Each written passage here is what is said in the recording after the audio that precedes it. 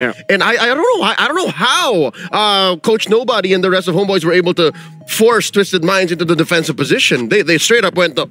Yeah. I feel like they just understand how Zorn plays. Zorn is the one, like, usually we talk about mid trios. Zorn's like, I'm a mid solo, man. Like, I can solo mid all of these guys. And I feel like that's a special secret that Homeboys has that gives a lot of space to Chibi, because we got to talk about Chibi. His farming rate is insane. Yep. He was farming heroes. Farming heroes, exactly. farming buffs, farming jungles, farming minions, farming turrets. He's getting everything. Yeah, I think this is the strength of the Roger when you're left to win in the jungle role. If you're not able to contest it, which is, by the way, very difficult, you're left in a spot where you have two cores that you have to think about. Like the Claude as well as the Roger deals a lot of damage. But in the early stages, if you get into Sky Piercer range earlier on in the jungle Roger, it's very hard to contain. Like every single time, once you have that Sky Piercer, it's like a battle within. Battle within. Battle within. Soul Vessel Series skins is out. Amon, Vessel of Deceit, and Hanabi, Vessel of Rage, are slated for a stunning reveal. So make sure you guys grab the skin right now. Not even gonna delay. Get it right now because it's juicing. Juicing is also the new mage hero that has arrived with her exclusive pack, Get the Hero, and her Ethereal Serenity skin during the launch week, which is right now for 469 diamonds. And if you guys buy it with battle points, it's only 51 diamonds to get the skin. So get it now. Yeah. And if you wait, then it's gonna get too long. And we gotta talk more, because right now we gotta look at the Sony MVP of the game, and I believe it's Zorn. It has to be Zorn.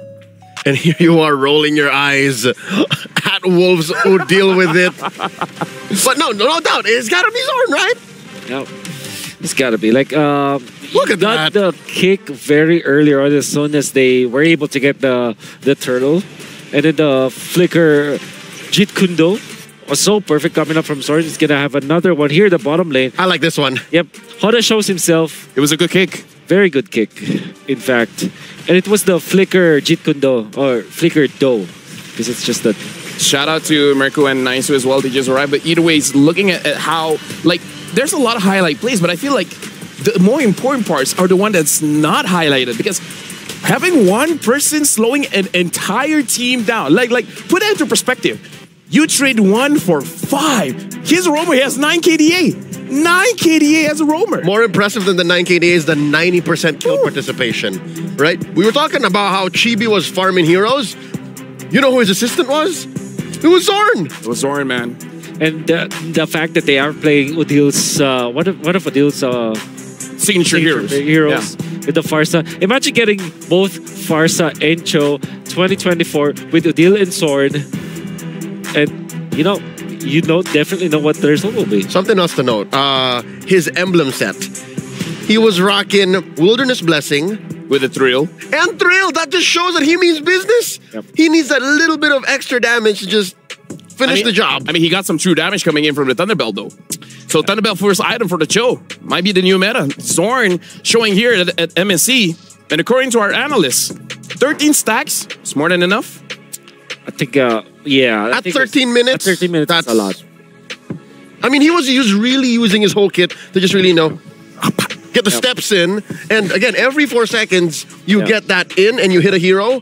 Cow, that's an extra 1 hybrid defense. Yeah, that's right. Which is, yeah, like I said, it's very important for fighters, most importantly, because you have a lot of life. And especially because you're applying the vision for your team. That's a stack. See? Yep. Now we got to talk about a story here, because we got to remember, Twisted Mind said in their own region, Mena is just a necessary step towards MSC. Now, I don't know about you guys, but was that a humbling experience? That was a wake-up call. That was a wake-up call. That was a reality check. Yeah. Served up in MYR. You know what? Here's the thing. Yes. That's you guys' opinion. Now I gotta ask our casters. Let's actually hear from Trex as well as Gideon. What do you guys think of game number 1 so far? That's what we think about it. It feels like a hydraulic press taking away our identities personally. Yeah. Just raw pain. Just raw pain. Are they still talking about the game? Yes. It looks like they're dealing with something else. Yeah, that's the wolf face. That's the wolf. Oh, yeah. Okay, so everyone just does the wolf face. So there you go. Those are our casters in case you guys want to know how they look like. They look like they're having wolf's face while they're casting the game. So talking about that, game number 2. What adjustment has to be made? Do you have to respect the Cho? Absolutely. You have to respect the Cho and the Farsa. You know what you look like? What? You look like Nemesis from Resident Evil 3. Yeah, I'd take that. No, you're talking about the Cho. We're having fun here, guys. But either ways, going to game number 2 again, original question. Did they got to change it up? Because like you guys said, Nathan, Nolan, maybe too much of the late game. If they wanted to do that late game composition, it always has to match what the mid duo will be. For example, the Valentina plus the Minotaur, although that is a strong mid lane, like when it comes to like securing their own lane, it's not as fast as a Cho plus a Farsa, right?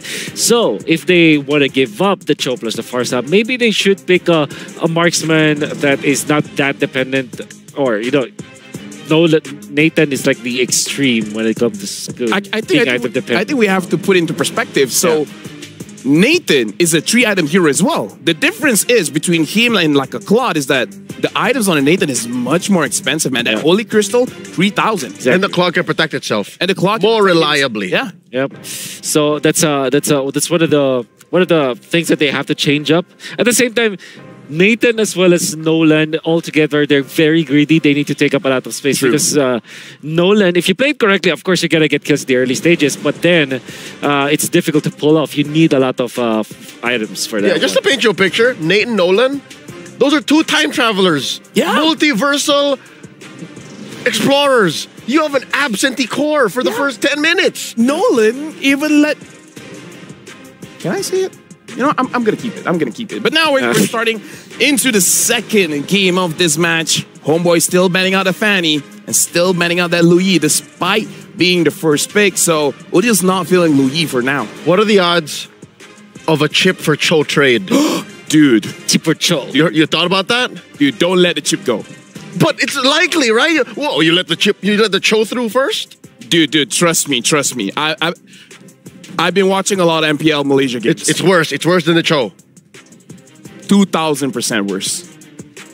2,000% worse. Him on the chip. That's exponential. Exponential. Yeah. Unless Zorn hasn't practiced the chip for a while, but I quote from Zorn. He said, Munton designed this hero specifically for me. Hey, all the more I want to see it. He has more than one recall button. He has multiple. Yeah. All the more I want to see it. But I guess the only thing might make sense if the chip was let through is if Homeboys picks it up, it's Valentina plus Arlet. That is going to be the pickup for Twisted Minds. But then there's a lot of combos with the chip.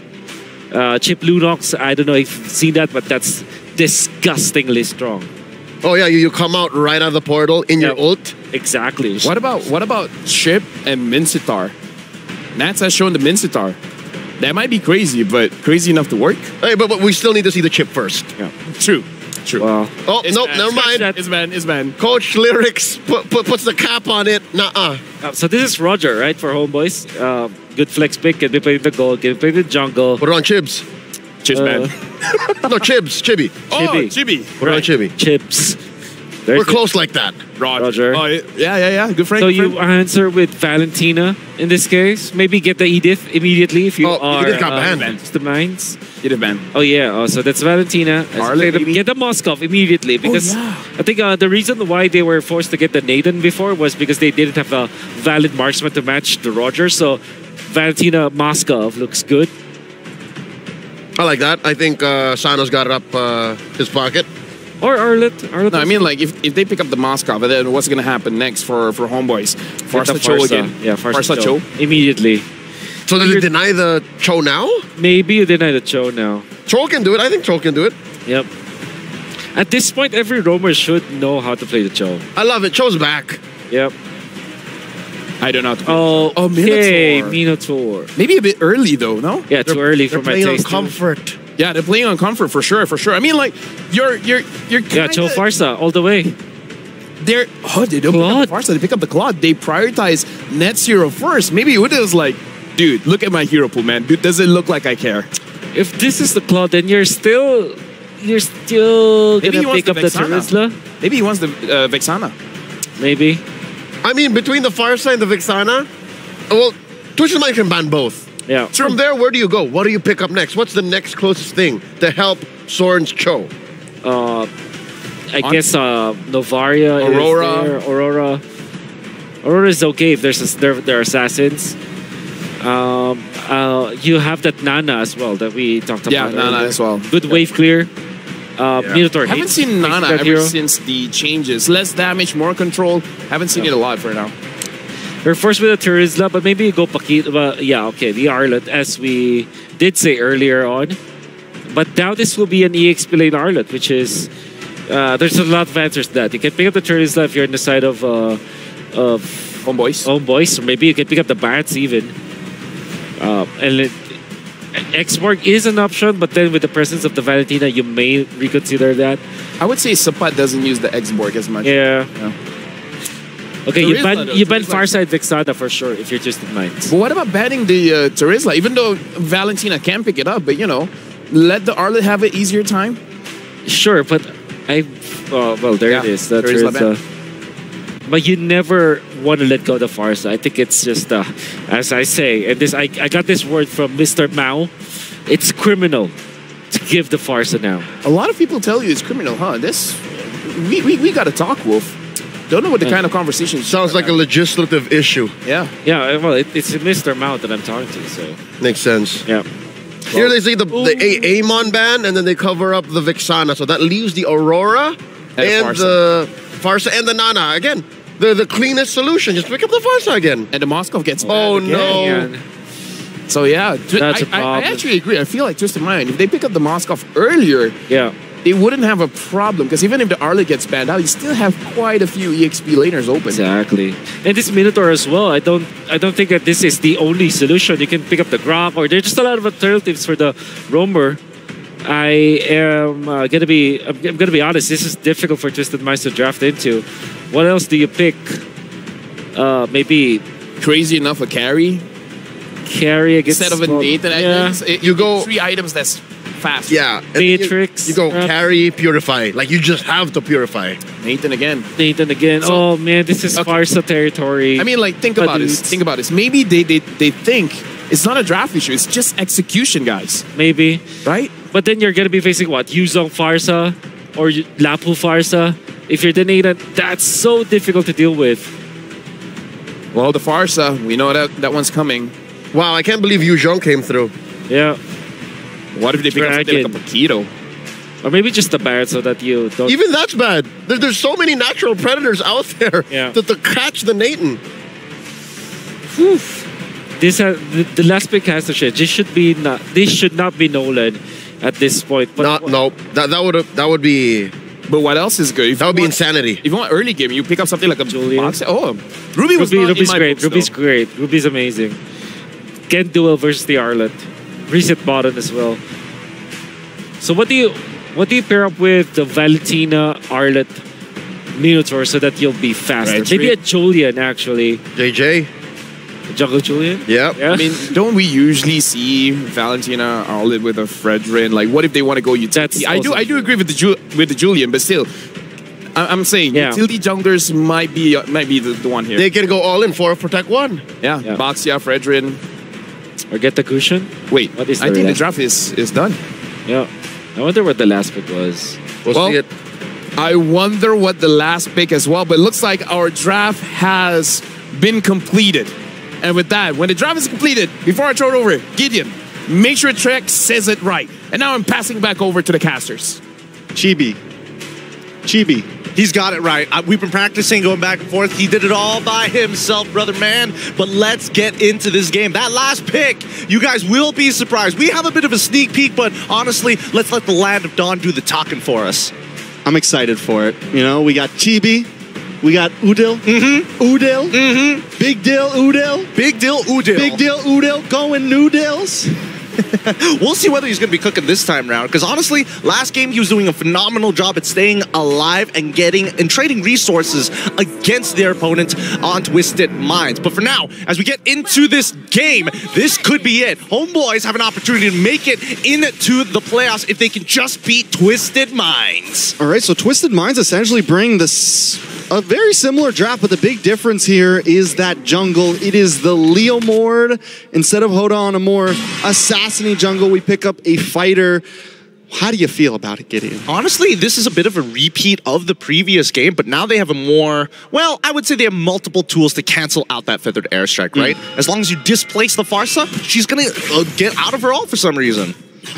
All you gotta do is just move her a little bit, a couple of centimeters to the left. And she's like, no, She's like, no. Spell's broken. You have to be able to concentrate. Yeah, you lose focus. Exactly. You know how it goes. Of course. Magic user myself, man.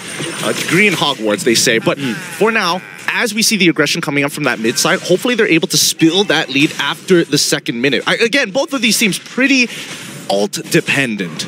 Yeah, I mean, yeah, definitely ult dependent. I'm really excited to see how Chibi goes against the Leomord. He might not be able to be as aggressive as he was before. Chibi might not be able to be as aggressive as he was before. He's not going to be able to maybe invade as much, because once Leomord hits this level 4, it's going to be a dangerous jungle to enter in on. So Homeboys maybe have to approach this game a little bit different. Even Zorn already having trouble, trying to get in their faces. There's a couple more threats this time than last time. Hey man, old Zorn would have came from the red side direction rather than just face checking the traditional tribe rush here. But overall, I think you're totally right. Hoda on this Leomord is really, really dangerous, right? If you get low, you're very much in danger of Hoda executing you. And this is even before they actually get the Sky Piercer. With Warcry, which is really easy to proc on the Leomord, by the way, as soon as he's on top of you, count the squishy members of Homeboys. There's 3. There's 3 of them, inclusive of their jungler.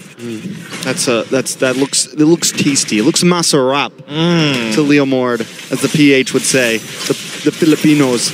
Now Sanji, though, taking a little bit of damage, gonna get knocked up. Sanji will go down. Zorn able to get the kill. Hoda brings out the Steed, gets some more damage on Zorn. Nothing too major, though. Turtle still up. Twisted Minds maybe still want to fight for this. Cuffin able to get the I'm offended.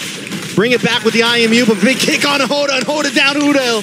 Able to take the kill, and now Twisted Minds on the run. Maybe staying too long. Cupping down low. Sepot able to get another kill. Cupping down. Troll next on the chopping block, and Sepot doesn't want to let him go. Troll finally gonna escape. Oh my goodness, the motivational roar of a lifetime just to save his life. Man, Zorn is really benefiting off of these new changes to Cho. It's been a while since I've seen him on this Cho, but look at the way that he's playing, right? Even at a health deficit, same level, same item, same gold, they outplay the situation micro-wise, pixel perfect. It's the extra damage now that we get with the revamped Cho. Not to mention Ruby.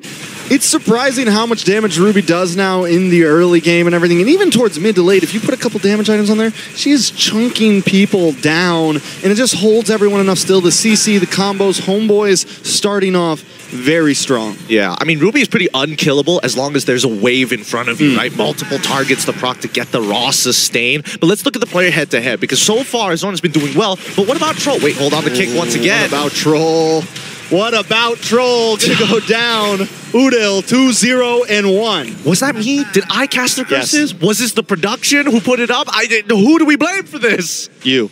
I can't deal with it right now. Because Troll, he is in a very vital position for his team. He needs to be able to slow down the Homeboys when they find the full engage. Sano takes a little bit of damage. Hoda brings out the Steed, but still gets locked up. Unable to do a whole lot. Zorn able to almost get the outplay. Troll finds a kill. Twisted Minds finally putting something in the books there. Able to defend the tower. Homeboys backs off. I'm surprised Hoda didn't get that kill, considering how low Zorn was. The CC chain was still going, but by the time he manages to get out of the CC, it's already too late. Zorn made some distance, and Troll picks up the kill. They got to be fast about this, right? Because right now, both of these teams are struggling to maintain the tempo. I mean, Ruby thrives off going up against, those fighter junglers, thrives off going up against heroes that want to get in their face, and it's going to be the big problem for Hoda here, trying to dance around Sepot here, trying to make it so when he comes in, he's even able to pop off his skills, and you add that up together with the G-Kundo from Zorn, just the amounts of CC. If Hoda doesn't find the right angles, he's not going to be able to do anything. And there goes the big way of the dragon onto Sanji. Sanji brought back into the feathered airstrike. Sanji goes down. Udel able to put another kill on the book, making a double. Hoda now just trying to run away. on the horse, but still falls. Sepot able to get a kill. It's 3 for 0. Homeboys popping off. Yeah, Poda, he needs way more items to be relevant in this game. He's highly dependent on his team. Let's look at the replay one more time because Sanji gets absolutely blasted here, but manages to get the final slash down. And that was important for Twisted Minds. I think a lot more people would have died had he not done that. But for now, it's how do you slow down this snowball that's slowly becoming into an avalanche, right? And I think that Twisted Minds, they have to dedicate their resources to one lane. They cannot spread out anymore. And I mean, I think that lane just has to be Sano. Zorn goes down, Sano able to get a kill, speaking of the man himself. Because, I mean, look at Hoda. His scaling opportunities are essentially gone. He's 0-2-1, and this is an early game hero. This is a hero that you want to be 2-0-1 in the beginning. This is a hero that you want to try to snowball on. So now, it hurts for Twisted Minds. My brain just can't handle it. Yeah, man. Just more brain damage, more brain trauma. Stop it. Brain rot. Brain rot. I mean, it's getting to that skibbity level of gameplay because right now the Homeboys completely disrespecting the space, diving them between two towers. Not even, you know what? We'll take our time at tier 1. Another one. Way of the Dragon. Sanji in trouble, brought down. He's going to try to dash through. He's going to try to get away, but TB gets the kill. Twisted Minds, they got to get their timings together, and Homeboys just kicking them at the heels, putting them off Keter. Literally kicking them at the heels with this Cho right now. Kicking them with their heels, at their Twisted Minds. Zorn just playing mind games. It's tough, right? And especially with those TPs again and again and again, just at the edge of Fog of War, Twisted Minds hopefully doesn't get to them right now. Imagine you just see Zorn's face coming in and out of Fog of War, right? Just like peekaboo. Hello. It's just hi. Hoda goes down. Udil with another kill. 6-0 in 4. Can I say it now? Udil going noodles. Yep. I think it's well deserved on this one, right? He's level 9, and for some reason, he just keeps on cooking, right? He's getting better over time, and he's scaling faster than I would like. 6-0 in 4, by the way. Most definitely. So Twisted Minds, is there an answer here? I think we both said it. All they can do is try to put all their gold into Sano, but that is a long time homecoming for him. We're only 7.5 minutes in right now. That's the thing, right? Because Homeboys, they're playing guerrilla tactics here, right? They're sending 2 people at a time to start the initiation and then follow it up with the next 2 people in the back. Somebody can be expendable. Oh, hold on. Ooh. Chibi does get turtle, but it's going to pay for Setbot. Twisted Minds catch one off on the top side. You mentioned the guerrilla warfare, and yes, Homeboys are doing that. I mean, just all over the place. Find a member. Twisted Minds, maybe they take advantage of it like they just sit up there. Maybe they kind of group together more 3 or 4 members at a time and let Homeboys try to just send 2 in. Exactly, right? They need to be able to pounce straight away. They need to be able to hold their ground. They want Homeboys to come to them and not the other way around. And that's why they need... Hold on. Oda gets knocked up. No One's Fury hits nothing. Chibi gonna dance back in. Chibi gets knocked up, pulled back under the tower, but should be able to get away. Sano taken out for the Blazing Duet. Sanji will be next. Nothing but nets right now. Able to be MI back. Homeboys just, they're, I mean, Chibi one side, Sano on the other side. I mean, everyone just all over the place. Homeboys given no space to breathe. Look at Setbot. Look at the disrespect. He's like, you caught me once, try it one more time. Do it now. Do it now, and Sanji ain't there. If they get it, oh man, they were so close to cracking open an inhibitor. But honestly, that was Twisted Mind's best chance at actually getting a huge shutdown, right? What happened there between Cuffin and the rest of the team? Because Cuffin finds the I'm Offended on towards Chibi, pulls him underneath the target, but the team were moving forward? Why move forward in that situation? It's tough. It's very... Just, I mean, miscomms, everyone kind of playing their own thing. The ideas are there. They're getting some of these catch-offs. They're landing their ultimates. They're landing some of their skills. But the follow-up, the movement between each other, everything just seems a little bit off. And the way that Homeboys plays with the 1-by-1, it's really working in their favor. Yeah, they're playing extremely independently now. And with a 10K gold lead on top of it, they're setting up for checkmate angle, right? It's 13-3. Unless Twisted Minds... Wait, actually, do they have an opportunity? Maybe. Okay, so imagine this. The Lord's going to be pushing over. I'm pretty sure that the Homeboys, especially Udil, is going to try and make something happen. With that in mind, I think that Twisted Minds could, when their battle spells come up, depend on Sanji to get the final slash to save the game. Yeah, we saw him earlier able to get the displacement. Because they're playing, because Homeboys are playing so separate, you could definitely catch one member off. But Sanji has to hit that final slash. There are some boxes to check to even win a fight. We're not even talking about game, just to win a fight and defend. Exactly, right? Ideally, Hoda might have to hold his ult until when Udil drops his feathered airstrike, right? If he drops it, at least with the Steed, you're able to cancel it out, and maybe you have an opportunity to fight without the Motar fire. It's a great point, because Hoda has almost always been the first one to use his skill. Exactly. And I think he needs to be a bit more, let everything happen, let a couple ults go off, and then come in after to try to reap. But he's kind of being forced to use the skill, right? Zorn's just so in their face, he uses it as almost an escape route. Yeah, no, that's why. Zorn is instigating more on purpose, right? Between this Cold War of Homeboys and Twisted Minds, Zorn is just there sprinkling in, instigating it, getting between the packs, right? Yeah. It's no longer a Cold War. This is all out, brutal, legendary warfare, and Homeboys are at the front line. Just they're in the trenches right now. You know, they're popping out of little holes. It's guerrilla warfare, like you said. Yeah, I mean, they're hiding in the trees. You don't know where they're coming from, man. You don't know. If Zorn is going to do another home run kick, let's see it right here. Sapat, though, home down the front side. Lord able to break through that mid inhibitor. Chibi, Nets on the top side as well. Another inhibitor goes down. Lord finally connected. Control pulled back to his own annihilation.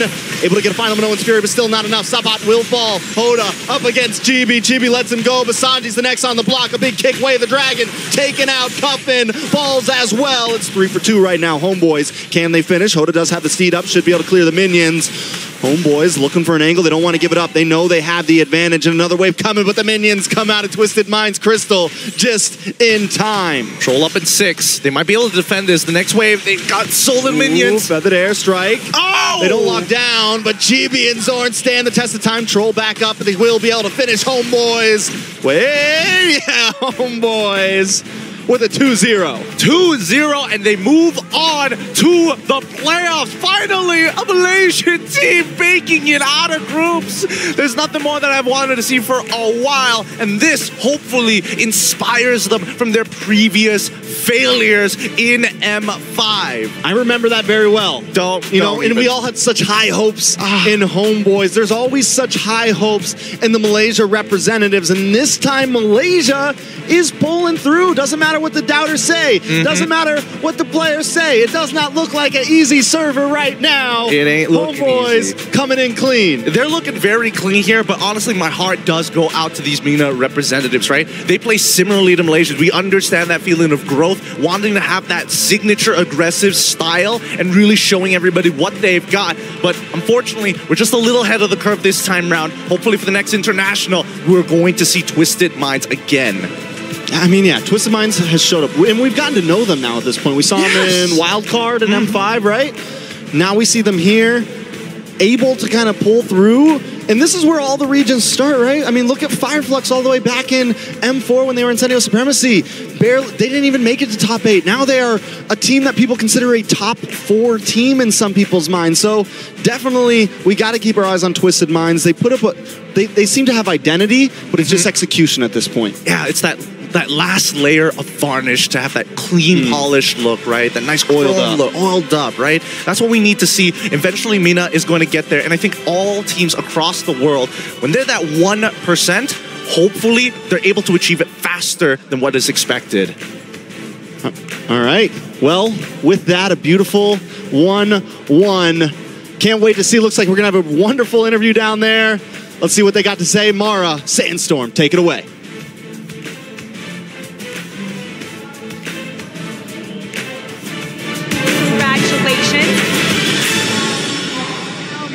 You guys performed really, really well, especially in the group stages. You guys are called the baddest boys. That's what the casters are calling you right now. How are you feeling with your MSC 2024 campaign so far? Starting with the wild card and now dominating your first game in the group stages.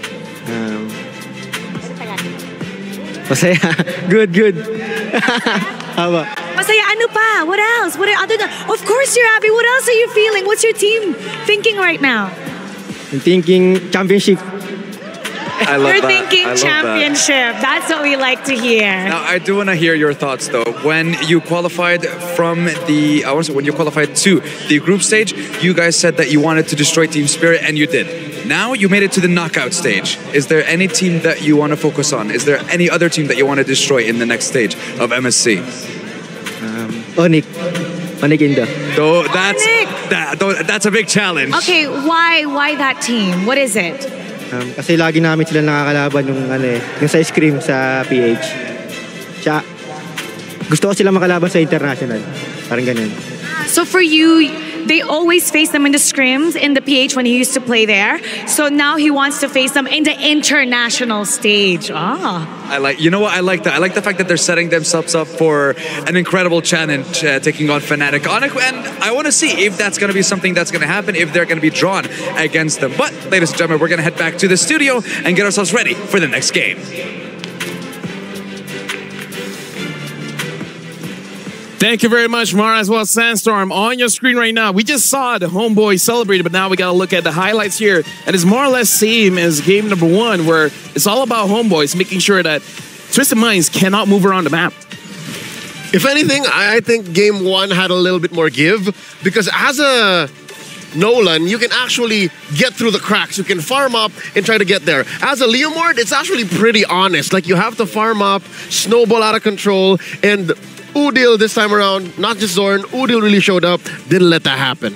One thing that I would like to take note about this is that I kind of thought that, yeah, probably Leomord can be picked up. It's one of those fighters that's actually viable in the metagame. However, if you look at the heroes that is available for homeboys, that's Ruby and Cho. There's a lot of lockdown, like mini lockdowns that almost is spammable, which Leomord really hates. Leomord is fine with big ticket like knockdowns, like maybe a Minoan Fury or something like that, but when it's like constant stuns from both the Cho's and Ruby, it's difficult to play around with your steed. And unfortunately, this is not a playground that Hoda can be very comfortable with. As much as it makes sense in this game, versus Zorn, Cho, that's difficult. I think the exact term for Leomord here in the current metagame or in most competitions is a win more hero. You have to be winning most of the situations that you find yourselves in the early to mid to actually make the Leomord worth picking. I would say this is good on homeboys understanding the win condition that Twisted Mind has set up for themselves and just stop that win condition from activating, because again, they make sure the jungler doesn't move. Even though the Natan is a very strong hero, but again, he's strong at 3 items. For 3 items, you kind of don't have to worry about him just yet. No, it's difficult. And you can see the Chibi, okay, 1,040 GPM. That's probably the highest that I've ever seen. Chibi skibidi. Chibi skibidi. By the way, Wolf, Chibidi. Let me just say, you didn't curse a Malaysian team this time, so you know what? Wow! Thank you very much. The world is healing. What is going on? You and me, we're good now. No more bad blood, man. Just one series? Is it okay? Okay. It's fine. Now, it's the first in a while. Now it's Rumpun. Now they made it to the group stage. Outside of the group stage, it's all good. But let's talk back about this team, because we were talking about the draft, and perhaps the different thing is about the execution.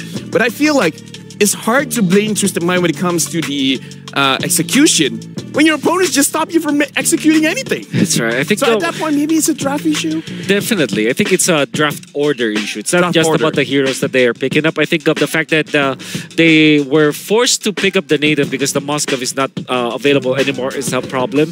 The fact that they're letting go of the Cho as well as the Farsa is also incredibly shocking to me, because it kind of felt like they know what they're getting into, but they still picked up the Nathan. It's like they're setting themselves up for a challenge. Homeboys more or less got the same draft. More or less, yes. Both teams actually got close to the same draft. And again, right before we concluded the draft, we mentioned, oh, maybe Twisted Mind sees this more as an execution revision. Maybe they can fix the way they played the game, but clearly, even timing-wise, there's only so much you could do with a lineup like that. Here's the thing. I got a secret, but I got to tell it to the camera. Is that okay? Okay. I'll allow it. Guys, here's the thing.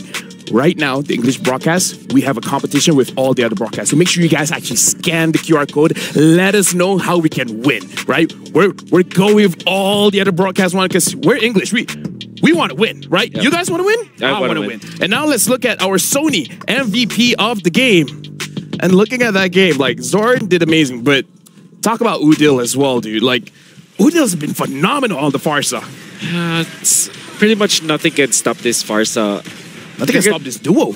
Yeah, there's no dive actually. The only dive is Sanji from the Arlet, but I think the Arlet is more concerned about the Roger than it is the Farsa, so it's almost a free game for Udil. And even when there is someone to go to the backlines, like I said, Ruby and Cho, good counters to dive compositions just because of the chain CCs that can come out from this combo. Look at the damage. Like, Sor's basically alley-ooping everything too. Exactly. Look at that, another alley-oop. And sometimes the oop comes before the alley. Oh yeah, It just completes itself. it's oop alley. What? Oop alley. It's of the alley.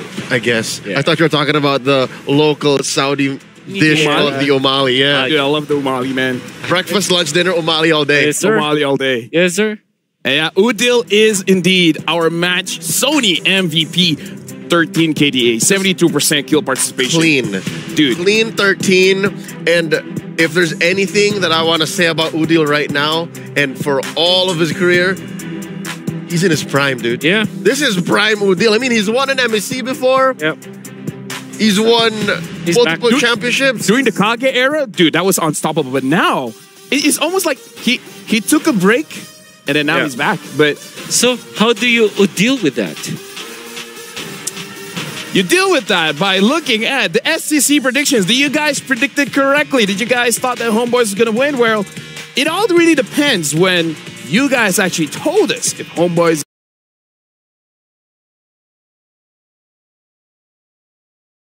is going to win. For you guys that said Twisted Mind was going to win, it's unfortunate. But again, shout out to those who voted.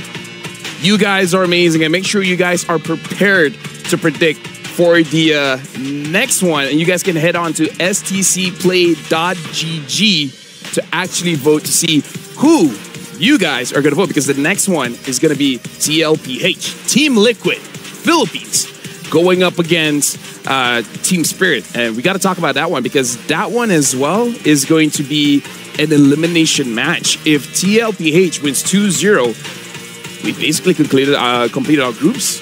Okay, seeing recent Liquid matchups, seeing TLPH in other prolific tournaments prior to MSC, it's doable for Team Spirit. Can I just say that? It's doable. It's doable. But I don't know what Team Spirit did in the past couple of days to get that reset in, because them getting swept by Homeboys, that's got to have left a mark. That's not part of my bingo card for sure. I really feel like at bare minimum that will be a 1-1 setup. Hey, Balloon! Oh! Hey! Whoa! Whoa! This is a surprise! Whoa! How are you? Okay. Wow! Okay. Hello. Baloy. So, first of all, we just like to welcome Baloyski. Thank you for joining us. Yeah, I gotta my ask, pleasure. were you able to catch the game just now? Yeah, I catch it and it's kind of expected for me. The Homeboys one. Yeah. Yeah. Okay. Was there any surprises coming in from that match, Homeboys going up against Twisted Mind? Because you said it was expected, but was there anything that was a little bit that, I didn't expect this one? I didn't expect Sorn to overcome his recall. He recalled more than I expected. He recalled more than expected. Now, is it fair to ask you about the next match as well? Because it's going to be Team Liquid PH going up against Team Spirit. What are you predicting for that one? I just predict that it will be the exciting match for sure, because both of them is strong. Though it's quite sad because Team Secret and Echo will probably Team Spirit and Liquid will probably go home, one of them. So it's sad. Yeah, that's right. Because technically speaking, Homeboys have already made it, so That's one, locked in. they only have to wait for Echo or Team Liquid Echo or Team Spirit. I mean, that's the crazy thing, right? Because imagine if Team Spirit is able to get 2-0 onto Liquid Echo. That spices up the bracket. That spices up my lunch, dinner, and supper. I wanted Get some Omali with that. actually wanted to ask Baloy, what do you feel like? How do you think that Liquid Echo was able to overcome Falcon's AP Brand, and they are now the champions? What was their secret? Because they didn't look good in the group stages. The secret of Echo is always a momentum. I always see that Echo is a momentum team. Once they got their momentum, all team is in danger. Okay. Can I ask something very interesting? Because this is Baloy. When it comes to the roamer picks, anything can happen. So let me know, is there any spicy roamer pick that we can expect, even if it's not in MSC, that you can see in ranked games? Because I saw your Harley roam. Yeah. Okay. Rank players should pick Harley. It's good. Harley Yeah, roam. Harley. Yeah, hit roam. Okay. All right, so watch out for Sawa, watch out for JP. They might play Harley Rome. Yeah. Especially JP. Here's the thing: if JP picks up the Harley Rome and then he loses, now we can say it's JP's fault. Yeah. Even if he wins, It's always his fault. Win, lose is either JP's fault or Lubukang Baloy. Lubukang Baloy. Now again, for the game coming up next, do you think that there's a chance that it could be a 1-1, or you think it's gonna be a full 2-0? For me, it's a high chance to be a 1-1 or 2-0 Echo. Either way, you're leaning towards Echo. Yeah. What about you, gentlemen? I'll have to copy Baloy. Yeah, it's a 2-0 Team Liquid Echo. Because if I were to take Baloy's answer, it's very high likely that it could be a 1-1 or 2-0, which, yes. Yeah. That's the only two options. Yeah. What about you, Leo? It's a sweep. It's a sweep? You think it is a sweep? Cavalry's taking this. Right? Ooh. I thought you were the leader of the Bombanatics, bro. I am. That's why it's so painful for me. So I have to just band-aid it and say, I'm sorry, Kid Bomba. But hey, this Liquid we're talking about. With that, Baloy, what do you think that Team Spirit can do to go up against Team Liquid, either in the draft or in game? They just have to be themselves, like continue their strength last M5. They just they need to be confident, because if they don't, Echo will slaughter them. Yeah, because I feel like some teams, they try to bend towards the meta, but really, according to Baloy, the way that you win is you gotta bend the meta towards you. Yeah, they just keep fighting. They force fights. Because I think Baloy would know. Baloy would know from M5. Yeah. They force fights from out of nowhere, and the aggression throws off most teams. That's hard to do against a team like Echo, against Team Liquid PH, because usually they're the ones who are starting to fight. Yep, super. Yeah, it might. I think that they just have to not overreact to the draft, because Team Liquid Echo, they just like to play comfort picks as well. With that, it kind of looks like we're about to jump into the draft here. So one of the final questions here for TLPH, for Team Spirit, when it comes to the draft, is there any member that they should really respect? I like this. Right? Should they go Sunset. for Sunset? For me, Sunset Lover, the key player for the team is Sunset Lover. When he gets his comfort hero, he always does the playmaking.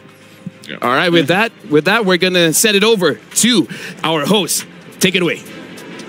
Well, looks like I believe we are ready for our next set of games, Mara, and I am excited. After seeing a dominating 2-0 win, we're now back here on the Amazon stage. Yep, and now we are about to meet the next two teams to take to the stage and kick off our next set of games.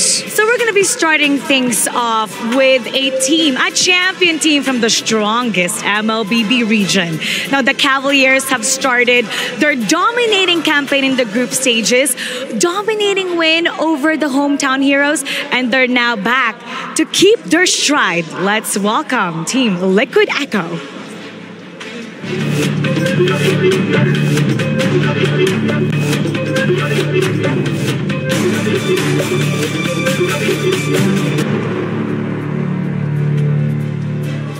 And going up against the Cavalry is EECA's Dark Horse, where a win is a must should they keep their hopes and dreams alive and continue their journey to see the world here in Riyadh at EWC for MSC 2024. Ladies and gentlemen, let's see if they can keep their spirits intact. Welcome to the Amazon Arena, Team Spirit!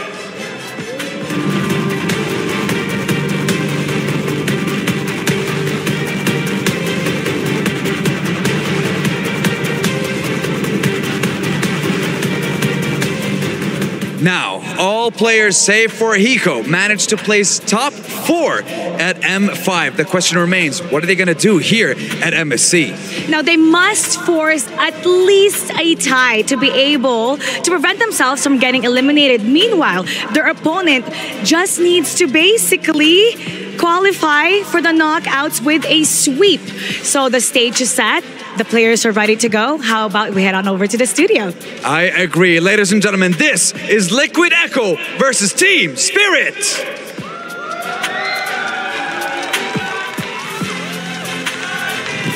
Thank you very much to our lovely host, and you guys can see both teams are already on stage. And before we threw to the host just now, Baloy was talking about Sunset Lover, definitely a player to watch, right? Yeah, when he gets his Valentina, he's such a dangerous player. I mean, if we saw anything from the previous match of Homeboys, if the mid laner gets going, then that's a dangerous place to be, Wolf. Yeah, I think especially with the Valentina, because it's a priority pick for most teams now, and there are so many good ultimates to copy. Like for example, the Farsa ultimates. Even when the Farsa is the answer to Valentina, that's still a good ultimate to copy.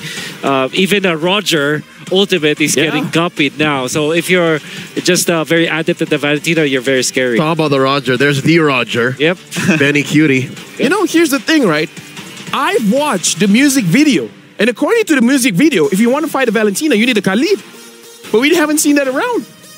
Maybe teams just haven't cashed up. Is Khalid not a legitimate pick right now in the XP lane? Maybe we should ask Mr. Baloyski here. What do you think? Khalid Rome. Not this time. Not this Not time. XP, not Rome. As a Rome, maybe. There you go. Anything. I mean, as a Rome Khalid, you get to fight Valentina more, Yeah. right? You guys hear it The from damage is high. So like a Natalia. Yeah. With no invisibility. So for people at home, if you're pick number 5 and you're forced to roam, your options are Harley or Khalid, just not a Hellcurt. It's about Lubukan Baloy. Lubukan Baloy. I love that became a meme. Do you know that became a meme?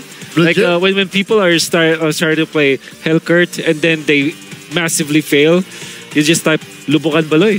Why is it so hard to use Hellcurt roam? Maybe because they're not Baloy. That's 100% correct. Simple, wrong. simple as that answer. Now, I do have to ask Baloy as well. Yeah. Based on the previous patch, we saw a lot of Ruby Gold Lane. Why don't we see a lot of Ruby Gold Lane now? Because the meta is towards the hyper carry for me. Oh, okay. So what do you guys think as the analysts? I think that's the meta is because more focused on hyper carries. Hyper carry is gold lane, yeah. Yeah. I think the hyper carries are the focus of the metagame. yeah. Okay, you know, Yeah. I got it. But Okay, but if they want to play assassin, Ruby Golden is a good option. okay. I love it when we have an extra analyst here. Our two analysts, they're like, you know what? We can chill out. But now we're jumping straight into the pick and bans. TLPH, Team Liquid Philippines is going to be the first pick. Team Spirit is going to be the second pick here. Faramis, Angela banned out, and Team Spirit banning out the chips. Yeah, and Louis, I would say eventually. Higher than Roger too. So far we've seen Louis, what, 8 out of 9, right? Win rate, win this win rate? Yep. Who, Louis? Louis? Yeah. And 8 out of the 9. answer was Lolita, actually. So I wanted to ask Baloy here, what if you were to face up against the Louis, how do you answer that? I don't think Lolita can answer that. Like Okay. the answer is to ban it for me. Yeah, Not alright. just the Lolita. Yeah. All right. Or if you want to pass it, you just gonna have to trade it with chip. Yeah. Yeah. So you're gonna have macro teleport also. Okay, so this even our Even the professional player / analyst said, just ban it. Just ban it. Don't overthink it. You know, it's like counters, mounters. Don't think about Yeah, it. Fireflux was an anomaly in the system. Yeah, I guess. The way that they gave Louis the defeat with a Lolita shouldn't be what's happening.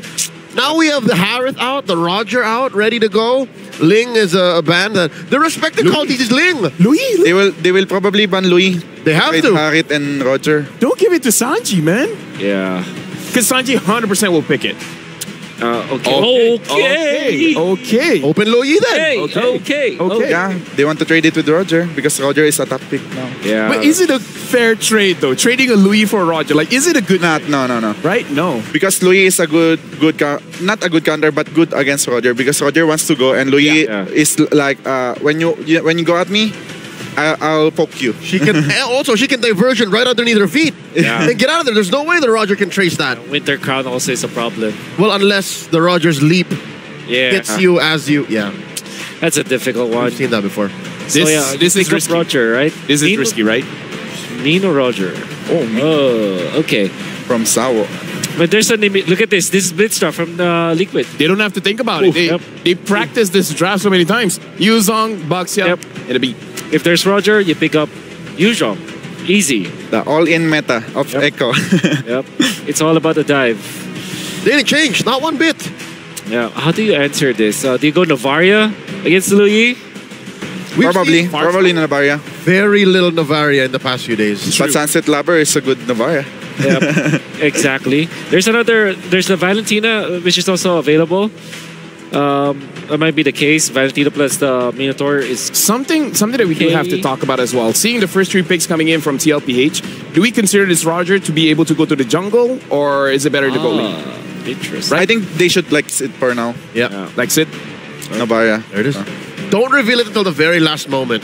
Yeah. Unless something very important is up for trades on 4th pick, and then the 2 swing for Liquid Echo, then maybe that's the only time they reveal. But yeah, no, keep it up until the very last. Yeah. So that means in 4th pick, you have to pick your EXP lane that will go up against the Yuzhong.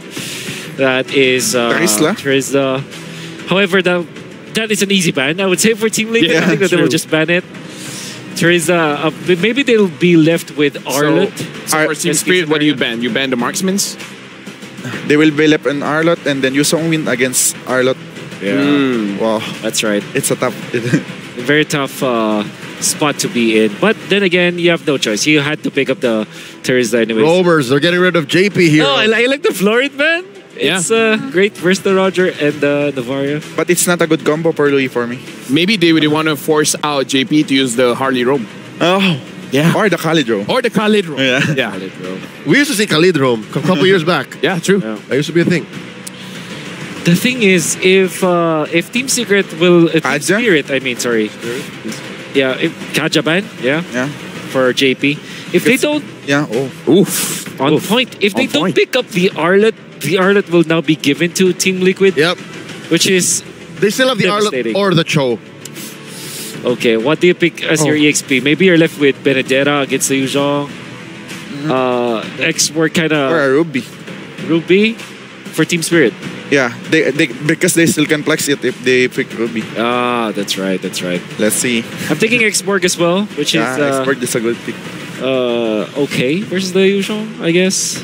If they go Ruby here, that's Coach Vren just going 250 IQ, man. That's just okay. Your move, tic-tac, your move, CJ. I mean, at this point, I don't know about you guys, but it looks like TLPH got everything that they wanted. I feel like just based off these 3 heroes, they're like, our draft is basically completed. Still a flex, though. Yeah. In this I believe it was a flex. Yeah, in this scenario, I think you go Beatrix if you're Team Liquid. It's a tiny Barats, by the way. Yeah. No passive yet. Yep. He's a small guy now, not a big guy. Stacks. Or a Carry. But they grow up so fast. Carry versus the Barretts is good.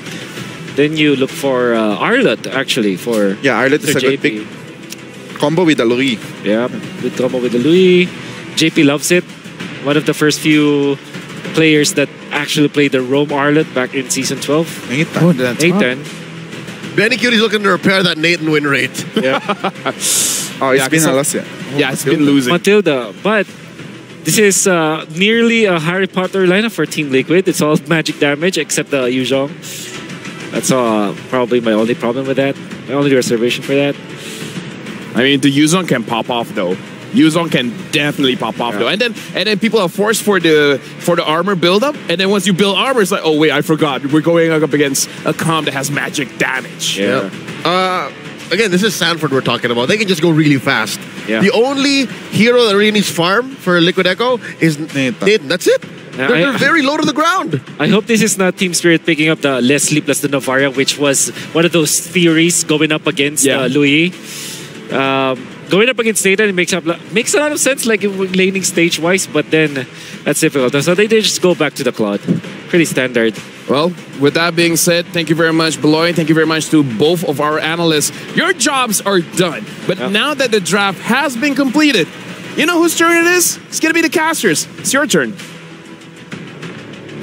Thanks, LaFell. When you throw, we catch every single time. This is going to be an important matchup for Team Spirit, of course, but looking at the way that the draft is going to be, I don't know how confident they can actually start taking neutral objectives. I mean, knowing Team Spirit, they ooze confidence, and they just need to translate it, right? Yes, the composition's a little rough, but we've seen them break down walls before, and this is a decider for them. They're 0-2 right now to really lay down the groundwork. They have to at least go 1-1 here. They need a singular point against TLPH. Anything to do with them can be real scary because you never know what you're going to get. Are you going to get the Cavaliers Express, or are you just going to play it low and slow? But let's jump into it. Back here into the land of Dawn, our second series of the day. TLPH on blue side up against Team Spirit on red.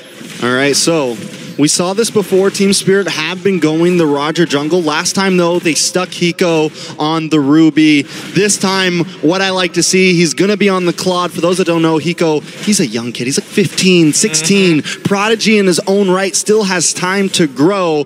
But when he was in the MCC Championship, this kid was working his behind off, and I want to see him pop off here. I think he does have some opportunity, but his team has to give him the space, and he's going to be going up against one of the best in the world in the gold lane, Benny Cutie, the man, the myth, the legend. Best in the world, definitely. I think that Benny Cutie in this type of position, especially when you're up against Hiko, he's going to play a very, relatively passive game, but Benny is different. He likes to get in your face even when he doesn't have the items, right? He's baiting out these mistakes, trying to keep you on your toes at every stage of the game. So, I mean, Team Spirit taking things slow. Same thing with Liquid Echo. We don't have a Zorn on the field right now jumping in people's faces, but Carl Teasy actually going to jump into Kid Bomba's face right there. Sanford able to get a little bit of poke damage. Nothing too major. Still back to a 30-second still turtle. Well, I think this is good specifically for Carl Teasy because now without Kid Bomba having that flicker, he can't just get into the middle of the fight, go for the Daytona's welcome, and secure the neutral. Kid Bomba getting attacked again, though. They're bullying the EXP lane right now. Luckily, Sawo finally comes up along with Sunset Lover. Now, we've seen Sunset Lover on the Navaria before. We know he knows how to land those shots. So we have some late game potential here. Him and Hiko. If Marl can pop off, there's some early game possibilities too. Let's break down some of the win cons for Liquid Echo, though. All right, it's simply for Liquid Echo. All they have to do is just look for these big flank angles, right? If they can get Hiko out of position, and more importantly, if Marl overextends, there is big punishment coming out from Liquid Echo. They can attack from multiple different sides, and they have an insurance policy of Betty QT. But for Team Spirit, it's a little bit different. They do actually need to fight for these neutral objectives, or at the very least, get Hiko to 3 items. But it seems like they don't want to. They don't want to force anything up front, at least. And I'm wondering why they have Sawo on this heavy roamer. They have the ability to kind of get aggressive if they want to. I will say this, Sanford, a level ahead of Kid Bomba right now. It could have just been the call. Team Spirit also, you got to think about it. You're behind 2 games already from a previous series. You don't want to throw. You don't want to get crazy. You're up against Liquid Echo. But what did Beloyski say? They got to come into this with confidence, man. They got to come into this willing to go for the 50-50 sometimes. I'm going to take it even further. I think Team Spirit need to be decisive, right? A lot of the times their indecisions cost them a lot of resources on the map. We saw this previously when they played, and now even today we're seeing that Team Spirit, at the very least, the matches that they have lost was, well, to a certain degree indecision, to a certain degree bad execution. But I think today, Team Spirit, if they're going to make some smart choices, I think for one, that mid lane must be clear. Sunset Lover needs to be able to get across the map because right now, Carl Teasy has too much influence. All right, so where do we go from here? We're 3.5 minutes in, not a single kill on the board. This is uncanny for what the meta has been lately. Normally, we get at least 3 by 3 minutes. Normally, there's a big skirmish at the turtle, but both teams just taking their time. And I do think it kind of works in the favor of Team Spirit a little bit if they can really get to the late game. But it looks like Marl's going to get a little bit of poke. They want to try to contest for this crab. I think it did go over to side of Team Liquid there. Marl at level 6. Carl Teasy, level 6. I mean, things are at a standstill. They're pretty even in farm so far. Level 7 is going to be achieved by both junglers at this point of time, but even so, I think it's going to be slow rolling for Team Spirit unless we see Liquid Echo make a significant mistake. But then again, they still have the guiding wins with JP if that does happen, right? And that's the beauty of Liquid Echo. Yes, we want to be aggressive. Yes, we want to make plays, but we also have insurance policies. You know, another big thing that we haven't talked about is the Lu Yi is in the land of Dawn right now. We saw it lose one time. Fireflux gave it up with confidence, and we're still able to win over it. Will Team Spirit be able to pull it off? Because even with that loss, Lu Yi, what, like 95% win rate, something like that? But Black Dragon does come out, going to zone away Kid Bomba. Carl Teasy still able to hold it down, able to take the turtle. A lot of damage on a Kid Bomba. First blood over to JP. Team Spirit now on the run. Diversion comes in though. Marl kind of calls it. Almost able to dash away, but falls. Sanford takes the kill. And this is why you ban Luo Yi every single time. These fast feints, these fast diversions coming out from Luo Yi players have been catching a lot of teams off guard. Usually what we see is pretty atypical of like NIP Flash where you get into their back lines, but even for these moments like this, Liquid Echo are just playing off of their battle spell. Sanford, be aggressive with it. Use that Petrify whenever you can. When it comes off a cooldown, we'll make another play. All right, so with that being said, we're finally seeing Sanji use the diversion. We're seeing the possibilities come. Team Spirit take a huge risk on game one, giving up that Luo Yi.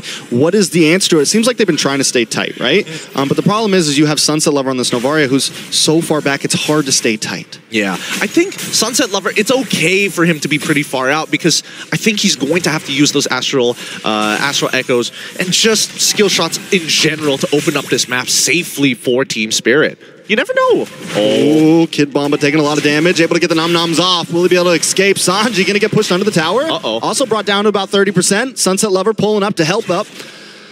Looks like they're gonna be okay though. Does he land the shot? Oh, Sanji's still pretty healthy off of this. And maybe even a punish here. Sunset should be okay, as long as Sanford doesn't do anything crazy. No diversion from Sanji, doesn't have it. This is getting a little, man, it's kind of frustrating because Liquid Echo right now, they are breaking the tempo of Team Spirit because now Sunset Lover has to recall and he's going to be late to get into the back into his mid lane while Kid Bomba, now he's trying to maintain these stacks, but TLPH are making sure that all the enablers for those stacks are taken away. The Beetle is going to be gone. I'm guessing the River Crab is also going to be another priority. Man, Team Spirit, I think it's going to be hard for them to initiate something that has substance. Ooh, look at Hiko though, being aggressive. He's holding his own in this gold lane. We got to give him that. Benny Cutie is a level up though. Turtle on the field here. Do we think that Team Spirit tries to contest this one at least? I think they definitely have an opportunity, but that's on condition, right? Are they more interested in securing the turtle, which I don't think Team Spirit should focus on? They should be focusing on getting Marl some kills here. They need to chunk out their opponents with or without that turtle. Diversion play, gonna go down on top of Hiko. Hiko in trouble, knocked up, taking out Benny, able to pick up the kill. He was just hanging out, man. He wasn't even going for tower. The passive play is starting to cost them. Liquid Echo dictating the tempo and now invading at the 7th minute. God, the diversion is so disgusting. Kid Bomba able to get the Daytona's welcome. Nice knock-up. Sanji down. Sunset Lover able to pick up the kill. Kid Bomba finds JP. Carl Teasy now on the run. Here comes the Black Dragon from Sanford. Look for the Petrify. Look for the knock-up. A lot of damage on a Kid Bomba. Benny Cutie shredding him down. The Petrify and Kid Bomba along with Morrow fall. Just when they had a win, it comes out equalized. Yep, Kid Bomba, he got priority. He rotated first. He made a good play, but wait, this might be a response. I mean, Hiko finds the kill onto Sanford. He nails it. He nails it down. I was about to say Liquid Echo responded so fast to Team Spirit. Damage right there. Hiko just looking for anything he can. Gold pieces, health bars, but coming up with nothing. It's really brutal to see because now most of the time when you deal with a Luo Yi, it's like, okay, we just need to not be in a linear position. We got to be mindful of the things that could splash a majority of her damage to the rest of our team. But when you're pushed back underneath your turret, that's a whole different story. It's either you give it up or you just eat the damage, and Team Spirit refuse to let the inhibitors go.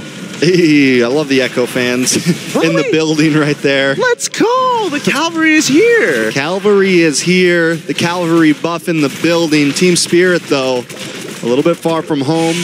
We have seen them pull some things off in their time, man. We have seen Team Spirit make upsets come. They're going to have to do something crazy here. They need a miracle. I do think it's possible. They're not completely out of the realm of possibilities, but it's not going to be easy. Honestly, we need to see a little bit of foreplay here from the side of Team Spirit. We need to see something of substance so that we can really show off what they are truly capable of. Because right now, it feels like they're losing confidence, right? They're really waiting for an opportunity for Liquid Echo to overextend like they did just now. And look at the position. So look at the map right now.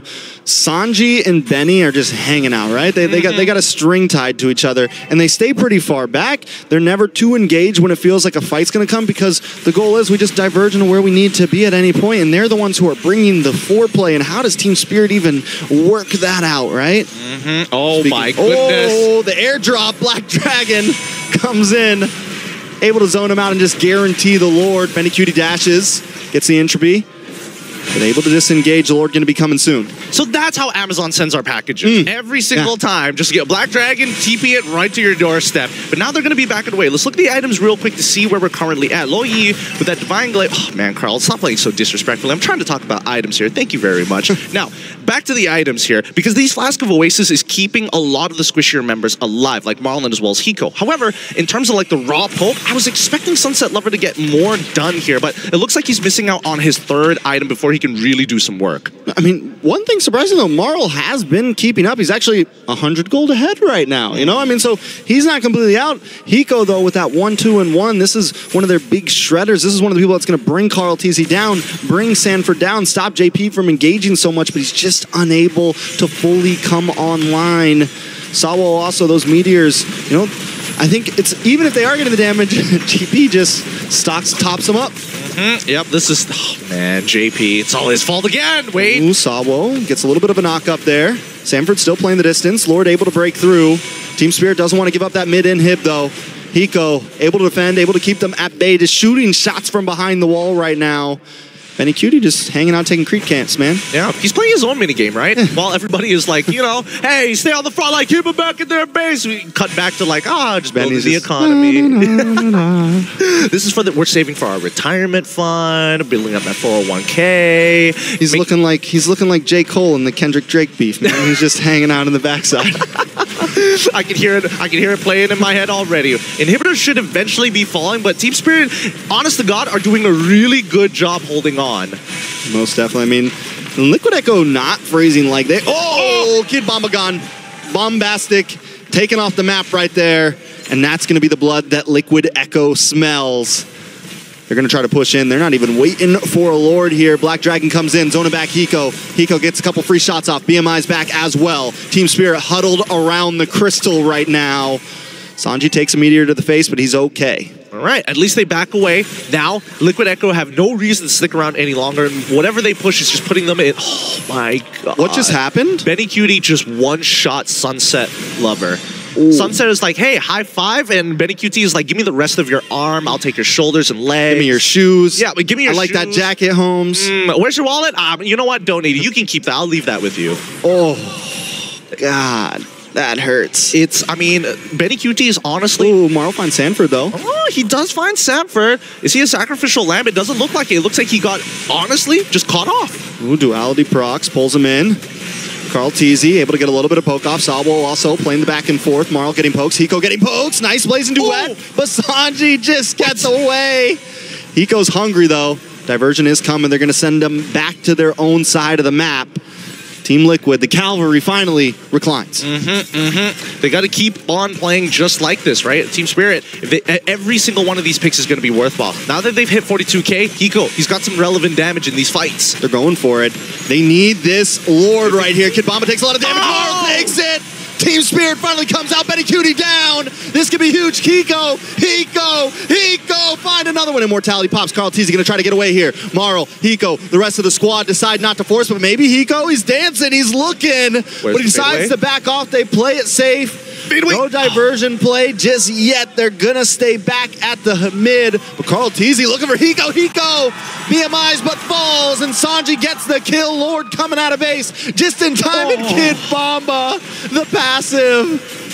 Oh, no. That's so unfortunate because Team Spirit had an incredible opportunity there. They took out the big, heavy hitters, but when one person is down, main damage dealer gone, Sanji is there to back him up. That's why I keep saying, Liquid Echo, they've got full coverage in their insurance plan. That is tough, man. The coverage is strong. It's too good. My coverage never helps me out. That's why. I mean, it's crazy to believe that we've come to a point where even Sanford, he's like, you know what? I I can go for some extra damage. So give me that dire hit there. No Sky Piercer. No investment in that. Give me more tank items. I'll take the blessing. Not only this, but Carl Teasy, he had like, what, 15% health bar right there? And he was like, I'm going for it. We can take down Hiko, me, myself, and I. I mean, but he had the coverage. He had Sanji in the backside with the diversion, just in case things got back. Sanji could come in. I mean, it was just... Man, Liquid Echo are so good at just limit pushing, right? They know their limits to the T. They know exactly how much time they can stay in a battle. They know exactly how far they can push themselves. Honestly, that's why... Oh, wait, hold on. Hiko, that's not good for Hiko. He BMI's back. Carl TZ should be okay. And here comes an urgent play. The flank, the angles. Black Dragon's going to take Hightail, though. The Cavalry this time retreating. Even Sanford's like, okay, I only have dire hit, not Sky Piercer, so like, let's call this one off. let's back away. We don't have the angle for it, so we'll just wait another time, right? To Liquid Echo, this game is starting to... Oh, so much damage. So much. They got to be careful when they clump up together. I think even for Liquid Echo, like, they really need that lore to close out this game. They don't have strong engagement tools. What they do have is a lot of mobility with the help of the divergence. I will say this, we are finally seeing some back and forth. Liquid Echo isn't just always in their face anymore. When they're out of certain skills, when the Black Dragon's gone and they're not able to pull it off, they back off when Team Spirit's coming out. So we know that there's some possibilities that Team Spirit could come out on top of a fight. We saw the last Lord fight. We saw them actually win out in the small skirmish. It was just the escape plan that didn't work out in their favor. Maybe that could be a testament to foresight to a certain degree. But I think that in these types of cases, Team Spirit, as of right now, have just as much of a chance to win as to Liquid Echo, right? They've scaled up. We're basically at max items, and it's all about who can execute better. And you can just hear the crowd just be like, oh, he almost got Hiko. Virgin, back down to the Lord. Oh, that's so dirty. That's not fair. So Virgin, oh my God, you can't even... They didn't even get the invitation to that party. Nobody gets an invitation to Loyi's party here. And look at the top side, right? You reacted, you get punished. Do you think this is a fun game to play anymore, right? Like, this is not a children's game. This is a chess match that Liquid Echo, right, currently is up by a lot of pieces. Golly. It is the mind game of the century right here. Team Spirit doesn't know which way to go, and they're also forced to stay in this tight formation because if anyone gets caught slacking, Liquid Echo is going to pick them off. But here comes the Black Dragon. Moral takes a little bit of damage. Sanford misses the knockup on Asabo, but the base is getting connected on. Kid Bomba still defending. Lord finally goes down. Minion's still there. Benny Cutie able to find Kid Bomba. Marl able to get some nice damage on Benny. Benny, Immortality pops. Sabo gets the knockup. Looking for more, but he finally falls. Marl falls as well. Immortality's all over the place. Hiko unable to stand against them.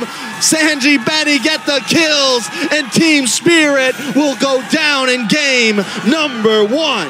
GG, well played to TLPH. These guys are nasty, man. And honestly, I have to admit, I feel like the MVP to a certain degree is JP in this case, right? This man is giving shields the size of their health bar towards the later stages of the game. And that really hindered the plan of what Team Spirit wanted to do because they found great engages. Don't get me wrong. They had the damage for it, but those extra shields made all the difference for TLPH to control that game. With that being said, let's throw it over to our analyst panel. LaFell, take it away. Great job, Gideon, as well as Strax. So now it's our turn, but let's talk about how close this was at the end of the game. Transitioning from 15 to 60 minutes around the Lord area, Team Spirit made it look shaky for TLPH. I saw a good amount of the Team Secret that we all fell in love with at M5 towards the later half of this game, in the ultra late game. But yeah, you're right, LaFell. Early on, you'll see here, even at the 8-minute mark, they were putting up a fight, but it was clearly Liquid Echo throwing bodies. I think the major problem is that the Natan just deals so much damage, especially against the Barats. Like, as a Barats, you can't run away. Like, you know, for me personally, I would not pick a Barats going up against a Natan. Like, it's not a fun time. There were multiple reasons for the Barats to not have done its job, right? Not just the Nathan. Actually, even if you just ran into randomly Sanji or even Carl TZ, your big guy stats don't matter. You will just be shredded down. And the aforementioned problem that Wolf prefaced the draft with, this is a very Harry Potter lineup, right? But I would prefer Percy Jackson. But Okay. I'm right. Yeah, that's. No, you're right. You're right. Magic, I'm not saying no. I'm not saying no. But we got to talk about that Louis, though. Star Trek. Louis was okay. Casters mentioned the silent worker in JP, right? The shields that allowed for Liquid Echo, TLPH to be this aggressive. But I think Sanji was the reason why JP was where he needed to be anyways. Like, he was always just around. The fact that they folded the map like a wormhole made JP's job to assist and to shield up everyone all the more easier. I believe that this is also the comfort playstyle of Team Liquid Echo. That's why there are multiple layers about this Loyi pick coming out from Team Liquid Echo, which is the fact that they only got the strongest hero of the meta game right now, the Loyi. And the fact that this is Echo, they can play this high-octane kind of gameplay where they're just constantly trying to fight. All they have to do was to heal up and then get back to the fray, you know?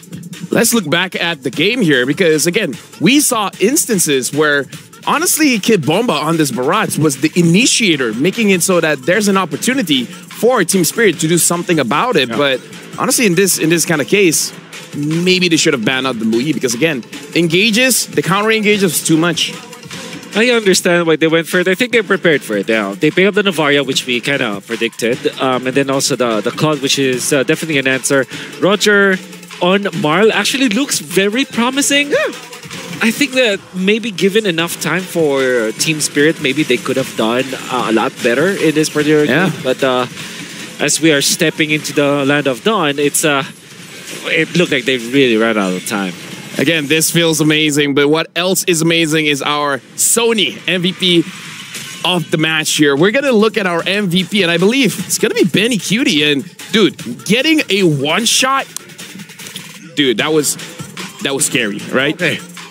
Being Sunset Lover in this game was a little too much. He was trying to do the job of 2.5 heroes worth. He was doing vision. Yeah. He was dealing the damage that will allow for Hiko and Marl to clean up.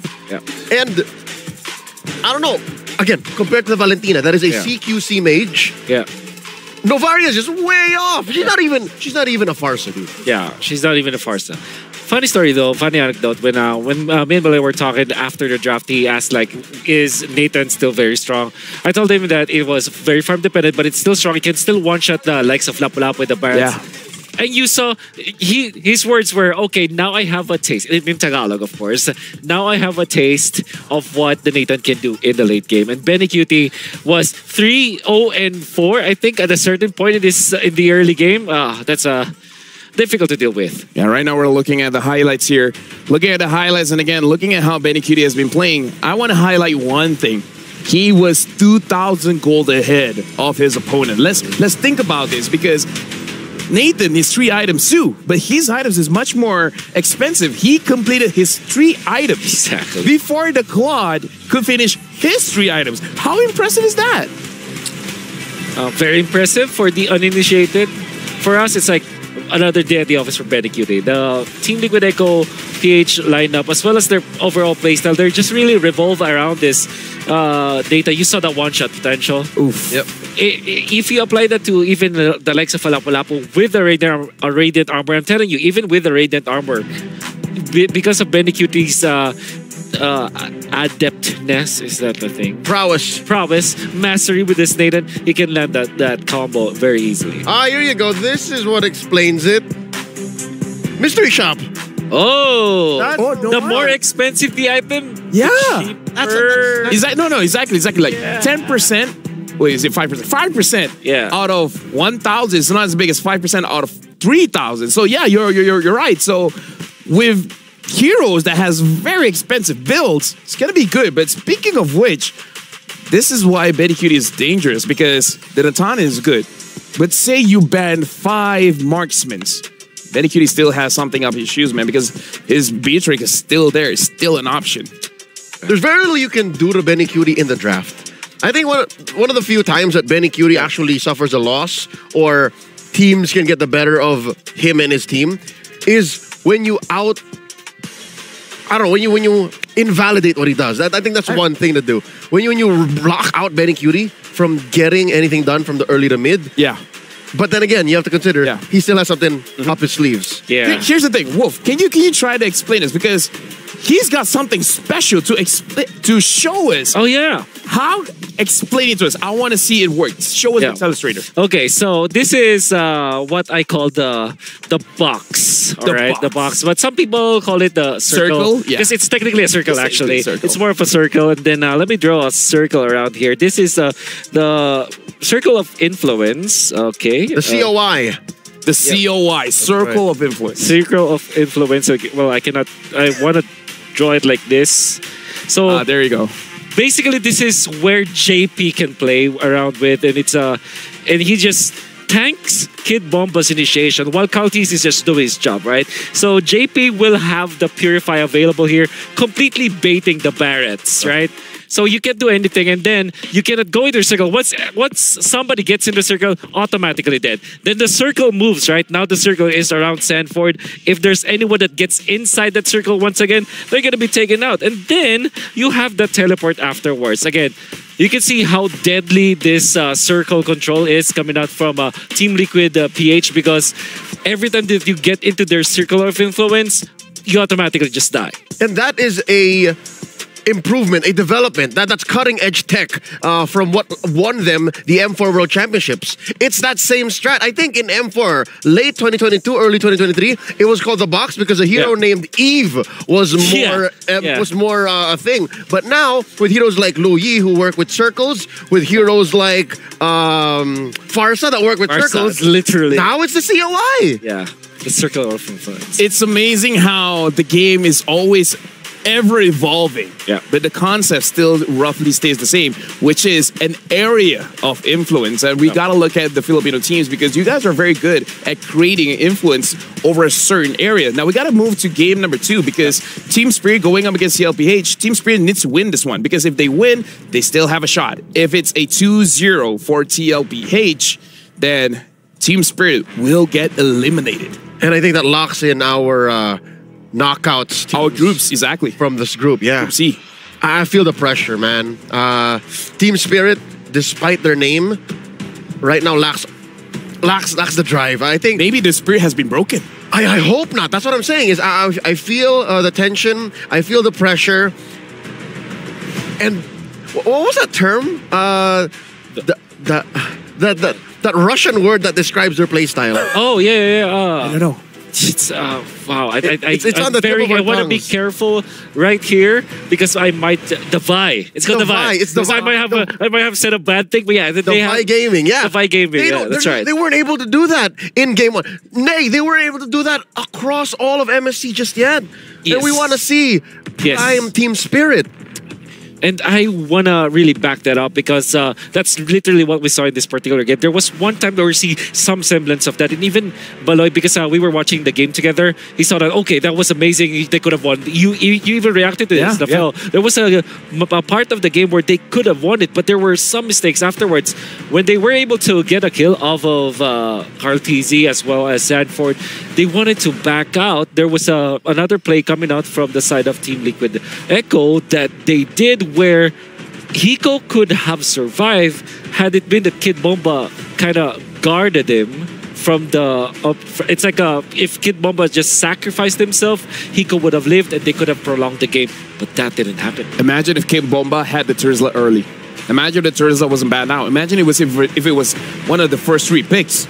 Could have been a very different game, because he did a lot on the Barats, but again, just imagine that Terzla though. Yeah. That's one of the most Kid Bomba heroes, actually. Yeah, it is. Terizla. Maybe second only to the Lapu-Lapu. Yeah. And now we're going to the second game. Immediately, Team Spirit bans out that Lu Yi. Understanding the stakes now, because now it's all or nothing. Winning this one gives you a chance. And when you think about it like that, there's a little voice, I would assume, in at least one of these players' minds is saying, it's just a chance, what you gonna do about it? Yeah, but that's what they need right now. You need spirit. Experience. All of it, and they need to put the exclamation point in the Vi. Exactly. There can't be a question mark. That's, I think, one of the moments that Wolf was explaining, describing to us. It was a question mark. They weren't so sure. So with that said, I'm gonna double down. don't give Kid Bomba a reactive hero. Don't give him a hero that needs to set up with the Detona's Welcome, Give him get the something with stacks. I would, you know what? I would have preferred the Lapu Lapu. Honestly, I'm with you. I'm with you. The Lapu Lapu does sound great. We got to move on with the draft here. Team Spirit bans out the Faramis, and now TLPH banning out the Moskov as well. Team Spirit, honestly, Marl on the Roger, I felt like he was fine. It's just that they didn't have a lot of opportunities to really engage into the fight, but I don't know. You gotta, like, in my head, Sanji on that Luyi just prevented Team Spirit from having that crucial engagement they wanted. It's still difficult. I feel that Luyi is still a pretty strong hero. That's as the Indonesians would call it, ente from Team Spirit to pick that Luyi. Nice try.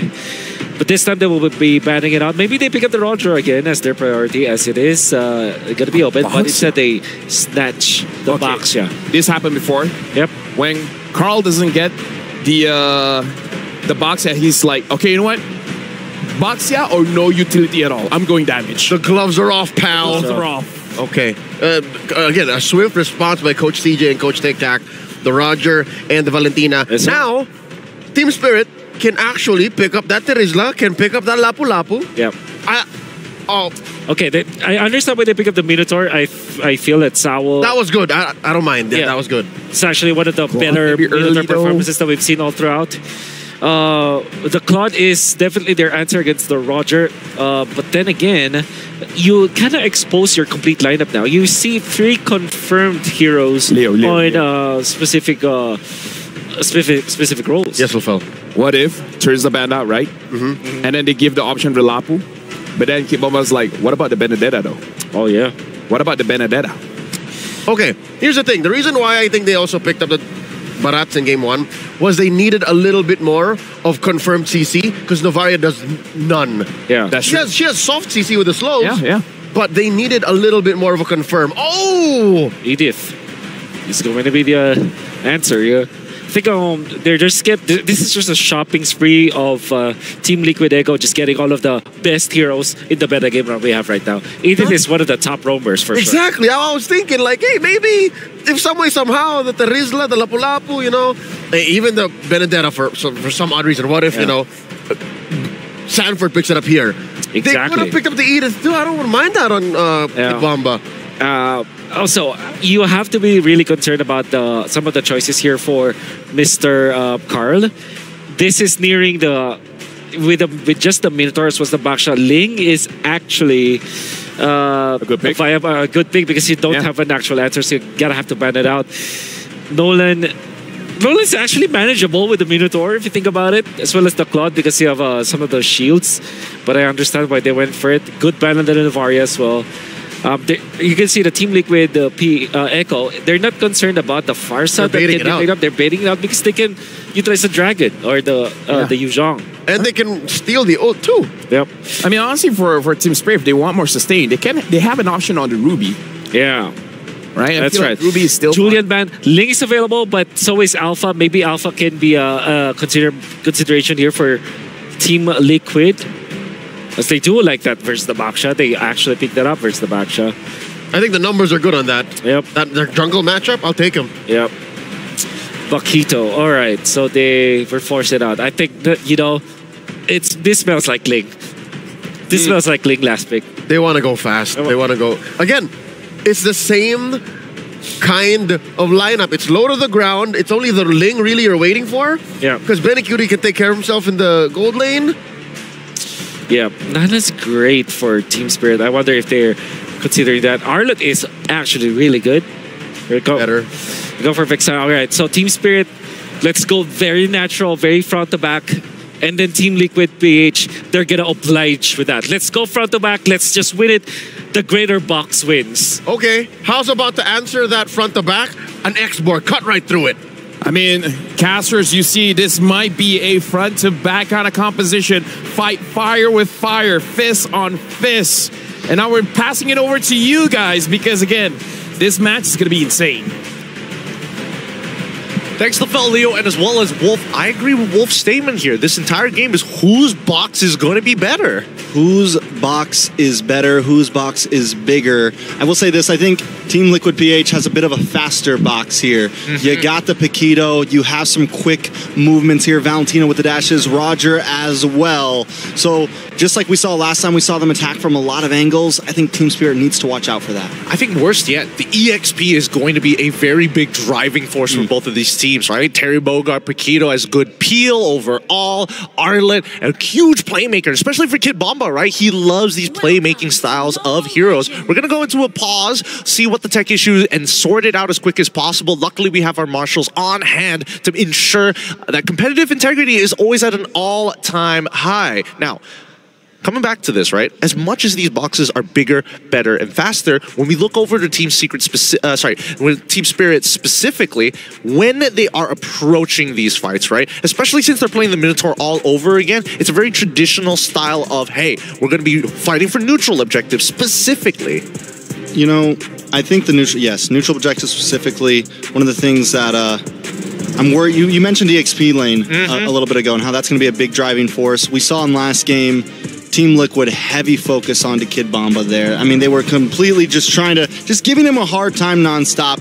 So my thoughts are, I want to see Team Spirit either answer back or answer on the other side. Go for gold lane. Try to catch Benny Cutie off because Benny Cutie was able to scale. He comes out very strong in the mid game. So again, I think if they can give Hiko some room to shine or give Bomba some room to shine, but they have to maybe...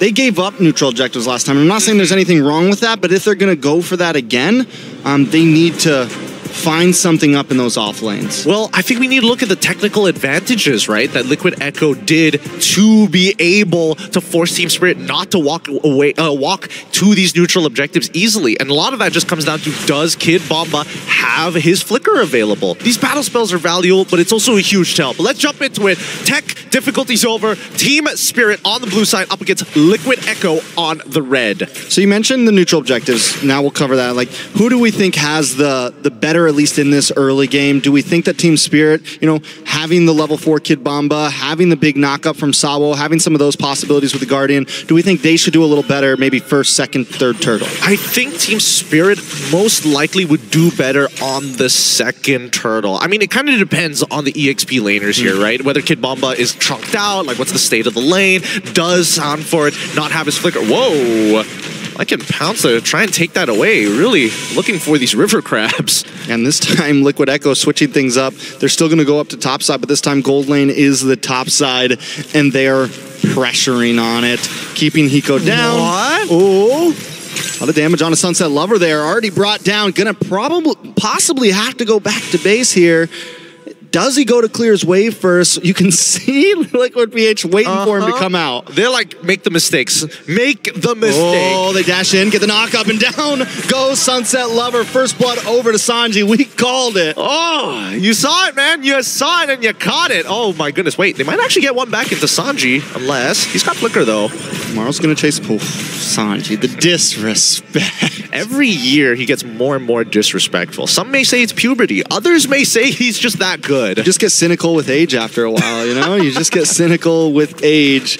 And Sanji on the Valentino, we know how scary it can be. We know how mechanically inclined he can be on this thing. But Hiko versus Benny, this is the 1v1 I've been won all year. He's messing Benny with taking him. a little bit of damage. He's messing with him. That's actually really disrespectful. I don't know whether he still has the Lycan Pouncer or not, but I'm pretty sure he's holding it. All right. Big Minoan's Fury gonna get the knockup. Does this buy Team Spirit some time? Kaltizi still able to get the turtle. Plus Marl. A 2-for-1 make it. A 3-for-1 deal. 2 here. Oh! 4-for-1 snack back, baby. You got a turtle and 3 Team Spirit menu on the menu. Team Liquid Echo looking good. That just looked like appetizers. Like, honestly, looking at that match, the way Benny is playing, the way Sanji is playing as well, it looks like Liquid Echo, they can really let loose. They're having a lot of fun. Yeah, I mean, at this point, it's comfy. and they're sitting in a comfy position in groups. And yeah, man, this is what they thrive off, right? They love the chaos. It's one of the things that attracts a lot of people to Liquid Echo is that they're just a team that's willing to kind of break the norm of the PH chill and get a little crazy sometimes. Of course. Some may even say that they're not a boring team to watch, right? I mean, they're exciting. They like to take these risks. They like to be able to push the envelope as much as they can. And that's why I'm a very big fan of them, right? They remind me very much of my own region, except they're way more consistent and their insurance policies are just through the roof. I don't know. They're getting premium on everything.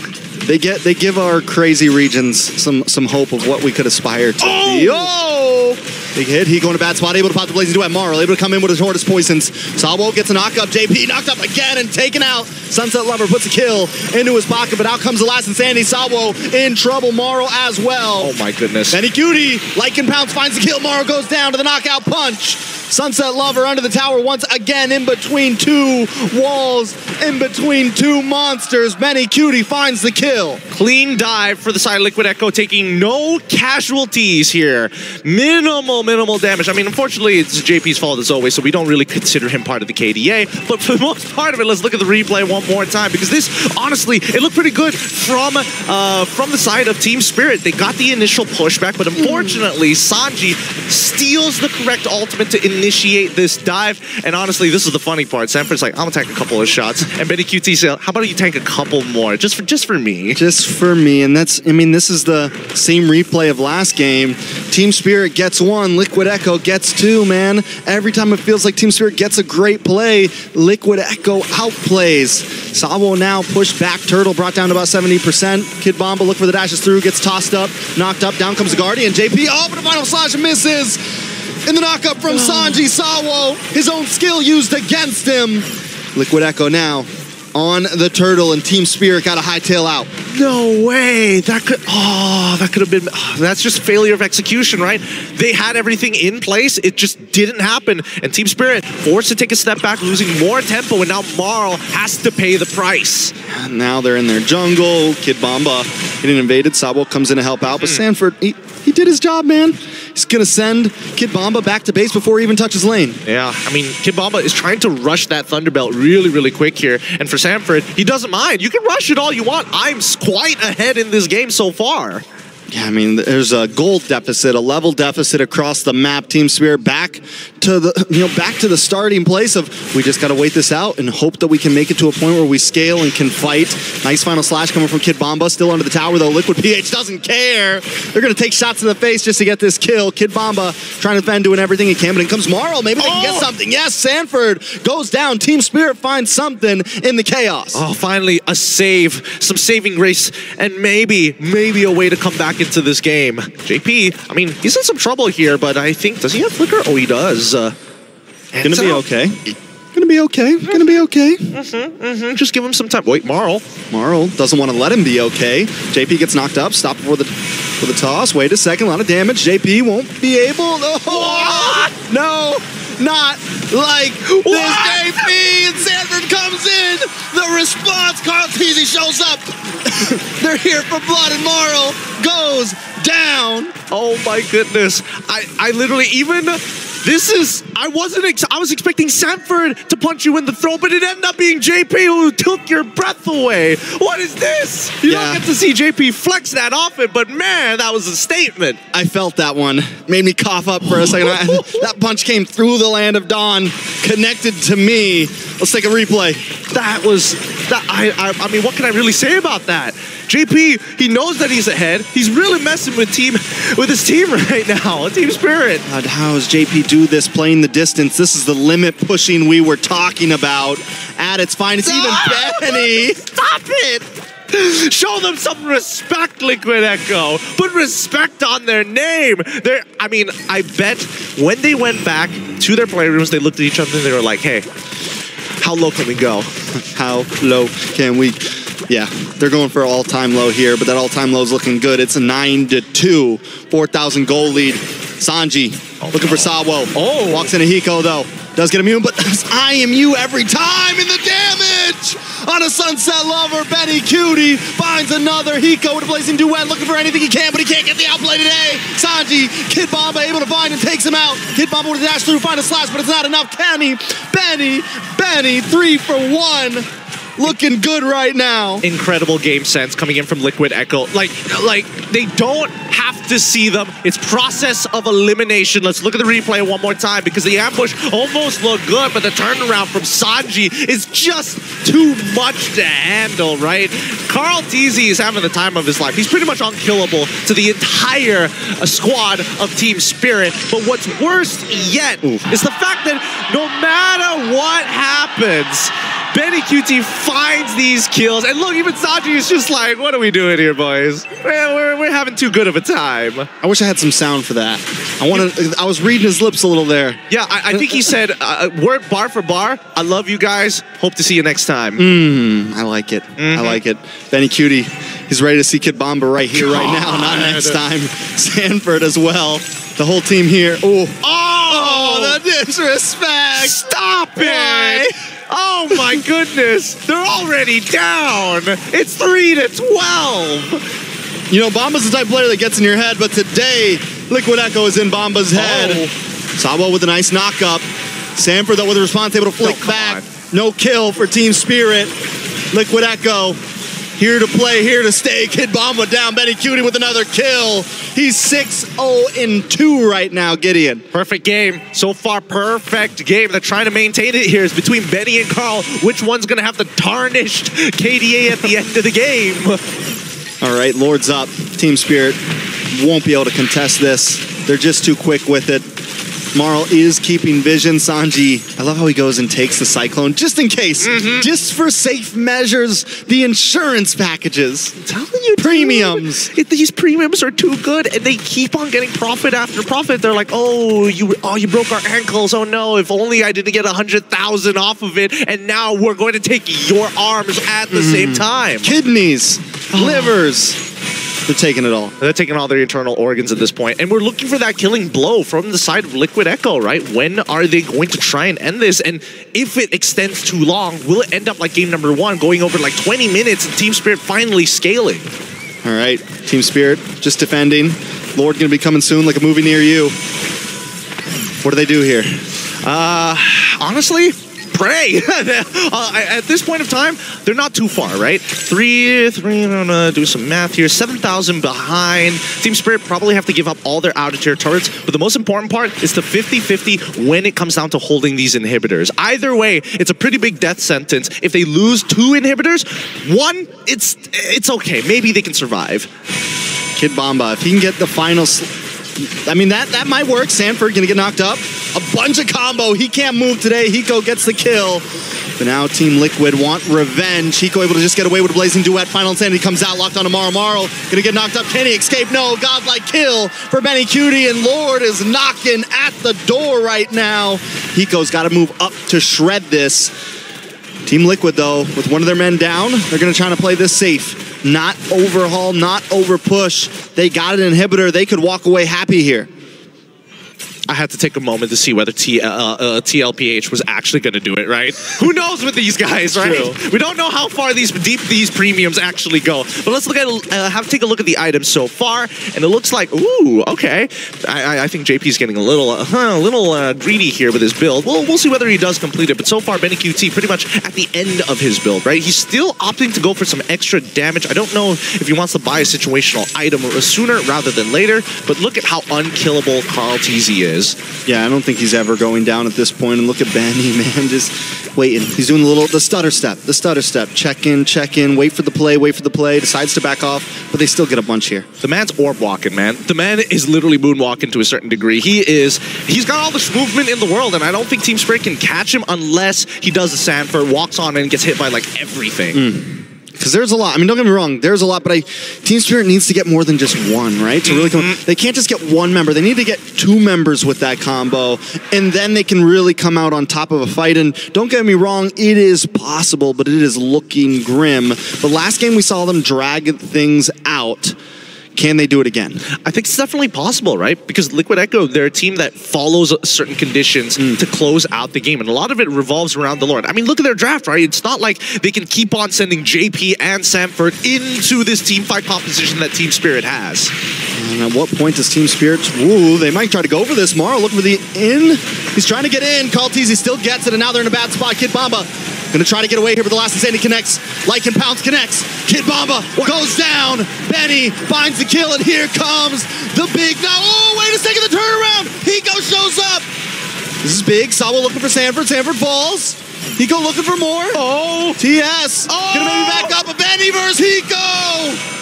And Hiko gets the kill. They're looking for another one. JP in trouble. Gonna back off. Hiko still invading, but he walks into a last Insanity, takes it to the face, and doesn't care. Carl Teasy on the run. Team Spirit showing up, but they got a Lord coming to them. Team Spirit's got to go back. Yep, let's look at that replay one more time. What exactly happened here? Because once this fight, I mean, this play coming in from Hiko, at the very least, it should have been a kill onto Carl Teasy's side. But notice that they won that fight without the final slash from Kid Bomba. Kid Bomba ended up dying before it even happened. You can see that Benny is like, oh, Carl's got the perfect KDA now. My record. My record. Is it just Carl now? Yeah, he's unkillable, I feel like this. What has he got on his items? We got the Immortality, Brute Force, little Oracle there for flavor. I like it. What is going next? Ice Queen Swan. Ice Queen Swan? Yep.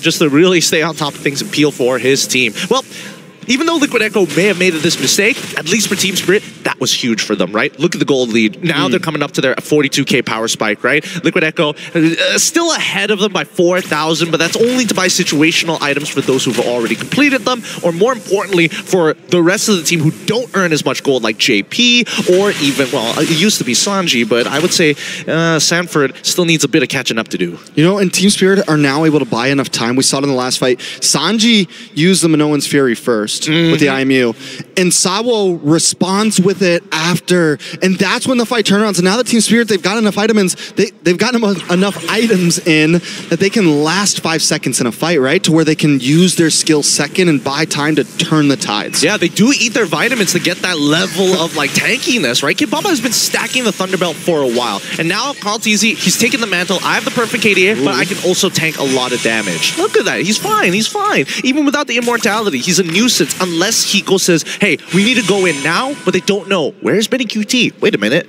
Where's Sanford? Yeah, where's everyone? Like, I mean, even Sanji hiding down on the bot side now. The positioning from Team Spirit taking a much more, you know, they got a big box right now. It contains the map. Can Team Spirit find the hidden member, though, and catch somebody off? That's what they've been looking for. Carl Teasy takes a bit of damage once again. Final slashed. Fraga armor still up. Does have the ult. Locks onto Sunset Lover. Sunset Lover taking a lot of damage. Here comes Benny looking for the cleanup. Basawo gets the knockup. No Minoan's Fury. But Hiko comes in with a blazing duet. A lot of damage onto Carl Teasy. Onto Benny. Benny immortality pops. Can Hiko away? Sanford! Sanford on the base. They're not going to be able to save it. Sanford with the sneaky back door. This is how Liquid Echo welcomes you to MSC. Welcome to the top 0.1%. Not everybody gets to these heights. Not everybody can stay on their level. GG, well played, as we see the Cavalry cheering with joy for their team. Let's be real. They're walking away like it's just another Saturday, man. It's just, I mean, even a backdoor play. I mean, we've known Echo to do things like that for so long, but I love the respect. We're going to walk over. Kid Bomba smiles on his face as well. They're taking it well. But today, I think that is a wrap. Yep, that is a wrap. We're going to throw it over to our analysts to break it down for you. It's LaFell, Wolf, and Leo. Start things off. It's a Friday, by the way. Just making it clear. It's a Friday, but dude, listen to our reactions at how that game ended. Not like this, man. Not like this. Not like this. This is exactly what I would say at this juncture. Damn you, Sanji! Damn you! Right? The moment belonged to Team Spirit. That was their turnaround. And suddenly, I don't know, where Sanford just comes in like, all right, I just punched the basin. Thanks. Unbelievable. To think that Team Spirit is already gaining their spirits back. They're getting their vitamins, as the casters would say. They're getting it up. They're getting foggy. Oh, man. But Sanford just...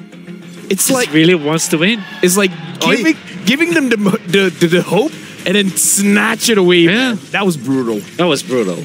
That was definitely brutal. And I gotta say, like, you're gonna be seeing Team Spirit finally landing the shot. Sawa on this Minotaur now makes a lot of sense. He's really good at his timings. Even Hiko is outplaying the entirety of Team Liquid Echo. But then they didn't know that could happen. Dude, it was... They're already cheering. Yep. And again, the fights keep looking better and better and better. And maybe just to account for what's happening, why they're winning the fight, is because Liquid Echo was missing one member. They were missing Sanford. He was doing a sneaky. Dude, I mean... Oh, my word. Now we gotta look at the vitamins here for all of the players. If you're looking at the vitamins, yes, the Claude is full build. That's why he does a lot of damage. So, dude, like... It's close. This... one of the closer series, and Carl Teasy, he dealt a lot of damage. Hiko, he farmed up the fastest, 788 gold per minute. Funny enough, Carl Teasy has the most assists as well, and Marl took a lot of damage as that Boxia. But you know the insane thing is, as much as a lot of things happening in game, is the out of game shenanigans that I was interested in. That's right. I think Carl Teasy was like, yeah, I love you. Yeah. Ang galing mo.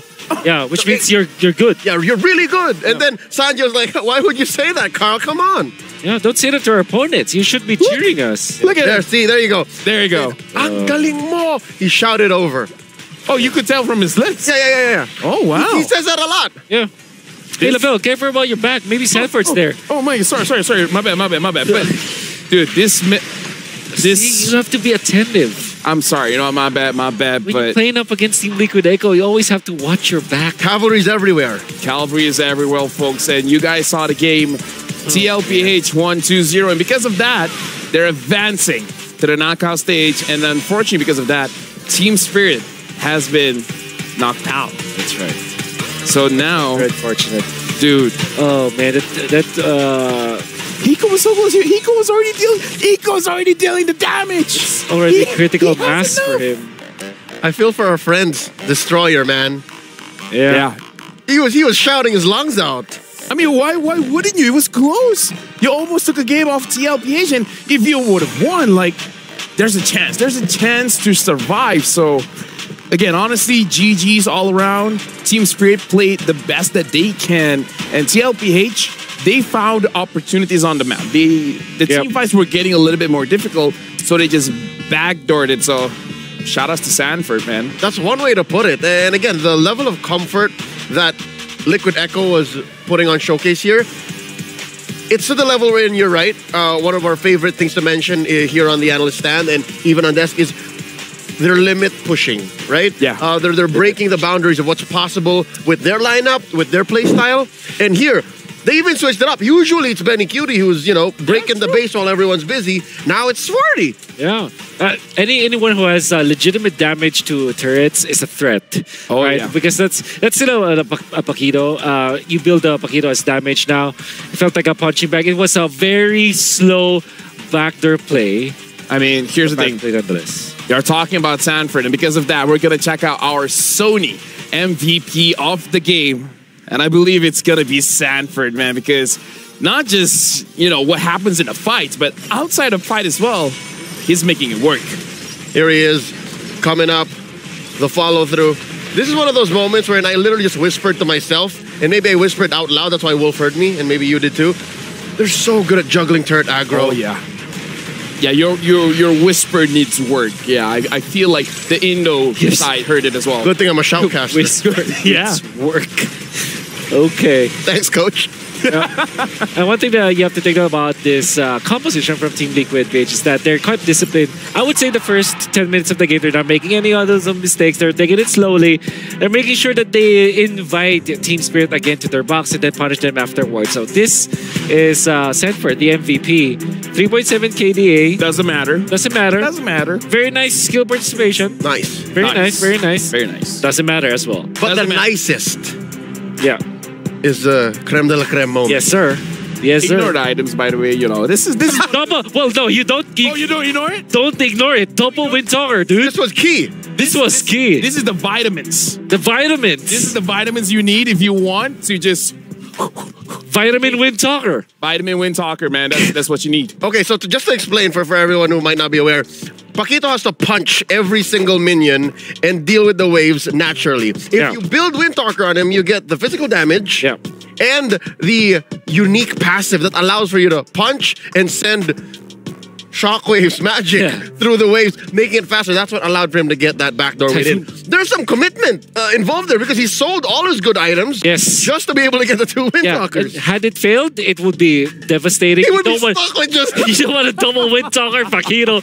You know, but it was all calculated. He knew that all he needed was maybe a cannon and a couple of minions out there. Knew the damage output.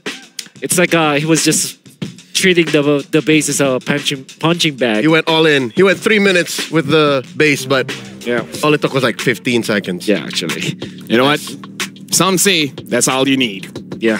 Anyways, all you needed.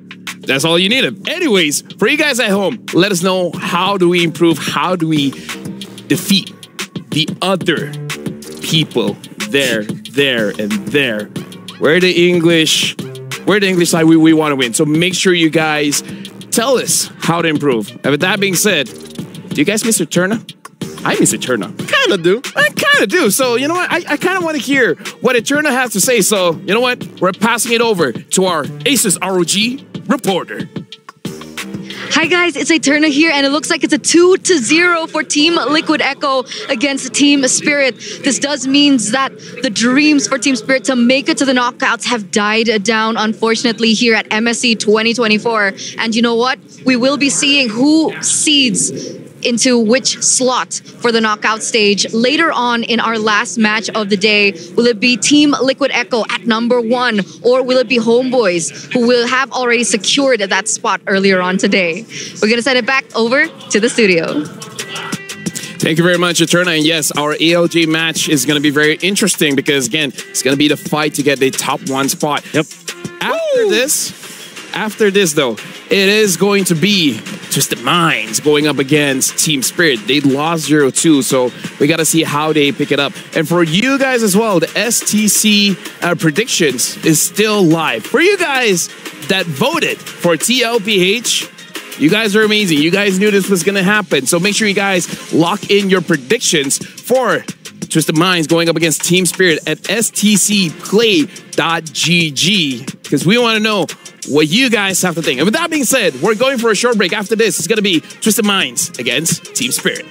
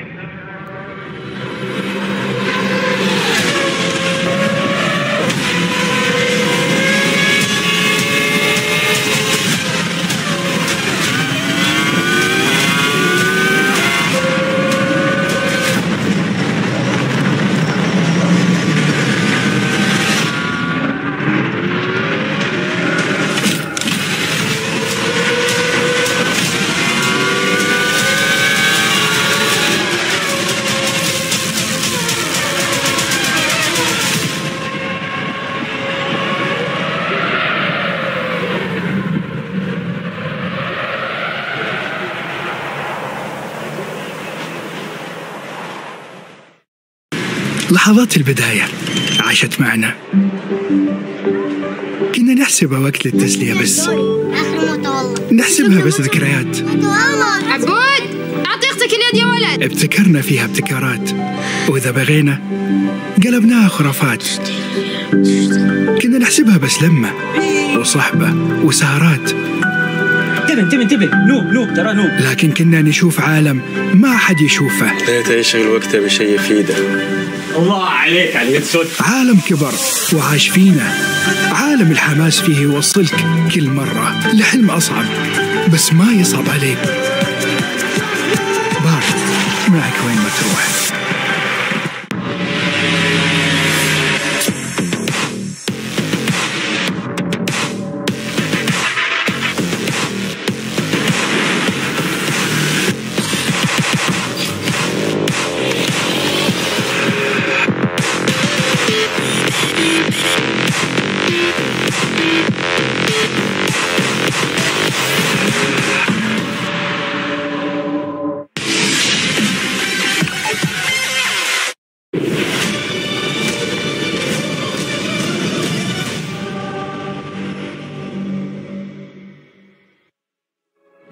Welcome back, ladies and gentlemen, and you guys are now about to watch the match between Twisted Minds going up against Team Spirit. My name is Afel. Alongside with me is our analyst, Wolf, as well as Leo. And now, you guys might have missed our winner interview. Well, you guys didn't miss it, because we're going to show you guys what the winner interview is. Let's check it out. Hey guys, it's Eterna here backstage with Carl Teasy, our very own GOAT, worldwide GOAT. He just did a 2-0 against Team Spirit earlier on. What do you think about Team Spirit? How do you think they performed? I think they performed really good, but I think we were better. They're just playing tower defense, I think. Oh, tower defense. What do you think went right with your team? I think our communication is good and the execution of our plan is good. Okay, so you don't think their execution of their plan was good? Yeah. Okay. So next up, you are going to be meeting Homeboys in match number 4. That will also show us your seedings. What do you think about Homeboys, and do you think you can pick up that first place in your group? I think they're a really good team, but I think we're better. Okay. What makes them good? I think Sorn is playing really good right now. What makes you better? All of us world champion. All right, there you go, ladies and gentlemen. We're going to send it back to the studio. Thank you so much, Carl TZ. So it looks like Carl Teasy's mantra is like, oh yeah, our opponents are good. We're just better, you know? We're just built different. He speaks the truth. I mean, when he ends the interview with, we're all world champions, what do you say? What do you say? How do you answer that?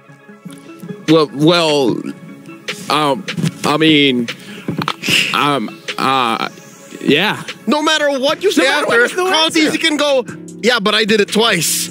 Yeah. It's like, yeah, there's no coming back for that. The only player that can actually say otherwise is maybe few. Yeah, no, but Carl Teasy did it first. Yeah, few people can say that. Yeah, but he's gonna say yeah, you're right. Yeah, see what I did there? Happy birthday, Flap, by the way. Yeah, happy birthday, Flap. Oh yeah, happy birthday, Flap. Happy birthday, Flap. Yes, sir. Now going back to this discussion, Twisted Minds going up against Team Spirit. Now, again, this is one of those showcases where you just have to prove yourself on the world stage, right? Because at this point, you got nothing to lose. So might as well, if there's any hidden stress, which, as Wolf said, it's not worth hiding your stress at this point, but this is the point where you go full loco. Like anything crazy, just bring it out. Yeah, I wonder what Mr. Vren. We saw Vren with we see Vren almost every day. Almost every day, yeah, actually. Let's see what he has got on the table this time. Maybe another assassin. Maybe a Hayabusa. Maybe a Khalid Rome. What about Hanzo? Hanzo's great. Too crazy? Too crazy? That's the other ECA team. Brute Force plays Hanzo in the jungle. But yeah, I don't know about Marl pulling that out. Well, either way, this is going to be quite a match because, again, now we're looking at both teams that have nothing to lose. So when it comes to the draft, it could go either way. It could go crazy. It could go very safe. But again, this is going to be an amazing match before going to our ALJ match of the day, which is going to be TLPH, Team Liquid Philippines, going up against Homeboys coming in from Malaysia. But before we start our amazing match, we got to send it over straight to the studio where Mara Aquino, as well as Dawood Sandstorm, they gotta prep this for us because, again, this is going to be an insane match where both teams have something to prove. Team Spirit has to show that they are still strong, as well as Twisted Mind. I'm pretty sure they have a lot to show when it comes to their gameplay. And with that being said, we're sending it over straight to the studio. Stage. Spain, hopefully with a bang. And the Hometown Heroes may have fallen short this time, but let's welcome them back to the Amazon Arena here at MSC 2024 live, coming to you from Riyadh, Saudi Arabia. Ladies and gentlemen, make some noise for Twisted Minds.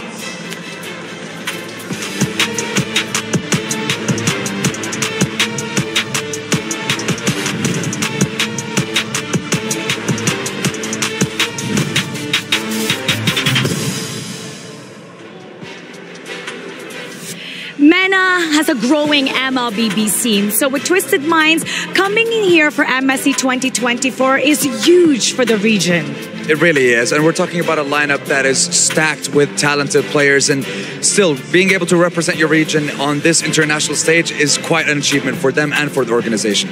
Now going up against them are the delegates of EECA, introducing Team Spirit.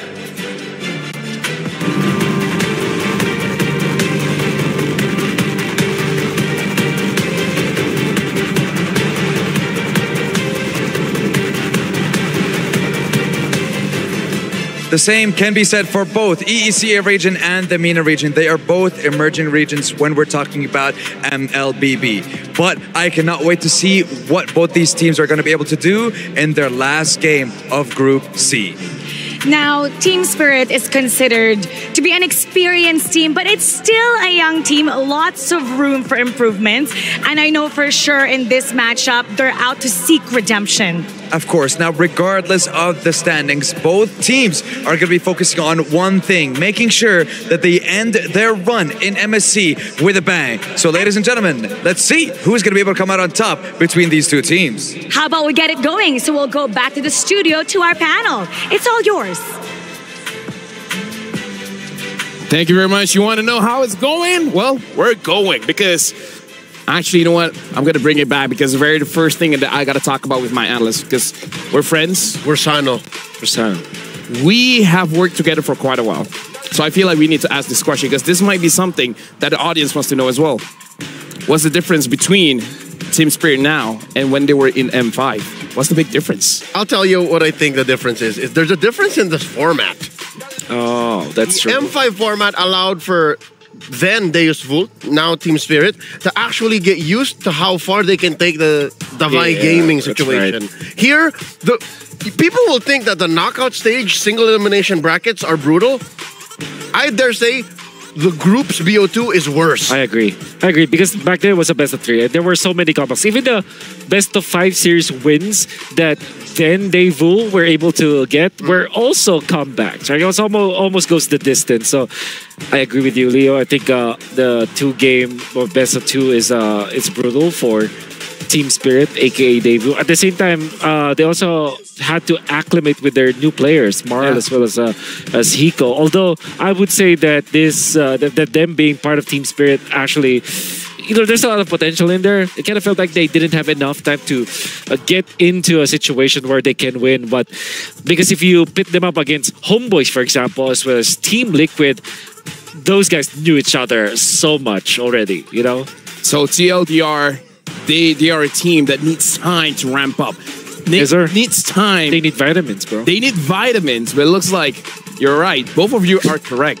This format challenges you to get where you need to be very fast. Speaking of which, now we're jumping into the draft. Team Spirit is going to be first pick blue side. Twisted Mind is going to be second pick on the red side. And this time, Mara was playing. Oh, yeah. It's a troll. Oh, yeah. So Franco incoming. Franco coming. And Kufra Man. Kufra Man. That's right. I wonder if that will be the case, and I'm excited if that will eventually happen. But this time, pretty standard bans. I think Roger should be the first pick here for Team Spirit. Harith as well is available, so it's just a coin flip now. It's Harith. So what? This is Roger Valentina. I think Roger Valentina sounds solid. If I know anything from Team Spirit, they might want to lock in the Minotaurs. Oh yeah, you're right. That's true. So might be Valentina Minotaur or Roger Minotaur. Yep. I mean, how crazy it is to have Harith goal in, Roger jungle. Actually, no, that sounds so good. That sounds really so good. Yeah. Oh, Arlott. It's Oh, hey, that's a flex though. I'm pretty sure Sawo can still play a mean Arlott roam. Yep. Oh wait, no, this is mine. This is yeah. This. Oh. Yeah. So Sawo will pick up Minotaur. They That's, still got it right. Still got it. I got confused. On screen, they are on the right side. It happens, man. right. It happens. But now, yeah, Minotaur, as you guys call it, as well as the Valentina. Looks like Team Spirit got what they wanted. I was right, then I was wrong, then I was right. Exactly. You're right. Yeah. Two wrongs don't make a right, but 3 rights make a left. You know what? That's You know what? Let's actually move very on. true. Vexana picked up Geometry. What do you guys think about the first 3 hero picks coming in from Team Spirit as well as Twisted Minds? Okay, so this is a lot of comfort for the side of Team Spirit. Valentina is a great pick in a way that it kind of shuts down the potential Minotaur Valentina trade that will happen, and then of course picking up the Valentina this time means that they have the Arlott ultimate, which also is backed up by Vexana. So I think Team Spirit, they have a very comfortable draft. Twisted Minds might just reveal their... I mean, come on, Maro. You're playing... Franco, come on. Actually, I'm okay with the Kufra going up against Valentina. That's also true. Oh, maybe they should have Frederick first. It's a Frederick Arlott Roger. They have to commit to the flex. Yep. They don't have to reveal where the Arlott's going until the very last minute. Okay, so Alpha is great for Team Spirit if they like that hero, but knowing that Marl is playing, so they might go for Assassin here. Link is still open, right? Yes. Oh, they banned Link. Link was banned? Yeah, they did. So they can go Julia. Oh, there it is. Alpha. Oh, yeah. Your standard. Terizla. Close it out with a very standard pickup. There it is. The Rizzler. Rizzler coming out. So this could be Franco or Kufra for Twisted Minds. I believe... what if he goes crazy and picks up a Cho? Cho is great. Maro plays Cho. Edith is open as well. So that could be another standard pickup. Edith Vex is such a great pickup. Esmeralda looks good for Twisted Minds. I wonder if they pick it up. is going EXP, huh? Yeah. Again, the fact that they're keeping us on our toes. Yeah. That just shows Mike Sama and Coach Lyric doing work. If I were to bet, this is probably Franco. Let's see here. Oh, it's Paquito now. It's Paquito, so it's like it's so going to off. be Arlott. You know what? With that being said, the drafts have lined up. Twisted Minds have picked their heroes. Team Spirit has picked their heroes. And I choose to throw it over to our casters. Thank you guys so much, LaFell, Leo, Wolf, friends for a long time, and now we're here from the desk. It's me and Mirko. It's nice you and Mirko to bring you the action for match number 3 and match number 4 to round out day 3 here, MSC at EWC, of course. We know already what's on the line and what's happened for both these teams, but man, why not just go out in style and prove to the world that you have what it takes still, you know, to make a statement here, Mirko. They've got nothing to lose, so might as well go all out. And the fact that they've actually decided to go for Maro is an interesting choice here, Naisu. Definitely is. We'll see how that ends up changing the maybe play style. I know we've seen Maro for so long, but as we jump into the land of Dawn here for this game at number 1, once again, nothing to lose for either of these teams. So how do they adjust to this? How do they go about this game? We already talked about the dynamic that could change. You know, of course, now that they brought out Maro for this lineup for Twisted Minds, and over on the other side, Team Spirit, man, after a rough series, I'd say, from what we saw with Team Liquid, adjustment-wise, you know, they might as well just bring back what some of the basics were that they had before. We're going to take a short break here, of course, while they get things situated. Looks like it could be Maro, the one that has to get things fixed out here. But man, still, I would say definitely with these lineups, some changes, of course, going on. But the team compositions, I love to see it. I know, you know, some people might not feel so well about the alpha right now from what we've seen, but I'm glad to see the lineup that we get to see brought out from Team Spirit this time around. I think they should be able to make this work. It feels like definitely for Team Spirit, the fact that they haven't been able to utilize a lot of the assassins in the jungle, it's kind of been a nerf towards Team Spirit, right? Why they were able to find so much success as well back in M5 when they were called Theo's Fault was because they were able to utilize the utility jungle so well, play it disciplinedly and play with the macro. Now that it's a bit more skirmish heavy, now that it does, you know, kind of give you a massive advantage, if you can play the assassins, it's a big disadvantage for the side of Team Spirit because they're the ones always having to ban these assassins out in the drafting phase. And technically they're always put in a very uncomfortable spot, you know, up against these damage dealers, super crazy damage output from Team Liquid Echo earlier as well, up against Team Spirit.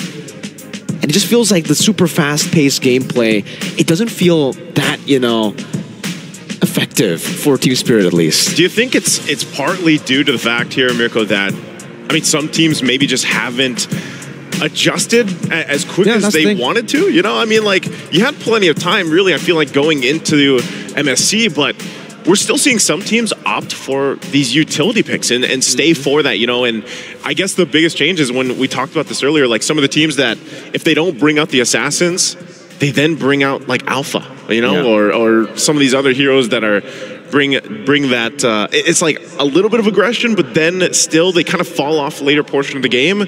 And so I think the teams that we're seeing rewarded the most, man, are the ones that have that, I don't know, risk reward factor where they go for these assassin picks, you know, for the most part.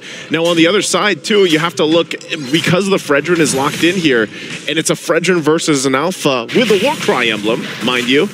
You know, it should be the Alpha for Marl that does have the upper hand for some of this. I think now, though, you can definitely see for Team Spirit, at least, they're trying to make that adjustment happen, right? They're already going for a more damage output, team fight, kind of skirmish, high-paced gameplay now with their composition, with Hiko getting on, I would say, this is the first time we've seen Hiko on a winning matchup, on a hero that wants to go for the snowball and the fights early on. And also for Marl, we were talking about, you know, if Marl isn't really comfortable on the assassins, maybe another damage output hero that could fit his style would be the Alpha. And he does pick up the Alpha now. So I would say it's still within his comfort zone. Also for Bomba, this was the hero that he was able to pop off on back in M5. Sanji going to be zoned away from this minion wave. Okay, so he's zoned out. You know, at this point, like we said, usually... Hold on, Sanji? A lot of damage placed down. Sanji going to be forced back very, very low. Super crazy plays in the bottom lane. Yeah, already aggressive, you know, very aggressive, but that's kind of what we expect, where things are kind of falling into place, especially early on in the meta right now. With the first turtle being up here, both junglers having that level 4 build. Cuffin also has it, but now they got that little XP they needed. Good battle down. Over with the taunt as well. Maro getting a few vengeance. Reset. Sawa walking up again, posturing up, trying to zone Hoda away from this turtle, and they will be able to do so, baiting out the Eternal Guard. And now the penalty zone right into the Venus Fury and the Flicker to knock Maro off. First blood over to Kid Bomba as Maro will fall as well. Bomba just recalling in his face as he picks that double kill up. Yeah, Kid Bomba's going to go ahead and do that. I mean, at least, you know, he's feeling a little bit better in this game to start with. We're going to take a look at the replay brought to us by STC. You see a great penalty zone again into the Minoan Fury. Really good layering of these ultimates being utilized. And then, like we said, Revenge Strike able to get that revenge for Kid Bomba. Picks up the double already. So when we're talking about the lane matchups, man, XP Lane having the 2 kills over the Paquito might be enough to go ahead and keep the Paquito contained, I'd say. For sure. I think at this point as well, Team Spirit, they're going to be able to find so much more room around the map. The fact that they got the prio in the XP so early on up against a Paquito, Sanji, he should be able to actually get that prio when it comes to just wave clear in the lane. But the fact that, you know, obviously Kid Bomba got it first, he was able to rotate quicker. Maro wasn't able to get level 4 because obviously then for Cuffin, he was kind of forced to stay in the mid lane to hold off a lot of the pressure that was coming from the rest of Team Spirit. You know, I guess one of the things that I've been seeing since watching Team Spirit really play here is part of the playstyle that's changed from them. I know the guys on the panel are saying, oh, hold on, Retri already used. Sanji should be fine. Mm-hmm. He doesn't have to flicker, but he has those dashes. Okay, so going back to it, you know, they talked about this on the analyst desk here for a bit. And the playstyle difference that we're seeing from Team Spirit, I think I agree. You know, it's been time that they don't have the time to adjust throughout these group stages. They are very brutal, if I'd say. And with that, I think when you look at the playstyle that they're bringing to this game #1 already in the series, it's an adjustment that they made just from today alone. It's too bad, you know, that they aren't going to get to go on forward because Twisted Mind and Team Spirit, the way that they play in this game is already really resembling of how they've learned throughout the group stage. And down the run, the second turtle again, trying to push the pace here. Sunset Lover, dishing a lot of damage. Maro now with the flicker forward with the final slash. Big Salo down, but Kid Bomba is able to displace him with the penalty zone. Maro jumps in with a vengeance as well as Sanji comes in with a knockout strike and a few dashes. Kid Bomba displaced into the Curse Blast as two-man Sun connect with a taunt as well. Now with a vengeance, but Infinite Fury goes in. The Appraiser's Wrath still dealing damage. Kid Bomba is able to sustain with the War Axe that he bought earlier. It's still a 1-for-1 trade. Both roamers taken down. And that's the body of Smith or the body of Kid Bomba, because he did not go down at all. And now Hiko's going to fire back against Sano. He dashed out of his own Zaman Force, so he'll be forced back there by Sano. Good read by Sano to actually get off that angle. Again, Hoda trying his best to enter that turtle pit to go for a cheeky little steal, but Maro's a bit too consistent with that red tree. Now with the Spear of Alpha, zoning him down, melting the HP bar. The Appraiser's Wrath still comes down, but it's not enough to get him extra HP. Sunset Lover, what happened in the mid lane? He got knocked up and sliced up. Yeah, he got taken out, but you know, this is really the struggle of Frederick right now, where he's sitting in this place. He's having such a difficult time in the current metagame, which is weird because he was on top for so long. And even for Hoda here, you know, you're thinking concussive blast, that works great. You're trying to keep up with the alpha in the jungle, but you know, back when we used to see the Fredrin roll with the Brave Smite, sometimes that Appraiser's Wrath might have given enough health to extend the fight, and then maybe Sanji could have helped him. But so far, Fredrin, man, has been struggling to find a footing in the current pace of things. Meanwhile, on the other side, you know, Marl hasn't gotten any kills, but he's fine because he's put enough pressure in getting these objectives for Team Spirit. Okay, Bomba walking up now. Between the hammer, goes for the penalty zone, gets canceled out with final slash 2, but now gets the motivation roar, and Maro will be forced out away. Gets zoned in by the penalty zone, isolated from the team, and now Kid Bomba 5-0. That's a big Bomba. That's a big Bomba. He does not go down. Right now, no matter how many times Twisted Minds has tried, they just cannot solve this puzzle. Mid lane though. Stolen final slash to get Cuffin away, to taunt now to peel away far for Cuffin in the mid lane. They're able to get Cuffin to a safe spot. Meanwhile, up top, Zaman Force popped in. Hiko trying to go for the outplay. Asano goes for the Lycan form and now gets caught. But will be able to dodge away from the Synchro Fission. Sunset Lover and Marl. They smell blood in the water. Sano, he's going to have to recall a bit further back there on the tier 2. Good Spear of Alpha to threaten the kill, as Sano almost chose to recall in the wrong spot. I was going to say, he was cutting it close. So far, yeah, Miracle, man, there's been fight after fight, and I feel like this is becoming more of the norm, you know? There's every single lane has something happening, and really you don't have that slow build-up right now, because at least with these two teams here fighting for this turtle is not going to happen, because Team Spirit has controlled most of it. Mid lane again. Maro has the flicker, goes for the final slash. It's going to be sidestep. Maro goes for the vengeance. Flickers out as the Eternal Guard comes down. Sunset Lover steals away to Lycan form. Try to go for the last hit there, as Sanji just keeps on cutting the waves in the bottom lane. Is going to be recalling Sawo. What a read. Straight with a flicker into the Zaman Force, into the Synchro Fission. Say goodbye to Sanji. He gets punished for cutting the wave. This is a very different Team Spirit, at least we're seeing in the series. Kid Bomba, like we said, so difficult to kill here. Even with multiple members, he's able to just take it on. Sunset Lover, though, will take the final slash. Spear of Alpha. Now, Maro losing all of his HP straight into Maro's final slash of that spear.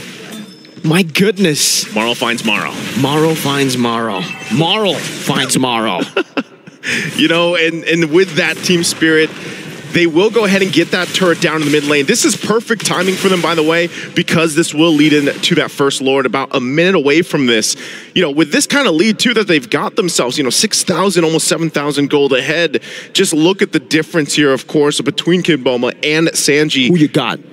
I got to go with the Bomba, man. You got to go with the Bomba? I thought Sanji was, you know, your guy, you know, because he's in like. It's Twisted Minds Sanji. Okay, that's the other Sanji. He's got the two eyes. He's got the two eyes. You know, Sanji. I think that's how we can go with that. You know, definitely. But hey, to be honest, Sanji is a big point in turning this thing around. I feel like because Paquito so far.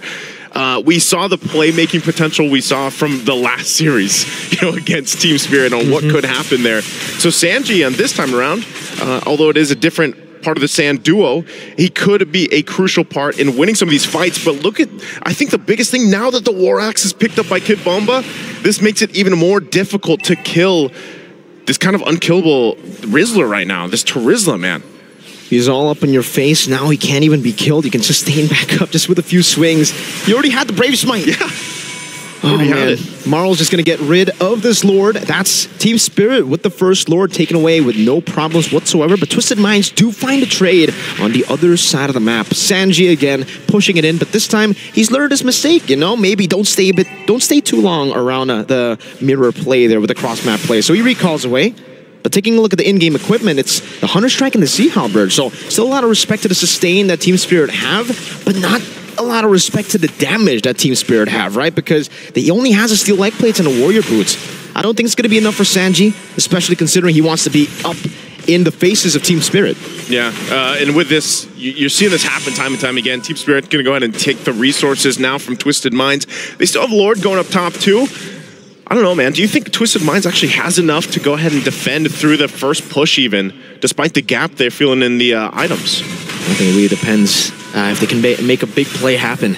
If Maro can display some of the core members, maybe Hiko, Sunset Lover, then yeah. But even then, right? Kid Bamba can just go in with the penalty zone. Spear of Alpha as well, and that's exactly what I was talking about. If you get picked up before the siege even happens. Now it's 4v5. Only one ultimate used up. The Holy Defense used up. Maro gets a big final slash into the Eternal Guard. But now it's going to be Sao who tries to go for the re-engage as well into the back line. With him in his Fury, he has a penalty zone right to the Spear of Alpha. Connects to the back. Marl decimating Twisted Minds. But Sano and Hoda will still be able to escape as Team Spirit walk out of the base. And at this point, Twisted Minds have to pay attention to so many things being thrown at them from Team Spirit, whether it's the Spear of Alpha, whether it's Kim Bomba with the penalty zone, and not even mentioning Salo with Minoa and Fury. There's so many forced entry points. Zaman Force already used to take down that base turret. Top side from Twisted Minds. They find themselves down at one turret. They're still in the game though, but it's really slipping out of hand. 10,000 gold behind. Just looking at the items, how far they are in terms of just defensive items even that they need to kind of withstand that forced entry coming out from Team Spirit. And right now, the battle for just the buff alone, they cannot even enter that zone. So really, you know, when you're thinking about this, Maro, is he the only guy that can actually start these fights up for Twisted Minds with a final slash? I don't know. At this point, it really comes down to that final slash. I don't really see any way they could go for another form of initiation, right? It's really all down to Maro. And even then, like we saw earlier, you get a final slash. That's cool and all. And then the Minotaur walks up, flickers forward. There's a penalty zone as well to stop you from really collapsing on all the members that get caught by the final slash. It was really only the Eternal Guard that was able to combo in together with the final slash to taunt them and to, you know, try to find any sort of value with that kind of pick. It's just so tough at this point, even for Twisted Minds to walk out of their own base. Feels like they're getting suffocated now slowly but surely by Team Spirit as they freeze up the waves, now deciding to shove it in as Maro gets chunked for even entering his own purple buff.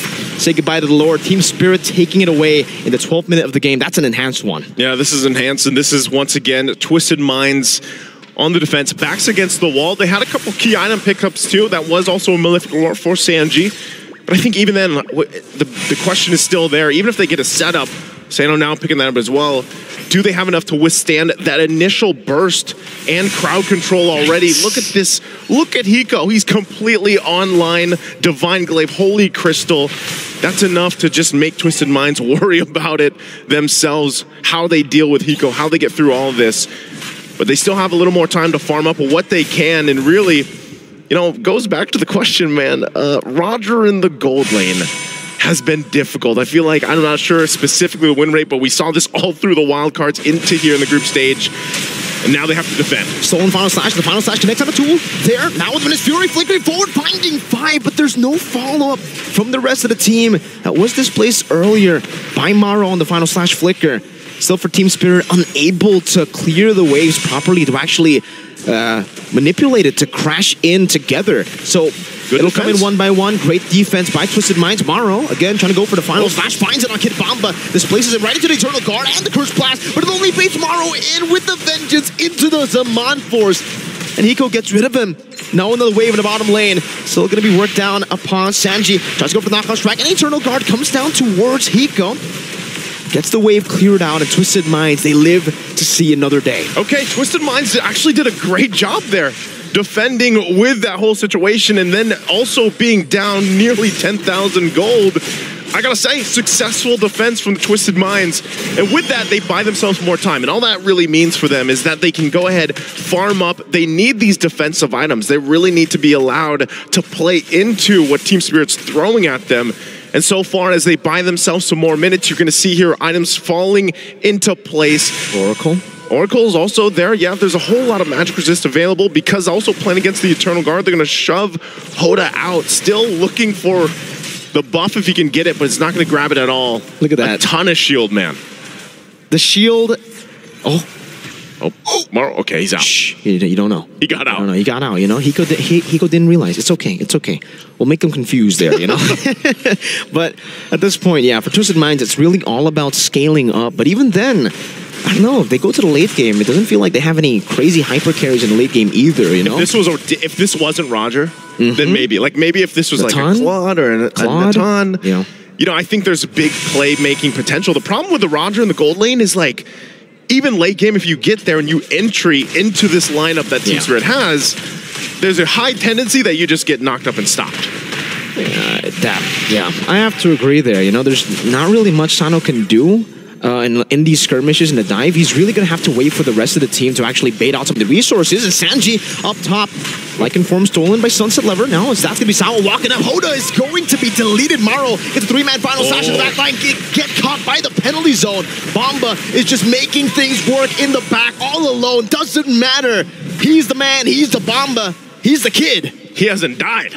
You know, and he's been a huge part of this game number one already. As he goes ahead, takes a bunch of shots, he's just going to heal that back up again with a Brave Smite and that War Axe. And it looks like Team Spirit might be looking to march this one in. Sanji and now caught out by the Spear of Alpha. Team Spirit will walk them down straight in the base. Hiko picks up an unstoppable as they secure game number one. Game number one taken for Team Spirit. Smelling like some Team Spirit here in this best of two. Again, nothing to lose here for them. They might as well just play their best still. As you're seeing a Kid Bomba. A lot to say here, of course. Again, with that matchup, Terizla on point, 0 deaths.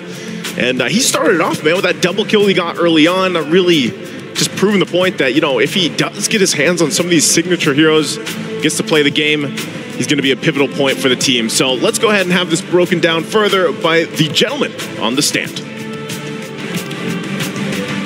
Thank you very much, Naisu, as well as Mirko. Break it, we shall. Few things that we have to talk about. Number one, like Naisu said, it looks like Team Spirit for this one, they've gotten a little bit more comfortable compared to the other matches. And one of the bigger things is that this time they got the Terizla. And again, I think this just fits our whole thesis statement prior to the game starting. Team Spirit, these dudes, they need time to acclimate to the metagame, how far they can take their aggressive playstyle. I agree with number one, but I'm still waiting for number two. Wait, what? You said number one. First. For number two. And then what's... Oh, the number two is the Terizla. Okay. Well, which I also agree. Yeah. Which I also agree. Today is not a day of disagreement because I feel like Terizla for Kid Bomba is not only a good meta hero, it's very strong in the lane. It kind of feels like there's no hero that can match up against the Terizla. Additionally, it just provides so much when it comes to neutral objectives, and that's what we saw from Kid Bomba. Now, if you snowball, if you get your War Axe, that means that you can easily walk around the river so that you can be more impactful. So I think it was a snowball after snowball. Terizla is a strong hero. I am still in shock that this is the first time that we'll see Kid Bomba in the Terizla today. Possibly the only time we'll see him. Because again, in game two, I have a strong feeling that they'll actually ban it out or steal it away, put it in the hands of Sanji. Because despite being very capable on the Paquito, I think he'd rather steal away one of Kid Bomba's top picks and alight a little bit of the pressure from his teammates. Because in that last clip, prior to the stats actually showing, I did not see a player as exasperated as Maro was. Oh, yeah. He was doing so much to try and save his team and set up plays from the wrath of Team Spirit, but all he could do after the game was like... Oh. You know, there's always that rule that we say in pros, like, no matter the setup, no matter how good the setup is, if there's no follow-up, means nothing. And I think that's what I saw from Maro. Really good connection and really good usage of the spells with the Fire He Slash. was frustrated, man. Exactly, but there wasn't any follow-up. That's look at there. Here. Yeah. Like, again, the setup was good. Like, he used the conceal, turn around. It's like, no one sees me here. You guys know the final slash was going to be the starting slash. He slashed it up, but nothing else. There's nothing else. And maybe it actually is the final slash because there was nothing else after it. With that being said, we got to look at our Sony MVP of the game. It has to be Kid Bomba. Finally getting that Terizla, the Rizzler. He didn't die, right, in that game? Yeah, did it. And this is always the problem if there is a Terizla that gets a double kill. You get to your War Axe very easily so that you have a lot of impact combined with an Alpha that deals true damage in an AoE with the passives as well. That's a lot of early game damage that you'll have to be facing. Not to mention the Rupture. Exactly. You don't even put the Harriet into consideration at that point. So yeah, it's difficult to play the Fredrin, but I do understand why the Fredrin was picked up in this game. Something I do have to say, though, I've seen certain players, certain players going for the Terizla, they have moved from using the Rupture to now using the Thrill, and it actually looks very, very strong, where even with 0 damage items, the damage is just insane. Now we gotta look at the MVP Kid Bomba. 9 KDA, 60% kills, but the big numbers is how much damage that he absorbed, and he's still fine. I hope the gentleman over my right is happy seeing Kid Bomba at the MVP screen. I mean, last year's end-of-year report for the Bombanatics looked much better, and I have to look forward to M6 to be able to make it up to the board. But here today, I'm glad that our boy Kid Bomba got an MVP performance. Something to note about the kill participation and like the carry-based stats shown as an MVP, those don't tell the full story of what he does to be able to like... What I'd like to think of as a Kid Bomba Terizla is a lethal enforcer. A lethal? He's a bodyguard that would rather not use what he has to be able to stop the incoming damage, but when he has to, he does the job done. Like you know how he killed what was that, Maro walking away, and then he just let the revenge strike do his job, and he was just like, sorry, he has a hammer. He just recalled right there. Anyways, for you guys at home, make sure you guys actually cast your votes. Who do you guys think is gonna win? Cast your predictions. Because again, this is the STC predictions. Make sure you guys go to stcplay.gg.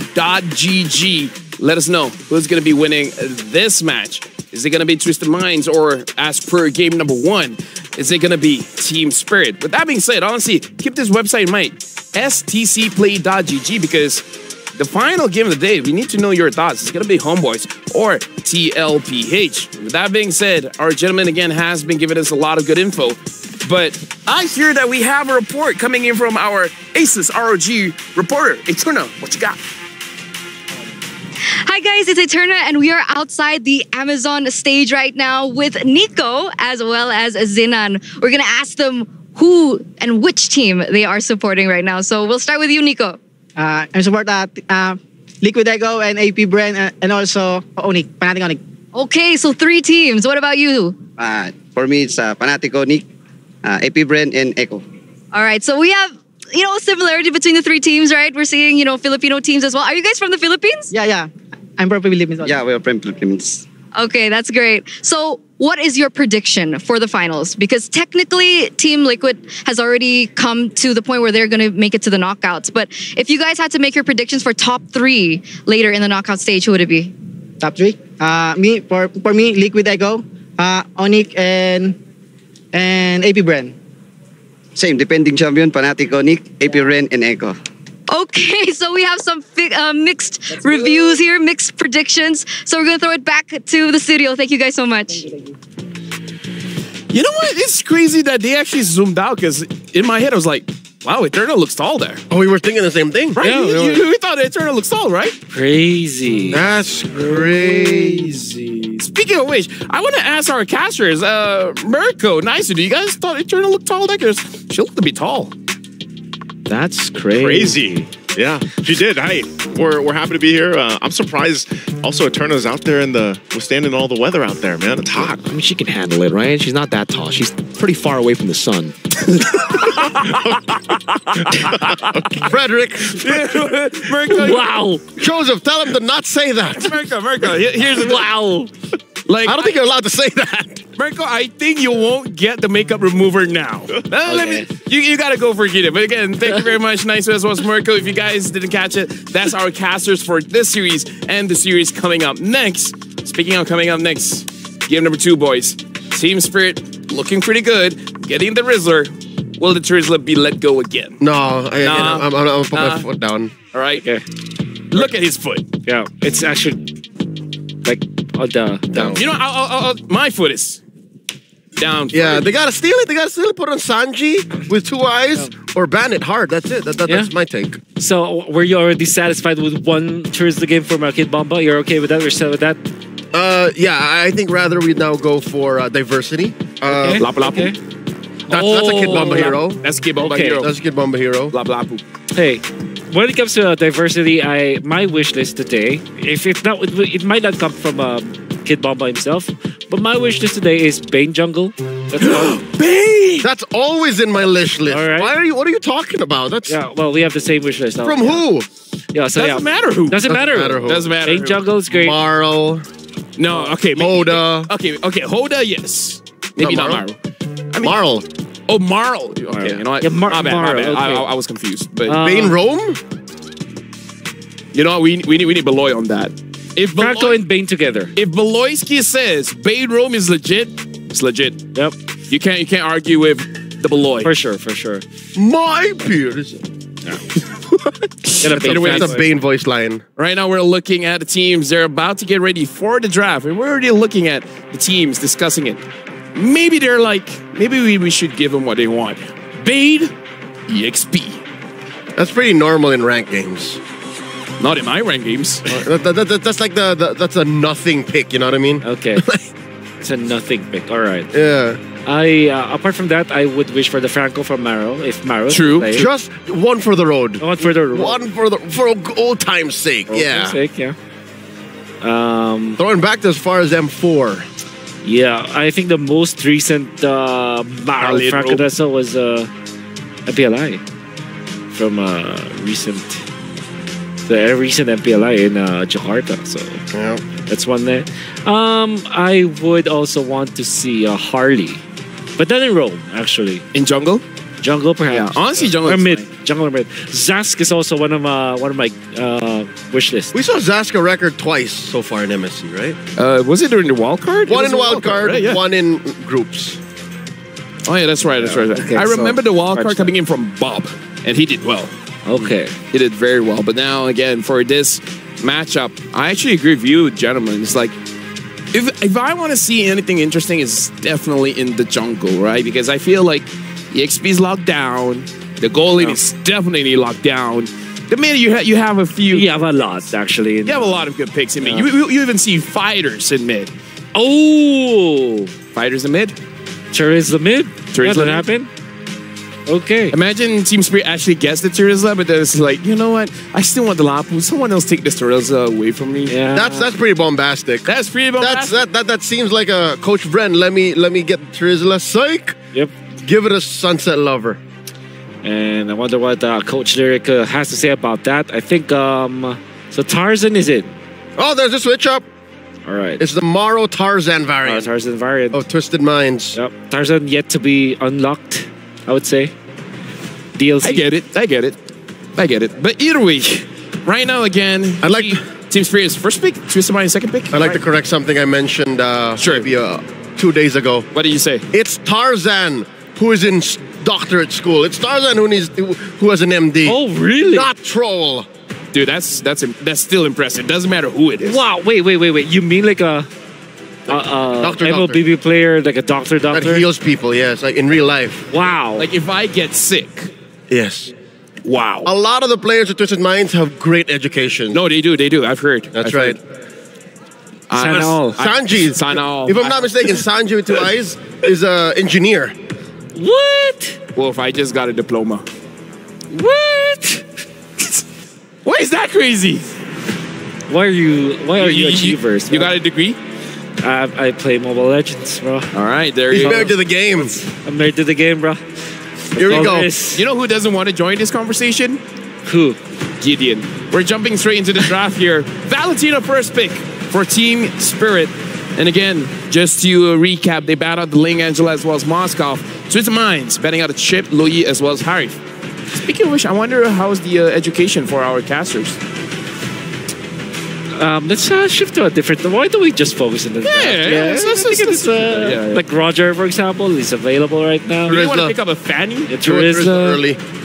Because I think Team Spirit would pick up the Terizla in a heartbeat if it swings back. Minotaur Terizla? Oh yeah, but Minotaur is more of a TS pick. No, I mean like afterwards. After the pick coming in from Twisted Minds, you just pick up the Minotaur Terizla. Roger Terry, there you go. What I tell you? You told us Terizla. Yeah, he actually told us Terizla. Yeah, you actually did tell us. Right? We remember that. Thanks, Lyric. So you answer with Minotaur as well as Claude apparently. But yeah, Minotaur is very natural. Claude is also very natural. Minotaur is also shorter than I thought. Yeah. You would assume he's huge. To be fair, Valentina is floating. Oh yeah, so additional height, additional verticality. Yeah, like 2 feet off the air. So. Yes, sir. Makes sense. So do you pick up the Cho if you're Twisted Minds, or do you pick up Arlet? Fanny. It's crazy, but or Mr. Tarzan?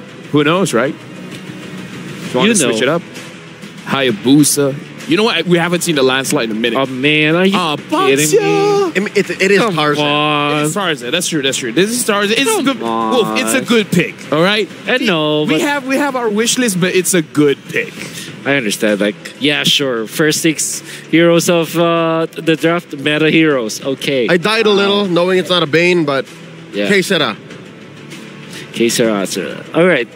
But yeah, I do agree with you, Lafel. This is a very strong composition from Twisted Minds. Not that scared about the Valentina, obviously.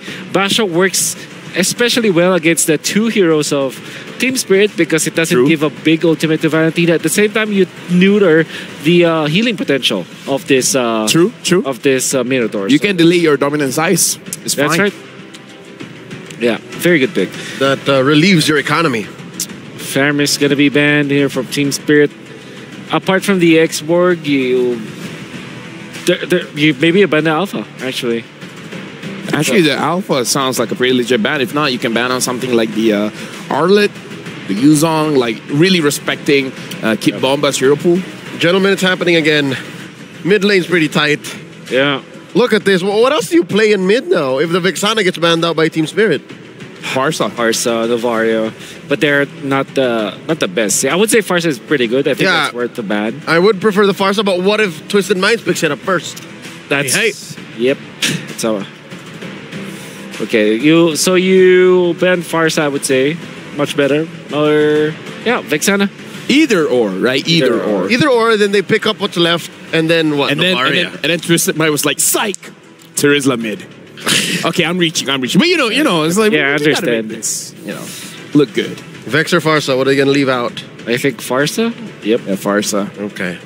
So you leave the Vex. Vex is great versus the Minotaur. No, the Varia is okay. I prefer the Vex too, though. Honestly, yeah. That's a good wombo combo. The penalty zone into the Eternal Guard. Yep. The penalty guard. Yeah. The PZEG. What? PZ. PZEG. Penalty. Eternal Guard. Oh yeah. Ease. Ooh. Oh, Kadira. That was not what I was thinking about. It's gonna be hard to catch this Claude though. You know what? That's still a flex if I'm not mistaken. Yeah, it could be Rome for Maro. It could be Rome. Oh, Maro. It's a Tams, and then we'll be backed up with a jungler. Alpha looks good. Yeah, no. Ling is banned. Not impossible that maybe we're far off of 2022 to see a Tams in the jungle. Yeah, far off. I miss those days. I wonder if they play Dyroth. Dyroth looks really good for the comps against Terizla was the Baksha. That's the jungler, I mean. But yeah, Alpha probably is the pick here for Team Spirit. Julian. We talked about how Julian was supposed to be a hot pick, but most of the teams are not picking up. In the lineups that it really wants to be in, they always just find the ban. Right. But here it just fits in perfectly, and can confirm now that is a mid Kadira. It's the Air and Sea. The Air and Sea combo. And with that being said, Naisu as well as Mirko. We've seen the drafts. The drafts look great. Everything is completed. All that's left to do is to let you guys do your work. So you know what? Here you go. Thanks so much, gentlemen on the desk. Air and sea. So what are we missing here, Miracle? Are we missing land? We're missing some earth, some fire. Technically, with the skins, we might get that, right? It depends on what skins they go for. Yeah. I really hope the Kadita uses the new Heart of the Sea skin. Heart of the Sea? Well, let's see if that's going to happen as we get loaded into the Land of Dawn once again. Game number 2 here. We already know Team Spirit got game 1 under control early on. And we'll see if Twisted Minds have something up the sleeves here or in their minds to bring it to a 1-1 again. They won't go forward to the knockout stage, but they might as well come out with a win as their last games here for the group stage. But now, looking at things fall into place, you know, I had the same sentiments, man, when that Baksha was locked in. I was like, come on, I was with Leo hoping to see the Bane come through. Yeah. I mean, I just want to tell the analysts and everybody watching back at home, we actually do have another perspective to the drafts. We have a very different look at the drafts, compared to the analysts. And we did see a very interesting pick get hovered over. So our disappointment was amplified by so much more. Troll already forced a flicker early on. Here we do see a heart as well there. Actually, it's the rough Breath of the Ocean was able to be used up onto Kid Bomba, forcing him back, but he still has that vengeance. Tarzan in enemy jungle. Marl going to be able to invade, taking it away, picking up level 4 as well, now getting chased down. He doesn't have the enhanced sword as Sawo might be forced to sacrifice his life, but even then, Marl, now with the chain going at it, back and forth, Troll won't be able to get the kill down, but the Petrify locks him down with the wave, but no, Cuffin won't be able to secure the kill on Marl and Sunset Lover, who turns it around on Twisted Minds. I surely thought that was a kill there. I thought that was going to be picked up, but at least for both sides, they get the 1-for-1 so far. But a lot of early aggression here to start things off. And with that, it'll lead both teams in a comfortable position for the first total if they really want to compete. Because earlier, like we mentioned, Twisted Minds, they weren't able to really compete for the objectives in the previous game. They did have a little, change here. We do have Tarzan in the jungle this time around with a Baksha. And although, we were hoping for something else, we saw a glimpse of it. Oh, man. This could still work out pretty well. Tarzan is not even level 4 yet here. Not yet. So the fact that Marl was able to invade, stealing away a camp and securing his own, he's 2 levels ahead, forcing Tarzan to go to the purple buff. And now for Marl, looks like they're already setting up Team Spirit for the next turtle. Marl will be going for it straight up here with the enhanced scythe as well, using that skill rotation as Kid Bomba tries his own Sanji away with help with Sunset Lover. Pops in some damage. Sanji forced back instantly. Now with the enhanced scythe and a good disengage from Sawo, they'll be able to get the turtle for free. Bomba jumps forward. Not much they can do right now as the Scythe will connect on the Troll again. Penalty zone now straight up with the rough waves. And Minus Fury won't be able to be popped in. Cuffin finding a double. It's a trade. 2 kills for the neutral objective. But Sunset Lover picks up a kill with the rough waves in the mid lane. I was going to say, that was really great for Twisted Minds, but, it was good that for Team Spirit, they got an answer back at least through it. So, they clap back, but they still get the objective. So Team Spirit, as long as they keep that up, we were talking about the lead as well in the jungle that they had. But honestly, Tarzan, I don't feel like that's going to worry. He's not going to be too worried about it. His job is really to be that front line, that tank. He rotates really quickly around the map. They can utilize the fact that they have Troll here on this Kaja pick. It looks like, mid lane played. Not going to find it though, so that's what I was going to say. Utilize Troll, use that Divine Judgment. He used it that time, but able to stay alive there for Sunset Lover. We're taking a look at the items real quick. Things falling into place here. No first items really locked in just yet, but they'll go ahead and try to. Whoa, that could have been close there. That was very, very close. Cuffin still able to evade the Petrify now back up for him to go for a trade, but Team Spirit are already looking to pressure the bottom lane. Sawo trying to read it out. Troll does have to find. No, he actually doesn't. So it should be an easy disengage for Team Spirit. Nothing to really lock them down. The Sunset Lover still waiting in that bush, trying to go for an ambush. Marl will go straight into the purple buff with the chain and the enhanced scythe, trying to steal away. Troll still doesn't have the Divine Judgment, not just yet. And the Retribution will be there for Marl to pick it up 2 levels ahead with the chain, immobilizing them and getting out with the enhanced sword. So Marl's still holding on to the lead he had against Tarzan for now. And, if they continue to play around the advantage, this could be just another turtle in their hands. They have a lot of utility available. Sano gonna be knocked up. Here Hiko. A few more shots should do it, but Sano is able to flicker out back to his tier 1. Troll finally getting the Divine Judgment, waiting in that bush together with Twisted Mind. Troll with a flicker forward into Divine Judgment, right into the Breath of the Ocean, but now seems like Marl is a bit off there with the range of the Enhanced Chain, unable to go for the knockup onto anyone.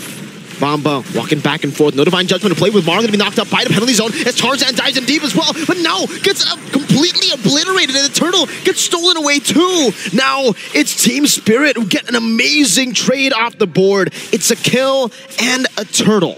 Okay, killing a turtle for now. They'll be able to work around that. And like we said, objective-wise, Team Spirit will continue on with that.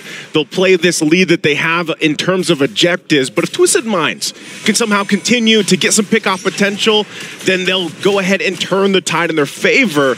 And they have to utilize Troll like they've been doing. You can already see Cuffin is online. He's got the 3 kills. And that's why Sunset Lover, you see him oftentimes taking the rough ways. He takes Cuffin's ultimate. He tries to replicate the same thing over here for Team Spirit and work around with that.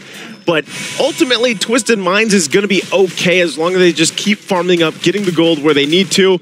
And once again, my question with the Roger gold lane pick, looks like Sano's going to be forced out of lane. Oh.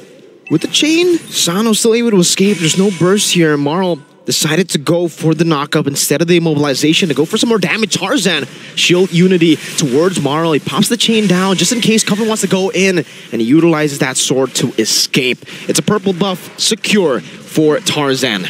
Okay, so they get that. Tarzan's going to actually get that buff. He's fine.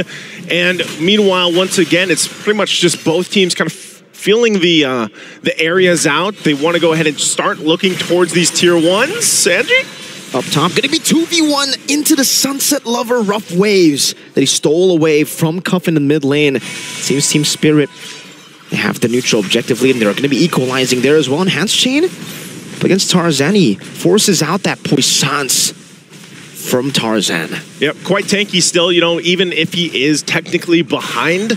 And able to work around this, but that's the thing is, because of the pick-off potential for Twisted Minds here, Mirko, they can work around that. They can use that to build up. And going back to the point with Sano, okay, Hiko. Flicker forward, blazing to win now by Hiko. He goes back to the battle mirror image. An absolutely amazing outplay. But now gets caught in the petrified, but now it's going to be Sawo who flickers forward, trying to disengage. Gets caught in the Divine Judgment together with Hiko. And Sano punishes them for trying to go for that 2v3. Meanwhile, up top, Sanji is going to be able to get this kill against Kid Bomba. Vengeance going at it. Now Bomba trying to go for it. Sanji will be able to flicker out of that engagement, and Marl will secure a free turtle as he walks up towards the enemy jungle, trying to go for the invade.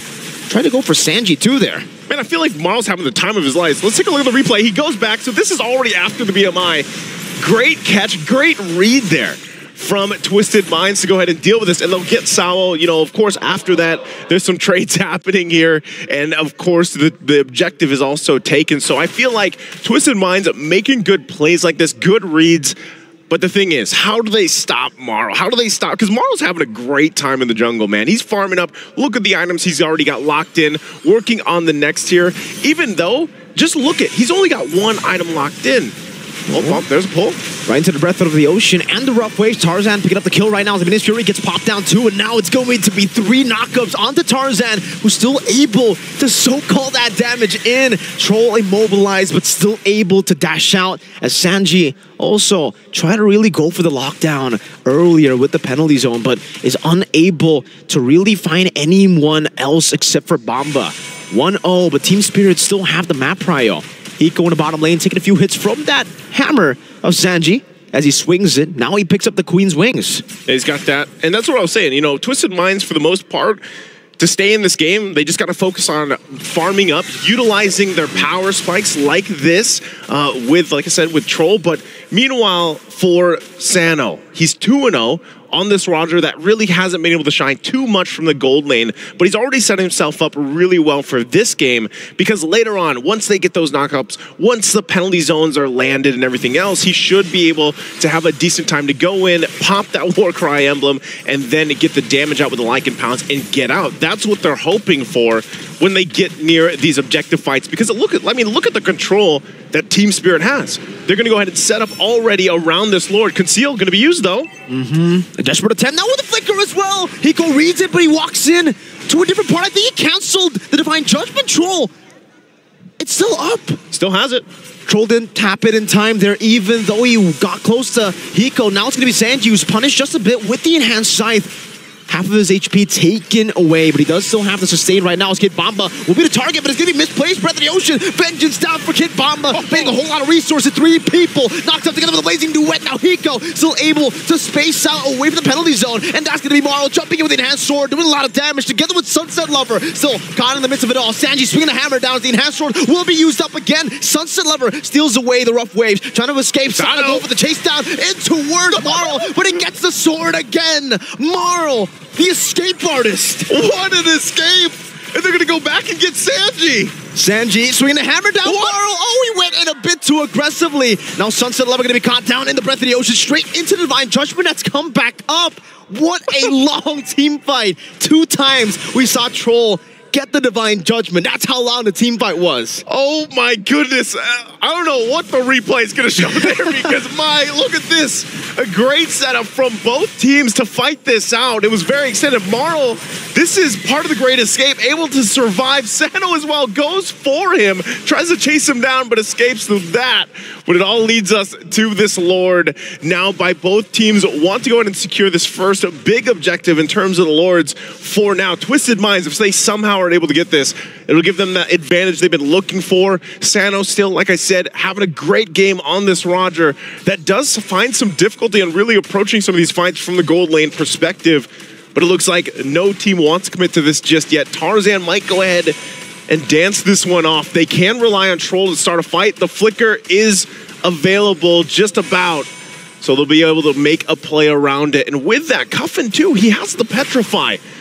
Interestingly enough, Conceal going to be used. They're going to force them back. Great escape. Even my Bomba in that bush now, walking back up, trying to bait out that Divine Judgment away from Troll. He knows if he takes the brunt of the engages from Twisted Minds, it's going to be great for his team, and he does bait out the Divine Judgment, but he gets caught in the Breath of the Ocean, pops into Vengeance just in time, and will be able to sustain and soak in all the damage. 3 ultimates. I mean, we don't count Sano's ult, right? That's back up in like 5 seconds, but 2 big ultimates now, Cuffin, Troll, and that will definitely give Team Spirit the free Lord. 11 minutes in, it's not enhanced, so for Twisted Minds, they can still defend. Hey, that Team Spirit knew what they wanted. Right? They got the ultimates out. They tried to bait out that Divine Judgment, which eventually they did get. Kid Bomba able to survive through it with the Vengeance on this Thamus. And with that, they'll go ahead, take the Lord. They take a couple turrets off that. So Twisted Minds, you know, they'll find themselves on the defense here. I will still say, though, they could actually have a good defense if they're able to control the setup potential from Team Spirit. Part of that, once again, is if Troll can get that Divine Judgment off this time, because Kid Bomba is not the target that they want to find. If they can get Marl, if they can get Hiko somehow, but they got to work through the Purify as well. So Twisted Minds has to pull something amazing off to make this work. Troll's going to take a couple of shots and get forced out from this. They're trying to hold down the tier 2. Lord going down the bottom side. A whole lot of damage on Sanji, but he's going to be fine for now. So Twisted Minds, how are they going to approach this defense? Team Spirit are doing a good job right now, trying to go for the slow push in the bottom lane, but it seems Troll and Sano and Tarzan will be able to get down in the bottom lane a bit faster to get rid of the Lord. So technically for Team Spirit, they won't have the Lord here to attack the base turrets. Maybe the plan isn't even to go for the base turret. Now we'll knock up on the Tarzan penalty zone to lock 2 members down, but Hiko will be able to escape with a battle mirror image. Now Salo in the middle with the Minions Fury, knocking 3 members up into another knockup as Kid Bomba dives in deep, making it so that Twisted Minds can't really do anything back. They get a pick off on tomorrow, but with Sanji and Tarzan down, it's still so worth it for Team Spirit. Sunset Lover even, look at how comfortable he is in the enemy base, just walking up, standing there menacingly. Menacingly, right? Just looking at him. And with that, he's holding on to Roger's ultimate as well. That form here, the wolf form, like in Found, so he can use. Okay. He canceled that. He canceled that. Yep, able to work around that. They'll get the turret off of this, so they don't need the Lord to help them get to these base turrets. This was actually just great team fighting from Team Spirit to work around against Twisted Minds. Crazy reaction time. Hiko, you need to time it perfectly to cancel the Divine Judgment. That was a flicker. That was a blink. He reacted to the blink. Hiko, great reaction time. Amazing mechanics on this kid. 14 minutes in, and that all the plays that has led up to that play, that's the tilter. That's the tilter. That might have just been it, but for Twisted Minds, let's take a look how the items are falling into place. Of course, Guardian Helm now picked up here for Tarzan. He's taken a lot of damage, so he needs that sustainability to pop off when he's not in combat, heal back up here, because it's really up to him and also for Sanji. Sanji, of course, on this Terizla, tanky in a way because of the body of Smith, but also picked up the Athena shield, has the War Axe, can go ahead and be some of that front line if they have to. They're trying to set up once again here. They're going to get spotted out, forced out of that bush in the mid lane. Lord's now up, though. Team Spirit has the control around this side of the map, so it's up to Twisted Minds to approach this. Looks like they want to fight. Enhanced chain. Oh, forced out the Poisons down on the back line. Troll trying to go over to the Divine Judgment, but gets knocked up, and it's amazing from Team Spirit to disengage. Baiting out a conceal, baiting out a big ultimate from Tarzan, and Bomba is just screening them, trying to read out all the movements. Tarzan not even able to go for the shield unity. Troll again, dashing forward, trying to go for the Divine Judgment, but he can't go onto Bomba. He's bought so much time. Marl deleted the Lord. This time, it'll be a bit different. It's an enhanced one for Team Spirit, and they're going to be looking to take at least all of the base turrets down. Definitely so. I'm still surprised at how fast a Julian can scale up like this and take down the Lord like that. And on that, we saw some great escapes earlier. Now he's got the Winter's Crown. He's got that available to play into that if he wants to go ahead and just pop that freeze for a little bit longer. Pull. Divine Judgment again. Samo this time will be picked off. That's a big pick. And now, with no Minion's Fury, with one member down, Twisted Minds should still be able to defend this siege. Sano, though, already very, very low earlier. Sunset Lover stealing like it form. Tomorrow, trying to go for the enhanced chain. Unfortunately, unable to go onto Sano. Troll, no Divine Judgment, so Kid Bomba will be able to posture up aggressively. Great management from Twisted Minds, clearing up the mid lane, then the top side, and letting the bottom lane flow in, isolating the Lord, and now defending to see another few minutes of this game. I think that's great, man. They used Troll just to take out Sao, and because Sao is not there to potentially set up with Minoan Fury, Twisted Mind buy themselves some more time into the game.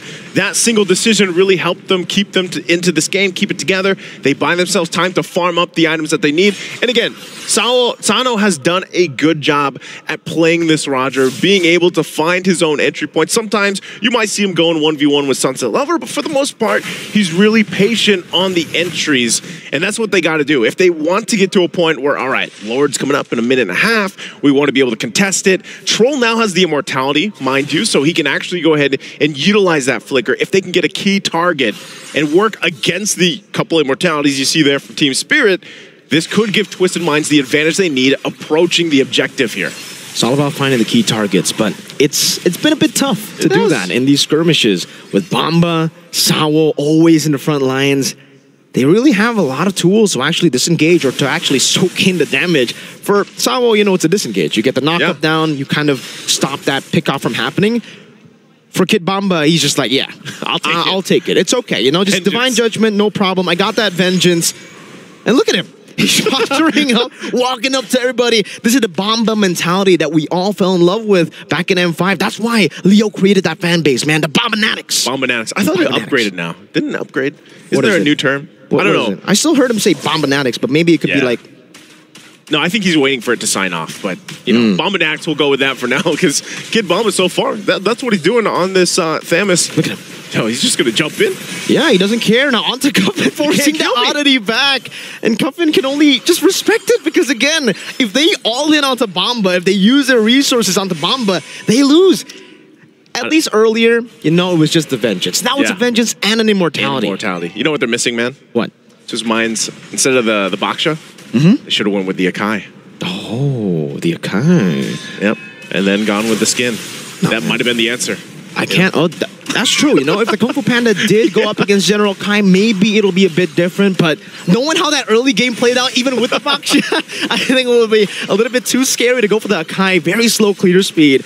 Tarzan was already out farm, but this time level 15. So Troll, that's the Divine Judgment, gets caught up by Sunset Lover. An amazing read, right into him in his fury. Sawo knocks 4 members up in the back line, and Bomba's just standing there, swinging the spears, or whatever you want to call that weapon. Sanji zoned away, now getting caught in the enhanced chain, forced to flicker out. Sano gets baited in by the Winter Truncheon. Sunset Lover buys the immortality, and now 2 members down. They don't even need to go for the Lord. Hiko with the Battle Mirror image forward, Blazing Duet, not quite in range there, but Might be still, it. they'll be able to go for the clear into the wave. Sanji trying to go for the defense right now with the help of Sano. That's a penalty zone into the back line, trying to zone them away with the Breath of the Ocean as well, but Cuffin has no rough waves. The vengeance is there, and nobody is able to deal with them. Only the Immortality is taken down by Twisted Minds. Team Spirit, it's a 2-0 in their final game of MSC.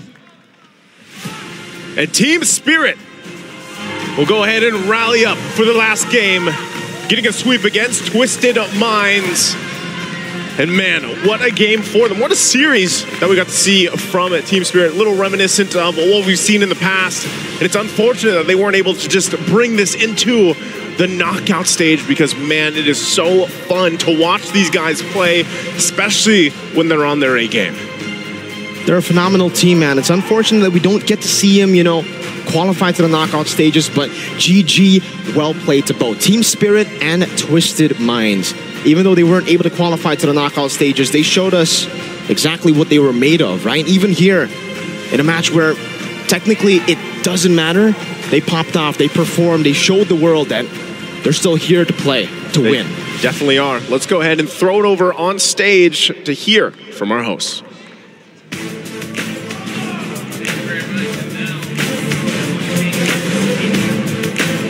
Yep. Sorry to disappoint, but we're talking first. Welcome to the analyst stand. Lavelle, Leo, and Wolf at your service, breaking down game number 2. Is this not the spirit we were looking for from Team Spirit? I mean, this is what we've been looking for, and like you guys said, you guys analyzed it well. All they needed was time. And while we're looking at this as well, I feel like we gotta do Twisted Mind justice as well. Yeah. In this MSC, unfortunately, they didn't do well.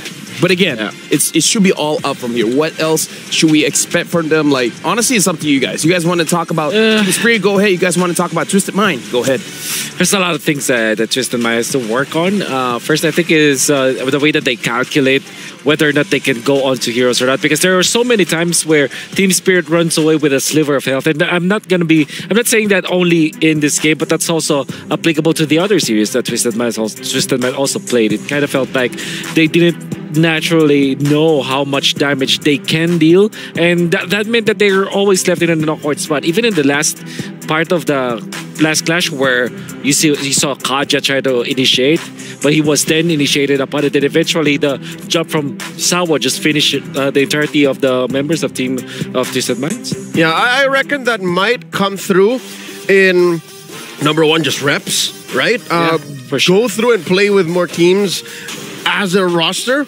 Which now brings me to my second statement. My second thesis is, it's a new roster. It's a new roster, This is technically the first time we've seen this iteration of Twisted Minds all MSC long. So, you know, GG well played still. Well, I'm excited to see what else Twisted Minds brings next time we see them come around in an international tournament. Very early question here, because Wolf, you were talking about not understanding how much damage that you deal. We got to talk about Thomas, because you guys talked about this. The Thunder Belt. Early item on the Thomas. I love it. Was that one reasons how he could tank so much damage? I mean, the kit itself is pretty chunky already, right? Then he builds the immortality later on. But no, that early Thunderbell really did the job again. Yeah. 1, 2, 3. I don't damage. 1. I have no idea how much stacks yet. Defense, see? 1, 2. Keep on doing it just counts up, and it was a long game. How long did that game last? Like 20 minutes? 19 minutes. 19. It's about to go 20 minutes. So that's a lot of accumulated defense that you just get. So at the end of the day, no matter what, they're going to have to rely on true damage to hurt the bomb and to hurt Kid Bomba. And yes, can confirm it's still the Bombanatics. Bombanatics International. Yeah, and the thing is, Kid Bomba himself plays a lot of Terizda, so he probably knows how to counter that hero as well. Yeah. It's difficult to play up against at times when you're also a melee-based hero. When you're a fighter, you deal true damage versus the Terizda. And then you see there's a lot of impact once again, and somebody's excited. I am. Why? Yeah, why? I'll explain it why, but we're a few feet away from my patron, from my avatar. Oh, your okay, avatar. Now I see it. Now I see it. Your avatar. Let's actually talk about the MVP, the Sony MVP of the game. And again, in the 19 minutes that we saw the game, that might be the MVP. But again, let's look at the highlights here. So many good plays we saw from Marl eventually in this game, especially with the way that he uses the sword to get out. I think many times he cheated death in this game. But like I said, it's also a factor of Twisted Minds not calculating properly how much damage they can deal. Sunset Lover also very comfortable with his Valentina, stealing the Kaja ultimate in the most opportune moments, and also utilizing the rough waves to deal the damage as well. So it's both defensive and offensive, the way that Sunset Lover juggles through the ultimates that he needed to copy. Not to mention the couple of times he actually took Sano's Lycan pounce. Oh, yeah. He was so mobile. At that point, it could be just a flex. Like, I know he feels like to be a Roger. I want to go in. Yeah, he put the legend in Mobile Legend. That's it. He put the legend in Mobile Legend. Yeah. Sunset Lover, the moment they saw that there was a concealed play, they just literally utilized the stolen / copied Divine Judgment, and oh my, 100%. All the kills. All the kills, he's a part of it. 12 KDA. Again, gold doesn't matter. The best play that I liked was that how Troll was the one aiming to catch someone with his Divine Judgment, and then Sunset Lover is like, excuse me, hello, and then pulls him back in. Yeah. I am the Kaja now. I'm the Kaja now. He's just doing his best Kaja impersonation. After he does the Divine Judgment. Yeah. I mean, for you guys at home, you guys can let us know. We have a broadcast survey that we'd like you guys to fill out. The QR code is down below. What do you guys think about the show so far? Anything that you guys want to see? Let us know, and we'll try our best to get it over to you. What if they want to see Kid Bomba in the stands? You know what? That's one of those things that might be crazy enough that if they want it, we'll give it to them. What if we have the power? What if we say his name and then he appears? Yeah. Kid Bomba. What if he's like, I want a different name? Well, what kind of name you want? I don't know. I don't know his real name. I mean, well, we could ask him. We could ask him, but for now, I do have to give a little update on the STC prediction. For those of you guys that said that Team Spirit was the one favorite to win, you guys are amazing. But we are looking forward for the next match as well. It's going to be Homeboys going up against CLPH. So make sure you guys cast your predictions at stcplay.gg. Just a quick shout out because I feel like we're gonna go in fast, so you guys have to give the predictions much earlier. And for now, we're going for a short break before we go back into the ALJ match of the day.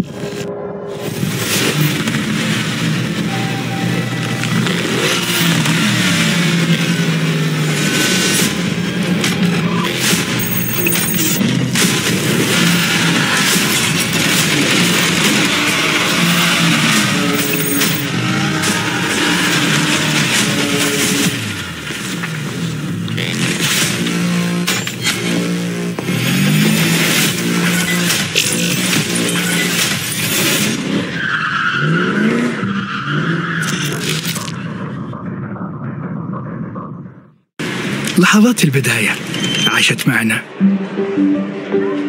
كنا نحسبها وقت للتسلية بس، نحسبها بس ذكريات.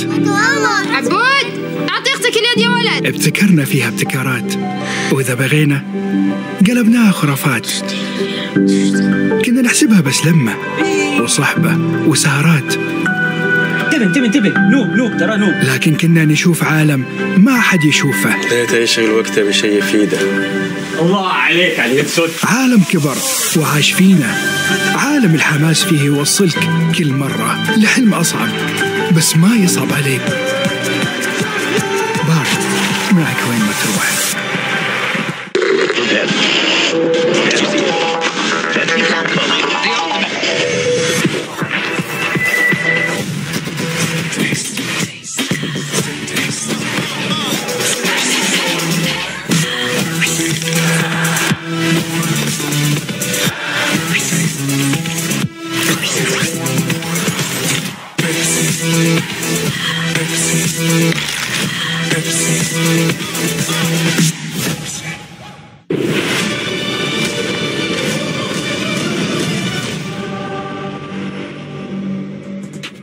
As you guys can see, I'm shaking in my boots. Welcome back. You guys are watching the Mid-Season Cup 2024. LaFell here, and I'm joined by Wolf as well as Leo. And here's the thing. This is the ALJ match of the day, the final match of the day. And I'm shaking in my boots here because I don't know whether I'm excited or scared. You're trembling. I'm trembling. You're trembling. I gotta ask you this time around, what is your STC prediction for this one? You're telling people all day to predict. How about this time around? What you got? Judging by my own reputation, I believe... Oh, he's gonna do it. He's gonna do it. I believe the people back at home would not mind me doing this. What do they want? What the Malaysians want to hear is that my choice, my prediction, TLPH, baby, Team Liquid PH. Let's Tell him the score. Tell him the score. The score 2-0. Easy 2-0 TLPH all the way. Right. I feel so weird that we're always agreeing. When it's this stand, we're always in agreement. Yeah, because yesterday was the day of disagreement. Fortunately, that expires quickly. Yeah. You just change one. Oh, it gets tiring. Tomorrow will be the day of uncertainty. It's like, what do you think? I don't know. What ifs? How's the draft? Could be good, could be bad. Yeah. 50-50. Could be 2-0, could be 1-1. As Mirko would say, pretty mid. Pretty mid. Yeah. But either ways, we got to talk about this right now. Homeboys, Liquid, the ruler of Group C, the Cavalry versus the Flame Boys. Who is the king of the hill? Oh. Well, you did answer the question. You know what? It's our stat is all TLPH. I was just surprised about this graphic, and I think this really sets up the tone. Yeah. Okay, here's the thing. For all of the viewers out there, we know that both teams have already made it to the knockouts, right? Actually, I feel like it's pretty chill. I need to let people know. For those of you who don't know who I am, whichever team I go for, the opposite happens. So in case it doesn't make sense, you know, I'm trying to apply the caster curse here, even though I'm not a caster. Sorry for cutting you off. Moving on. Oh yeah, maybe our curse won't apply because we're not casters. Oh no! Maybe because we're not casting. You may have just doomed Homeboys. Homeboys, bro. You outplayed yourself. Congratulations. You outplayed yourself. Can't believe he did it. Yeah. Oh my god. I mean, you play yourself. Yeah, but yeah. I think. Here's the thing, right? Yes. This series matters so much because even when both teams have already made it to the knockouts, this will define who will go to number one and number two. So this could well be a best of three if it will be a tie, you know? Because I believe that has to be decided, right? Right, yeah. And the thing is, or maybe they'll just rely on game time because it's just a two-way tie. Yeah. Two-way tie goes that way. But what I'm saying is, getting into top one means that you will face the top two of the other groups, which makes it so that second place is actually very difficult since it's single elimination. You might be facing up against the juggernauts of the other groups. Personally, for me, I would say winning this feels more personal than how do I say this? Tactical? Like tactically, you want to be number one so that you have a better spot during the knockout stage. But I feel like this is one of those games where it's like, I'm pretty sure even if I'm coming from the Philippines or I'm coming from Malaysia, doubters are everywhere. Haters are everywhere. So winning this one would shut up a majority of them. This is a show of force. Show of force. It's less of where you land. It's how you got there. Okay, I agree with him though. Okay. I like that. That's how you see it. I understand. That's how you see it. Because for a majority of Liquid Echo and TLPH matches, that's how it is. They just wanna, for sure. want to style on y'all. They want to style you, but again, you need to get a top one. Okay, let's be real. Before we move on, we gotta talk about Sao here because from Team Spirit, Sao said, "I love Udil so much." When we met, he's so fancy. He's just a good guy. He's so fancy. You know what? I will. Udil is a fancy guy. You know, I will agree with Sao. I will echo because last night I saw him and we had a short conversation. Y'all know Spicy Udil. That's the Udil you see often on broadcast, MPLID, MPLMY. But when I saw him after dinner, he was so nice. He was just I'm not used to it. No, honestly, at this point, we got to throw it over to the stage. Dominated the group will now fight against each other to see who will come out on top of Group C.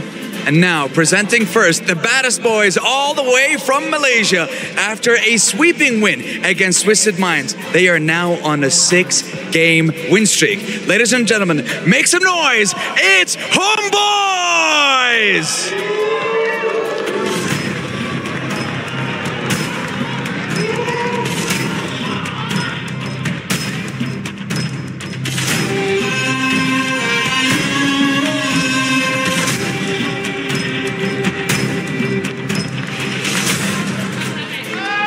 Chibi Sling has been impressive, undefeated in 5 games from the wild card to the group stages. You know what? Talking about those incredible stats, I think a lot of people at home and a lot of people here want to know, how many times do you think Zorn's going to be able to recall in these upcoming games too? Now we're going to see that, but looking to break their win streak is a team that has yet to be defeated. The Cavalry from the Philippines are back. Introducing Liquid Echo.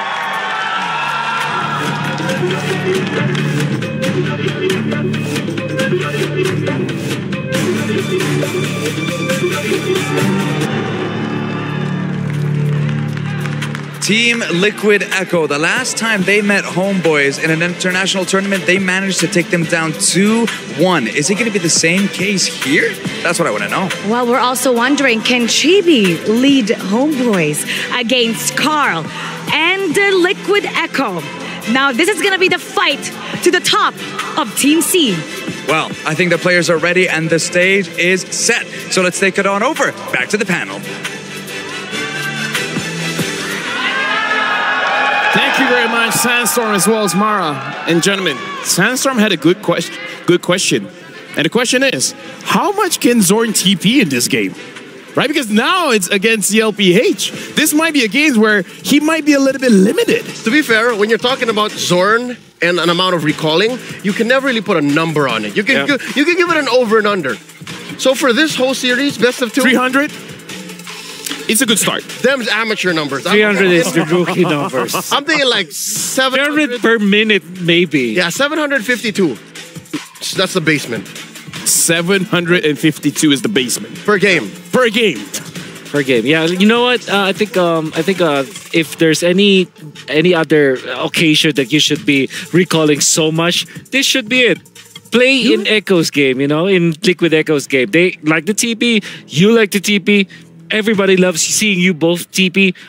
I'm gonna watch it. It's a TP party. TP party. Imagine trying to go for your Lord dance, and then you're trying to edge your opponent to start the Lord 5-man TP. Yeah. 10-man. 10-man TP. Sorry, 10-man TP. Lord gets confused at that point. Lord TP. At that point, Lord's like, okay, you know what? I'll hit myself. I'll chunk my own HP down. But now we're jumping straight into the draft. Homeboys, blue side first pick, TLPH, red side second pick, and we're jumping in. This is going to be very interesting. I don't know about you guys. Yeah, very interesting and very fast as well. Homeboys have to be prepared about this blitz draft. But what we do know is that they really like the Cho as well as the Farsa and TLPH. Knowing that they're on the red side, they're on the red side, they might... I would have said they made Louis, but it was Homeboys themselves that banned it out. Coach, nobody is on point. All right. He's El Jefe. El Jefe. He's El Jefe?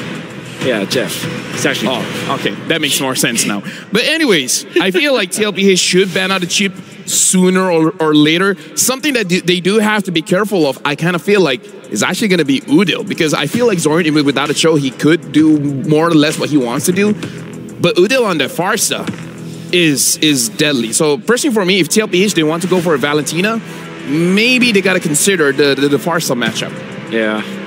I really like the way that Udil plays the Farsa, but I doubt it will be let go for TLPH, especially because Homeboys themselves ban out the Louis very early. So that's it kind of frees up one slot here in the red side. So you ban Chip, eventually you ban the Farsa. I think this is interesting. Ling instead. That's what I was gonna say. Talking about the Farsa, you always have to consider the other side of the coin. The one who steals thine ult. The Valentina. Is this the first Valentina ban we've seen in a while? All day at least. All day. It's been a while. It's been a long while for sure.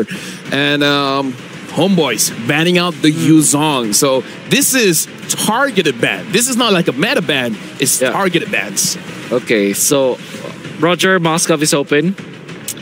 I wonder if Faramis is the priority now for Homeboys. But that definitely is a hero you don't want to give to Team Liquid Echo. So that is actually a scary spot to be in. I do feel that among all of the heroes, it might be the best hero to pick up first, just because even if the Roger was picked up from Team Liquid Echo, at least you have an answer already with the Faramis. But nonetheless, yeah, Roger looks to be a pretty solid pick. There you go. Oh man, this is Faramis Baksha territory for This TLPH. is one of the few times you can actually flex on blue. Yeah, by picking a Roger this early. Mind you, the Arlo is still out there. But here's the thing. Homeboys has been batting out Faramis almost every single time. Yeah. So this is one of those times they actually let it go. So it's kind of like asking TLPH, the Faramis is up. Yeah. Do you want to pick it up? Because if you don't, we might take it for ourselves. It's Baksha Faramis. Like I told you before. If not, it could be Arlot.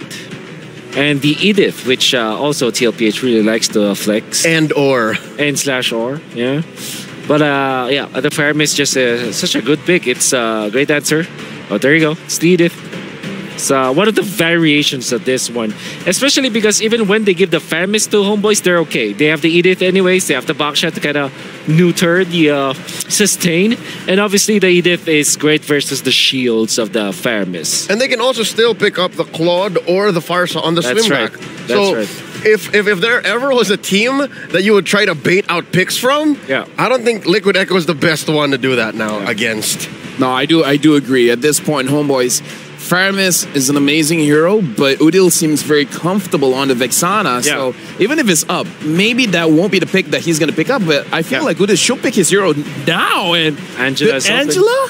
We got plans at it. This is not a Zorn hero, by the way. It's the first time that we've actually seen Angela open. Yes, that's right. And this time there is the Baksha to actually answer for that. So typically when this is the case for the opponents of Team Liquid Echo, they go for the Kaja, but that might be the last pick. This time they might just settle for their gold laner, which is likely to be the Claude as well as the Moskov. Two good heroes to answer this. But they also like carry when they're going up against Thursday as well as Angela. So this is some of the programming that Team Liquid Echo always considers. The benefit for carry is that you have that burst. But instead they go for Florent. So this confirms Edith in the EXP lane. I mean, this is already looking like a very solid lineup coming in from Team Liquid Echo, because this makes it so that they have I want to say immovable object, but the object is moving all around. I'm talking about the Boxia here. Boxia as well as the Florid, and the Edith is just going to stop any kind of movement coming in from the front lines of Homeboy. So the question really is, this Angela, that's it. That's just the question. It's a double flex. I'll tell you the truth now. It's a double flex on blue. Yeah. You are obfuscating the Rome pick. You're also obfuscating the gold lane pick. That's right. So, interestingly enough, Liquid Echo attacks neither. They go ahead and ban out the Grok. Yeah. I wonder what this decision was from Team Liquid Echo. Getting the Florida at this slot seems like it didn't have the urgency that Team Liquid have obliged, just because of the presence of the Faramis that's still open. Yeah, I'm wondering what the plan is, what the MO is by Coach CJ and Coach Tick here. Yeah. Why so soon? Yeah, why so soon indeed. So there's the Moskov ban that we also prescribe Team Liquid will pick up. But then Betty Cutie can play the carry eventually afterwards. There still is the Matrix, which, you know, what if Team Liquid just goes for the Novaria in this composition? Great damage, great coverage. Novatrix? The Novatrix could be a good option. Florine plus Novaria has been done before, but instead they steal the Farsa, forcing, hey Odile, pick up that Angela. Let's see what you got. Yeah, I'm worried about Angela because this is one of those compositions where you either have a good start or you're not going to be able to ramp out at all. Because I've seen Carl Teasy always able to find Angela in the backline somehow alone, and he just makes sure this Angela is a non-factor. The thing that I want to say is when Carl Teasy has this Boxia, it makes it so that the opposing side feels like you only have 4 heroes, so it's just 4v5, and that's not a good standing point that you want to have when you're going up against Team Liquid Echo. Wonder if this Roger will go to the jungle then. Oh, well, never mind. That's the Cho. And the Lunox. Oh. Wait, where's this Lunox gonna go? Jungle? That gold? is mid. Gold. Oh, yeah, no, gold. And Gold then mid Angela, Rome Cho. Oh. Should be on that Roger again. But this prompts the Nathan pick, right? Oh, but then again, that's a lot of magic damage. This is all magic damage from from the entirety of. So maybe the Beatrix. Yeah, Beatrix. They can be crazy with an Ixia. Or an Irithel. You keep looking for the Irithel. Oh, Irithel? I think Ixia is... Irithel looks good. There's not much lockdown from Homeboys. You've been looking for the Irithel for 2 days now. Yeah. Yeah, dude. I mean, like... Yeah, but I think Beatrix is just a standard pickup for you. Sometimes you have to patronize him. Just let him think it's possible. Yeah. No, I'm just psychoing myself. There it is. Yeah, whatever. Yeah, simplest point A to B, right? Yeah. I feel like Irithel is too much of a stretch, you know. But either ways, the draft has been completed. Homeboys, Team Liquid Echo. This will be the first game of their best of 2. This is an interesting lineup coming in from both teams. And when I'm throwing it to the casters, I only ask for one thing, and one thing only. Show mercy. With that being said, Naisu, Mirko, you guys can have it. Thank you so much, LaFell. We'll see if we can have some mercy here for this matchup. It's the ALJ match of the day. The match between the rulers of Group C. Trying to get that top spot. Once again, I'm Naisu and joined here on desk with Mirko. And we'll be bringing you the last match of day number 3 here for MSC at EWC as we round out Group C to find out where they fall into place as we jump into the land of dawn. It's Homeboys from Malaysia and Team Liquid Echo from the Philippines. Will it be the Homeboys or the Cavalry to start out game number 1? Looking at everything falling into place, of course, emblem-wise as well. You got Chibi, once again, running the Roger. I love the Roger in the jungle with the War Cry. I love it. The War Cry. We were actually talking about where the Roger's going to go, where the Lunox going to go. Yeah. I was like, okay, maybe we get a Fire Flux here, maybe we get the Lunox in the jungle. But it turns out, no. All right, Nets is going to be on it in the gold lane. And, hey, it's really cool to see, you know, for this matchup especially, Nets... Back when he was playing for MPLPH, you know, for Onyx PH, he said that, you know, he's the best goal laner. And now we technically get to see that if he has improved that much. Udil going to be engaged on Zorn as well, getting that G Kundo. We'll see him tested up against Benny QT after transferring the Homeboys. He hasn't really had the chance to go up against a lot of Filipino gold laners. Yeah, it's been a while, I'd say, for Nets. So there's this matchup alone, there's so much to talk about here. Even the fact that this time around, Carl Tizzi went with the Baksha pick, which actually ends up, you know, working pretty well against the Angela that Homeboys went with. You know, leave it to Homeboys, by the way, to go ahead and bring a draft like this to the table. Top side, Sapat should be fine.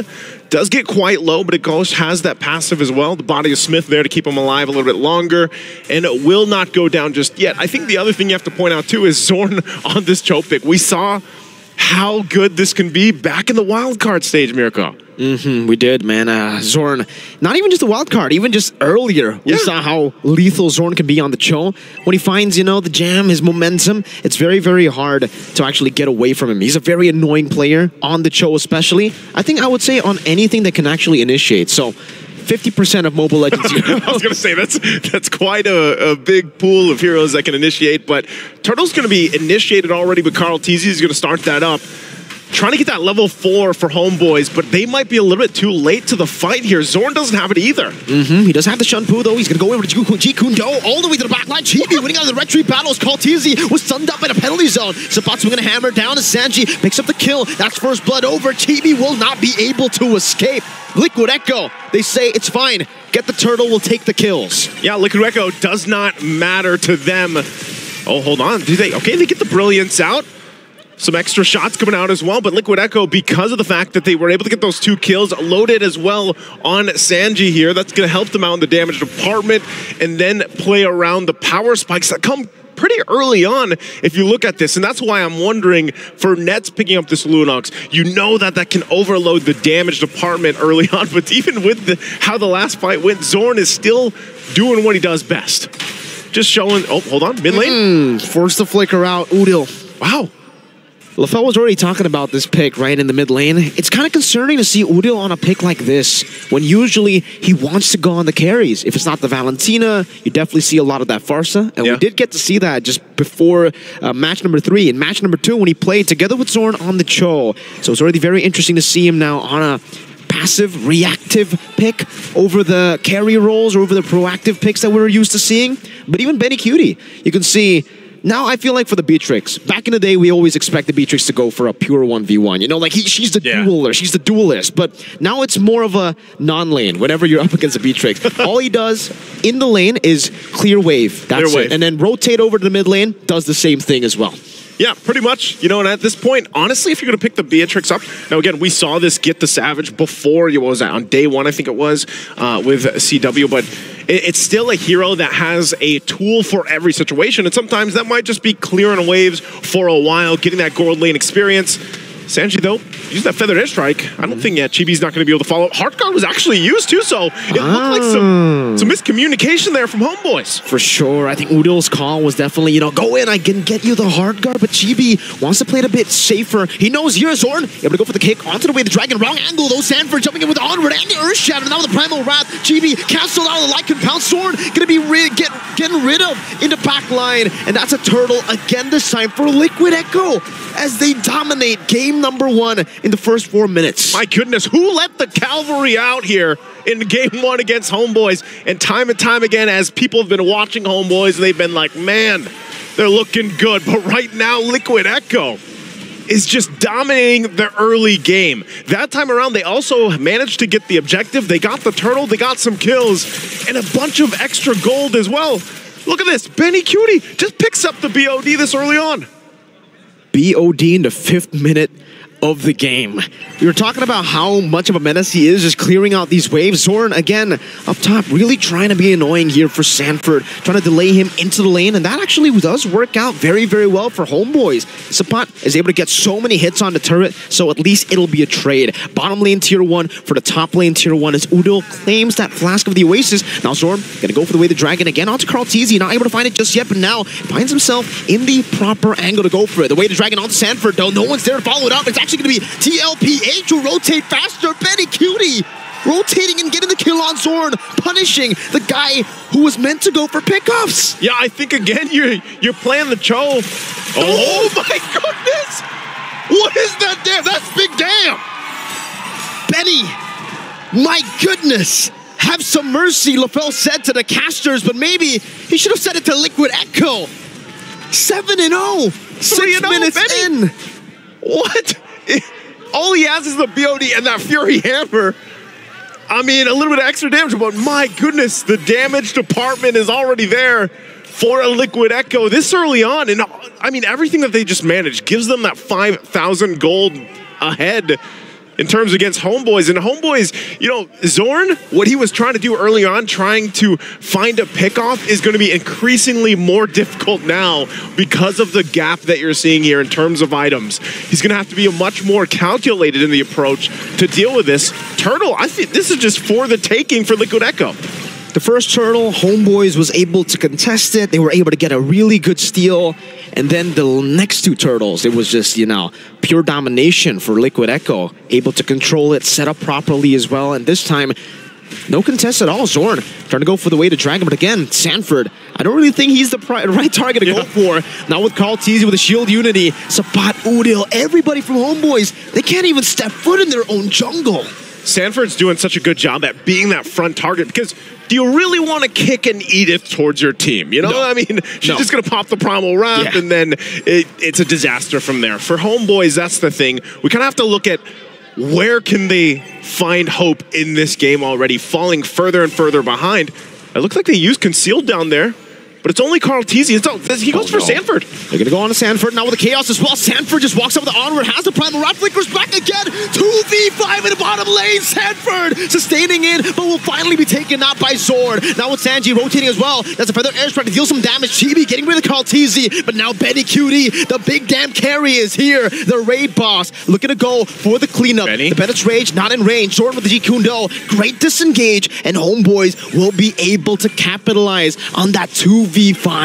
There you go, Homeboys. That's what. No, the shot's gonna land, but it's not enough to get the kill. But Homeboys, they get it. At least they get back into the game. I was asking the question, Where's the hope for them? And it looks like they're still going. Way the Dragon into the Chaos. JP still able to flicker out now with the Bloom and the Feathered Airstrike chunking them down. Sanford looking for a re-engage. Zorn recalls in front of them, and Benny gets the shotgun now. Don't be recalling in front of me, man. Oh, anytime you see that, you have to be careful. We already saw the preview of the damage that Benny Cutie's holding on to. If somehow Homeboys can get to Benny Cutie, that'd be great pickup for them. But already, now the Lord is up.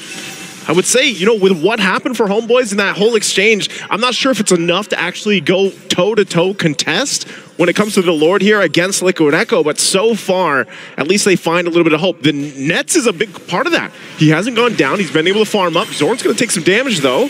Chain CC. Zorn, baits out the Feathered Airstrike, too. Very early on Sanji.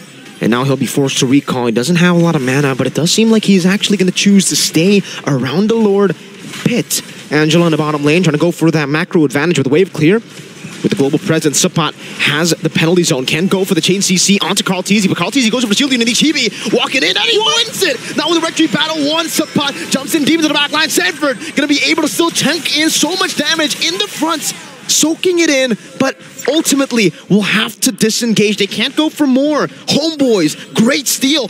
Zorn, Way the Dragon, bringing Benny Cutie back into the wild. Lycan pounce. But the Feather Airstrike isn't able to take him down just yet now. And Homeboys, again, another amazing pick. This is a massive swing now for Homeboys. They've evened out the gold. They got big shutdowns as well, plus the objective. What more could Homeboys ask for here? And with that, you're seeing the items being locked in as well. Glowing One also picked up from Udil, wants to help with that sustainability coming out there. They have the floor in for Liquid Echo.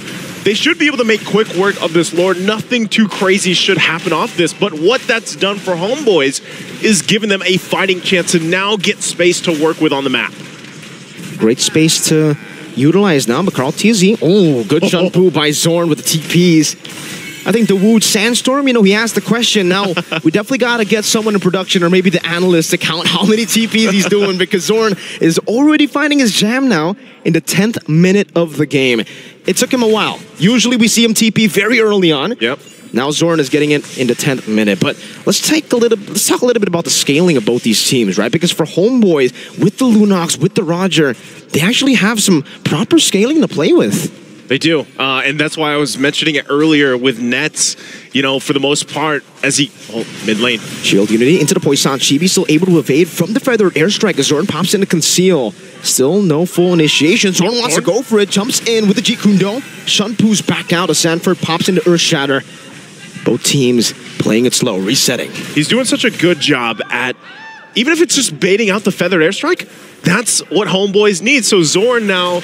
Like you mentioned, getting to the point in the game where he's able to kind of relax a little bit, get these, these ultimates down if he can, maybe a couple battle spells as well, and that's part of it. Going back to Nets here, looking at the items, he's getting there. He's already got the Genius Wand, Divine Glaive, Enchanted Talisman. He's got his 3 locked in, and that actually works really well, even in conjunction with having an Angela there to help you out.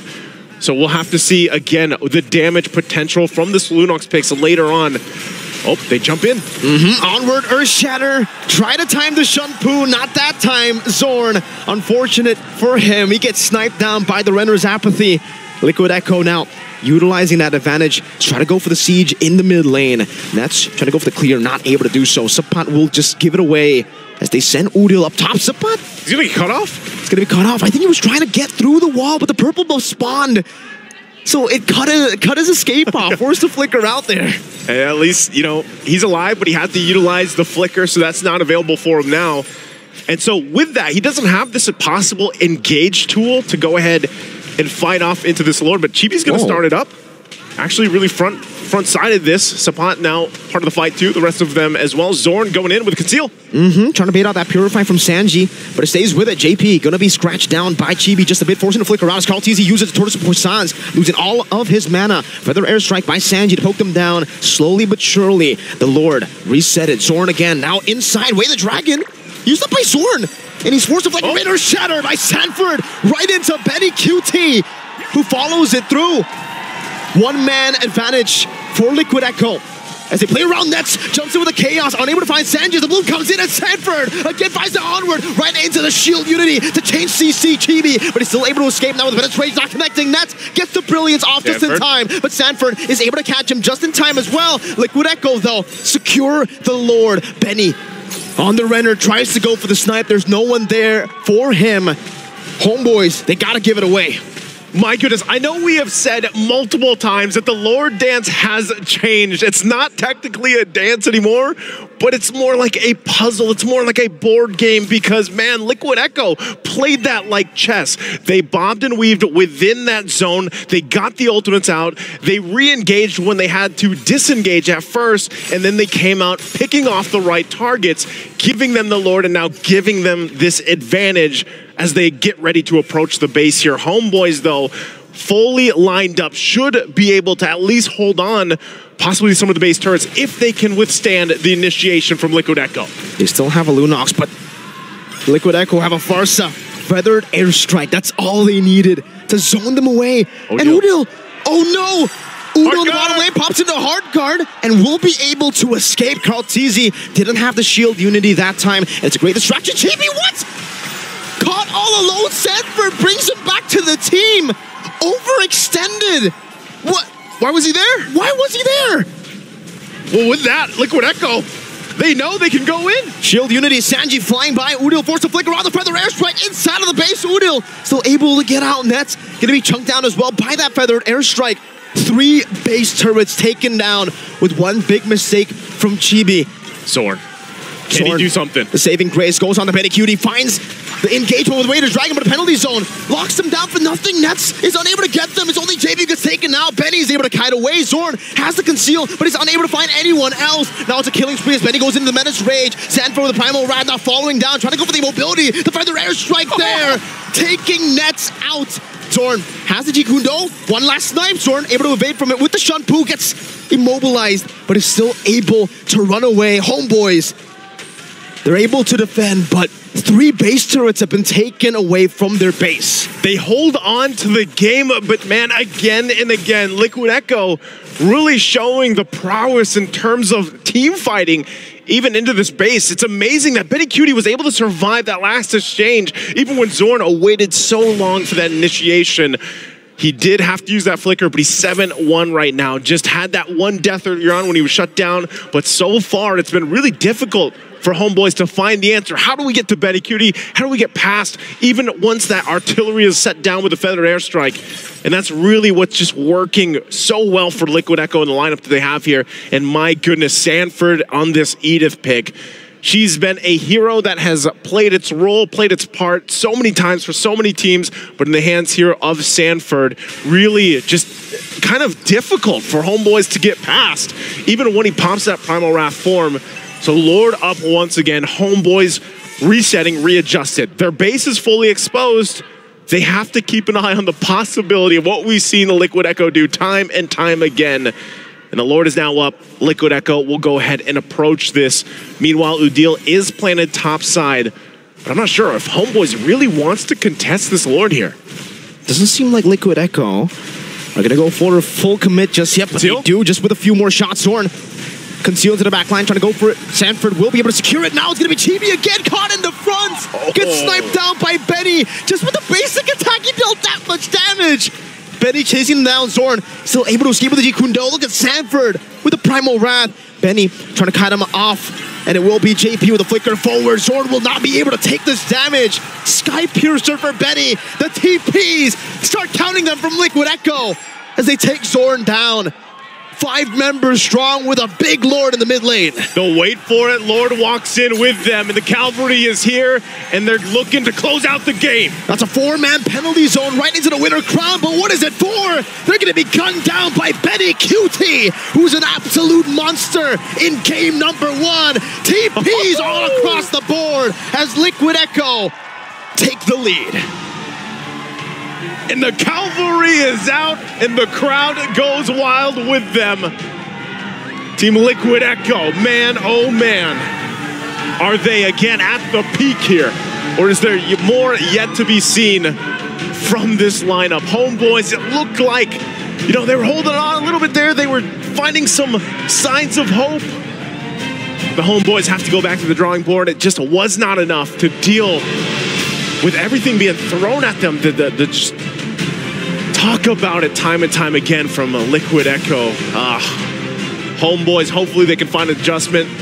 Again, this is for the ruler of Group C. Gentlemen, I know you have a lot to say about this one. Let's throw it over to our analyst to break it down. A lot to talk about, but let's start things first. I know Angela is a strong hero, but I don't know if it's for Homeboys. That's number one. Number two, Sanford on this Edith kind of cancels out what Homeboys wants to do in the first place. Sanford just outperforms himself. I think he showed us how strong the Edith is.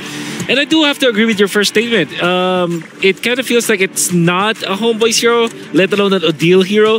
But at the same time, they have to adapt to this. This is a good hero in the metagame that seems like the Team Liquid Echo have exposed.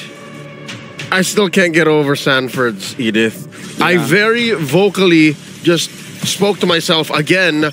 That's not fair. Yeah. The amount of CC coming from this hero that's neither an ult nor a long cooldown skill is just out of this world. As well as how he times Primal Wrath. It's criminal. Again, I think this is a perfect time to use that word. We throw it around willy-nilly, but now I feel like Homeboys, if you ask them about Sanford's Edith, they would say, in Bahasa, it's criminal. Satu Jinaya. That's in Bahasa. I don't believe you.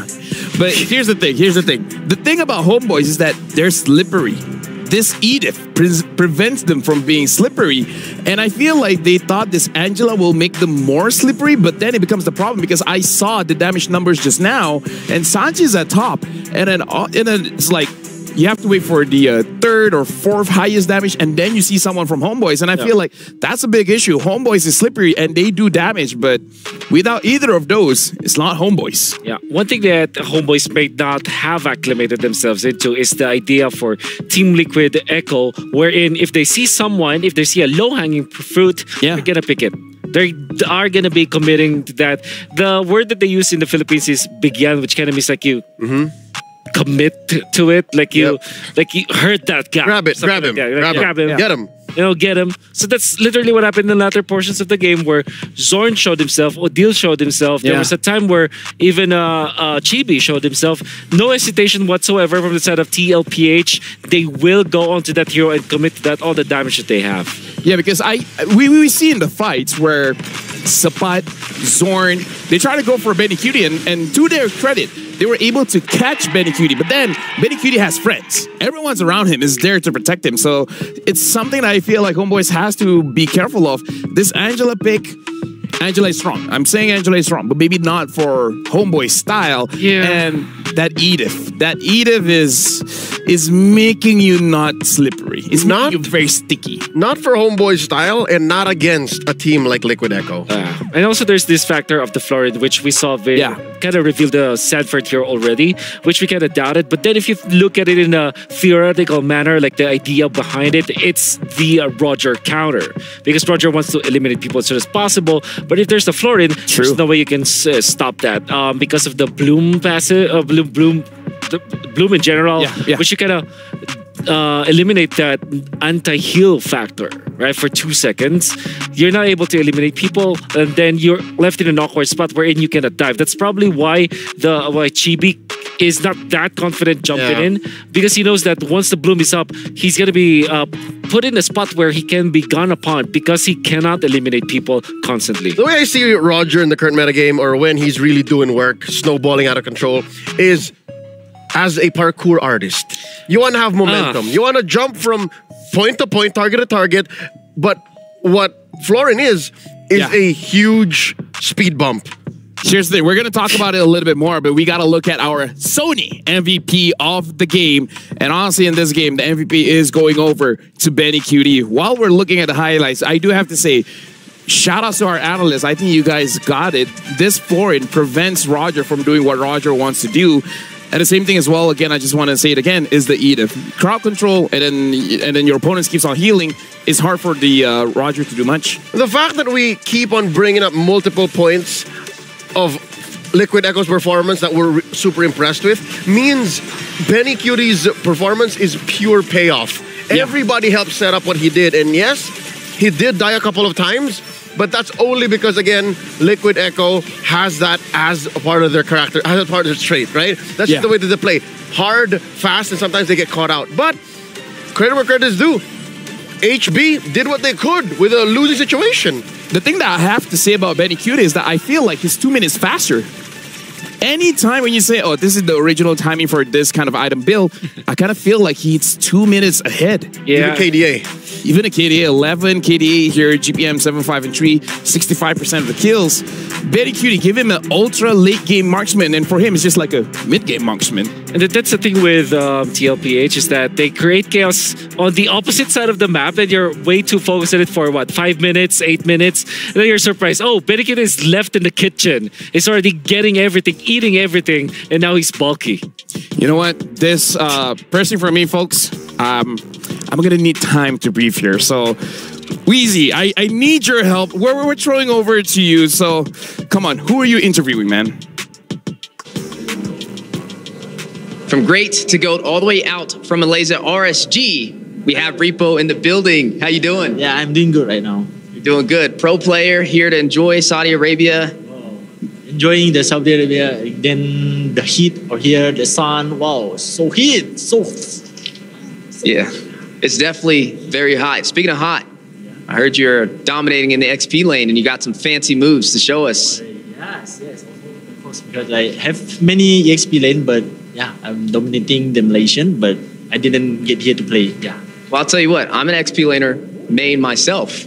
And I need some finishing moves to be able to showcase to the world when I get a victory. You got one you could teach me? Yeah, sure, I get one, but this is Malaysian style that everybody know. Ooh, what's the name? Udil style. Udil style, I like it. Okay, so I will show you here. All right, so like this. Oh my goodness, fancy. Yeah. All right, one more time. I'm gonna try it out. Okay, sure. Like this. Bang, bang. All right, let me give it a shot. All right. So. Nice. Yeah, nice. Malaysian style. I'm gonna use that next time I jumped into ranked. Well, thank you so much for spending some time with us today. Enjoy MSC 2024. What team are you going for? Homeboys and SRG. Ooh. Those two teams. Well, Homeboys made it already. SRG's next. Yeah, so I hopefully SRG will make it. All right, well, there you go. Malaysia, shout out your favorite teams, guys, and welcome back to MSC 2024. Here's the thing, Wheezy, if you want to see more, if Odin wins this one, he is going to be doing bang, bang, bang. That's you know, honestly, everyone can do it. It's honestly fun to do. But speaking of fun to do, we're going to see Wolf having fun with his Celestrator. Show us, Wolf. Oh, yeah. I'm having a lot of fun because I'm also having a lot of fun identifying and understanding how Team Liquid Echo operates. And Melio knows this. The way that they get information is by, I don't know, mathematically, you know, the process of elimination, basically. Yep. So I'm going to play this in a while, but I want you to look at the bushes that they're checking. And the fact that they know where the Angela is, that the bottom lane, as you can see, is pushed out. So they have vision in there. And they're just going to be casually checking all of those bushes, right? So it's going to be a little bit in slow-mo. JP as well as Benny, they've checked this new bush. JP is going to use one of his spells to check that bush. And Benny is going to check this weird lizard bush. So now they've identified, okay, nobody is going to backstab them at any certain point. Immediately, they burst the Lord. Now, Sepat knows that, oh, they're bursting the Lord. Immediately, the conceal from Sword as well as Chibi, the reaction was there. This was a forced reaction coming from TLPH, and now they've cut off the entry points. At the same time, was able to get the Lord. This is how TLPH forces their enemies to make the mistake so that eventually they will have the advantage. Lord Dance at its finest. If anything, this is a evolved form of the echolocation form of shot calling. Team Liquid PH, now formerly Echo, used to do this. They would release mic check shot calls, and they would say not here, not here, not here. And here you'll see it. It happens in a split second. Yeah. That they do it all at the same time, and they make the call and say, okay, we're bursting the Lord. And I think just as quickly as they checked the bushes, they were able to say, okay, if it comes from here, we turn and then we go. Because it was almost just instantaneously. They stepped on the clutch and said, we're turning. It's go time. Honestly, thank you very much, gentlemen. So it looks like the way that Echo plays is that if it's not A, B, or C, then it's most probably D. Exactly. Now, for this match to go on, afterwards, trust me, guys, this is difficult on me. Homeboys still look good, though. Homeboys still look good, but TLPH is definitely on top. We got to see if Homeboys can make this into a 1-1, or will Team Liquid Echo close out? We're going over to the stage. All right. And at this point, again, you talk about 1-1. That's his daughter. Oh, yeah. What? Yeah. Benny Cutie's daughter. Oh, really? It's named 1-1. Oh, wow. Okay, legit, I didn't know that. Yeah, it's legit. It was, well, to be completely technically correct, it's a nickname. But there is, in the name of the daughter, is definitely 1-1. And he calls her 1-1. Calls her 1-1. In Malaysia, our ex-professional player, his son's name is Harith. Well, I'm pretty sure that's real. That is real. Yeah. Yeah, I've seen several birth certificates going around online. Does that mean that your daughter will be named Lolita? Lafel?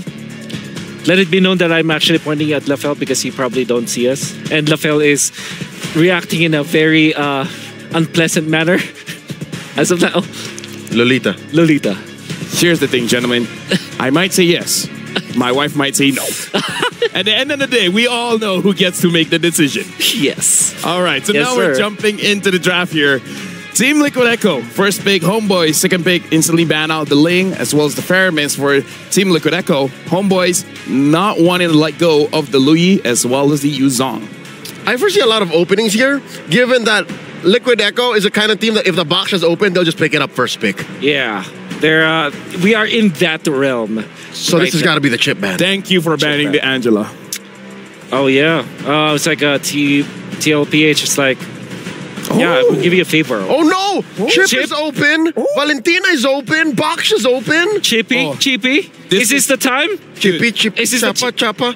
If it won't be Team Liquid, I'm sure Homeboys will take it, right? This is a huge risk. I think this is a breakthrough. Over there it is. There goes Chip. First pick Chip. It's the Chip. Okay. So you go Harith Arlet, I guess? I'm going to set you gentlemen up. Okay. Zorn is okay with 2 picks to counter the Chip. Number 1 we've seen before is the... what's the Cursed Blood hero again? Carmilla. The other one is Bellaric. Oh. Right? A little bit spicy. I'm not sure if he's going to bring out this one. But yes, the Harith and Valentina has been picked up. The Arlo. The Arlo is also a nice... Yeah. You just swipe them off. I like the Valentina too. Terrify also works in that way if you reserve it. So now it's up to Udil to reserve that Terrify in best situations. Roger, Basha, sure, why not? Echo is just like, okay, let's get the best heroes in the metagame right now. It's a shopping spree. It's always why does Team Liquid Echo always gets these good heroes, man? Yeah, because because if you're gonna be looking like it's Florid and Usual, who bans that, right? Yeah, who bans that? Exactly. HB got shook, man. Gotta say, HB got shook. Yeah. So there is the Roger Baksha. How do you answer this? You're left with Arlet, perhaps. You got to invest in the Arlet still now. is good, I would say. Arlet or Terizla. Yeah. If you pick the Arlet up, it's still a flex. Yeah. Maybe they're forced to go for Minotaur, but then again, it's not as effective. But yeah, Trizza makes a lot of sense here for Homeboys. Still pretty good composition. Like, let's just say that we're not seeing Chip. I think that Valen, Harith, Trizza, solid lineup. Do we ban something like the Farsa Novaria? It's also just a solid shopping spree. But yeah, no, Liquid Echo still need a mage. Yeah. I feel like you have to ban out Farsa, right? Farsa, yes. Farsa Novaria? That's or right. Farsa Vexana? The Varia is going to be there. I think Farsa still is a valid ban. I don't want to give that. Honestly, there should be. You should be thinking about the Chip combos now. Chip Lunox is actually pretty strong. We have not seen that, obviously, because we have not seen Chip at all. But yeah, that's a big combination. That means that your Chip Lunox is the combination in the mid lane, which is also very scary. There's the Farsa the Varia, as expected. 100% win rate on Moscow. 80% for nets on the clock. We're not going to see Benny's... the Carmilla. Yeah, we're not going to see Benny's Moscow. He already has the Roger. That's right. Or, yeah, that's a backshow. So Yeah. it's pretty honest. Pretty spelled out. Yeah. We still need a mid laner though. Vexana? Again, Lunox looks good. Vixana's kind of weird coming through a portal. True. She has to do a late entry. Kadita or Lunox are my candidates for TLP8. I like the Kadita. Or how about the Odette? Oh no! The Odette is great. I versus say Harris. no. It's like it's a good pick, but no, man. Yeah, that's really scary. That's scary. That's scary. Yeah. So you take away. In this case, you're looking for a roamer. I can't believe Arlott came through. That's true.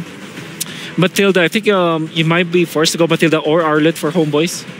Grok, okay, it's okay. Wild charge works. I'm guess. thinking, what's the jungler gonna be here? Is the portal a structure? No, I I don't think so. That would I don't be. think so. Yeah. I mean, number one, Xavier. you can attack it. Number one, you can attack it, but Paquito's great with the chip. Xavier is weird because doesn't need a chip. So he might just, there's very little interaction between them. Yep. Okay. Okay. If this works out for Echo, I'm foreseeing a liquid stampede. This would go very fast. I do hope that. Okay, there's a potential for. Actually, Leomord looks okay, or about an alpha. Would Chibi do that? Chibi would play the Leomord. Yeah. Chibbity skibbity, maybe he would. Is that enough burst? Yeah, kinda. I like the grok. What did you say? Chibbity skibbity. Chibbity skibbity. You know what? Let's make it from Ray Ash, dude. You know what? Oh my God. I'm sure Mirko likes that. Chibi. No! There it is! Leomord. And again, Chibbity skibbity, let's go. Chibbity skibbity, this is definitely one of the things. But let me just say, Homeboys has a 0% win rate on the Leomord. So it's good and bad. And we're talking about good and bad. We're talking about casters as well. You know what, Mirko, Naisu, it's all yours. Chibbity skibbity, he's a Sigma. Did I say that right? Was that about right, Mirko? I know, Yeah, that's right, Papa Naisu. You learn from the best. Oh, I can't believe I made you say that. I can't believe that worked. But I can't believe Leo made that sound effect. Chibbity skibbity. Yeah. No, the sound. You didn't hear the name. I did. Yeah, I did. Yeah. Hey, he picked the Calvary versus the Calvary. Oh, man, I love the draft, right? We got JP literally making some crazy plays later on the chip. It's always going to be his fault now. Oh, we'll find out again in this best of 2. Team Liquid Echo already a very dominant game 1 as we jump into the land of Dawn here. Can Homeboys take this draft and even out the series 1-1? Again, the fight, the rulers of Group C here for our ALG match of the day. Look at that, things falling into place already for these junglers. Look at this aggression from JP. And man, it's been a minute since we've seen the chip being used. Wow, he's actually getting really low here, but just want to put the pressure on Chibi, so he's going to be fine. And yeah, I think this is going to be the question is, how does this Leomord work against Carl Tizzi on a very... I'm actually surprised that he picks up the Baksha again. Yeah, me too. But, I was also surprised that they went for the Xavier, and they got the chip. That's up top, really getting bullied, though. This is what we expect from Mr. Man on the chip. JP, he's going to be everywhere on the map. In the mid lane, though, I didn't expect Sanji to be able to actually, level up against Udil Hero. It's a crash course onto him, first blood. Damn you, JP! No! It's his fault again! He just flew over and connected on that. Talk about timing here. Carl TZ, not level 4 just yet. Might get it during this exchange. Oh, going in for the 1v1, and he gets stabbed through Carl TZ. A bit too aggressive, but technically, it fits. He was threading the needle there, trying to get that level 4. But unfortunately for Carl TZ, not going to happen. So that's great for Chibi. Getting that 1 kill early on this Leomord. Could scale up really well here. Yeah, look at JP. Oh, again, just crash coursing everywhere, man. And now he's looking to go back to the mid lane, perhaps.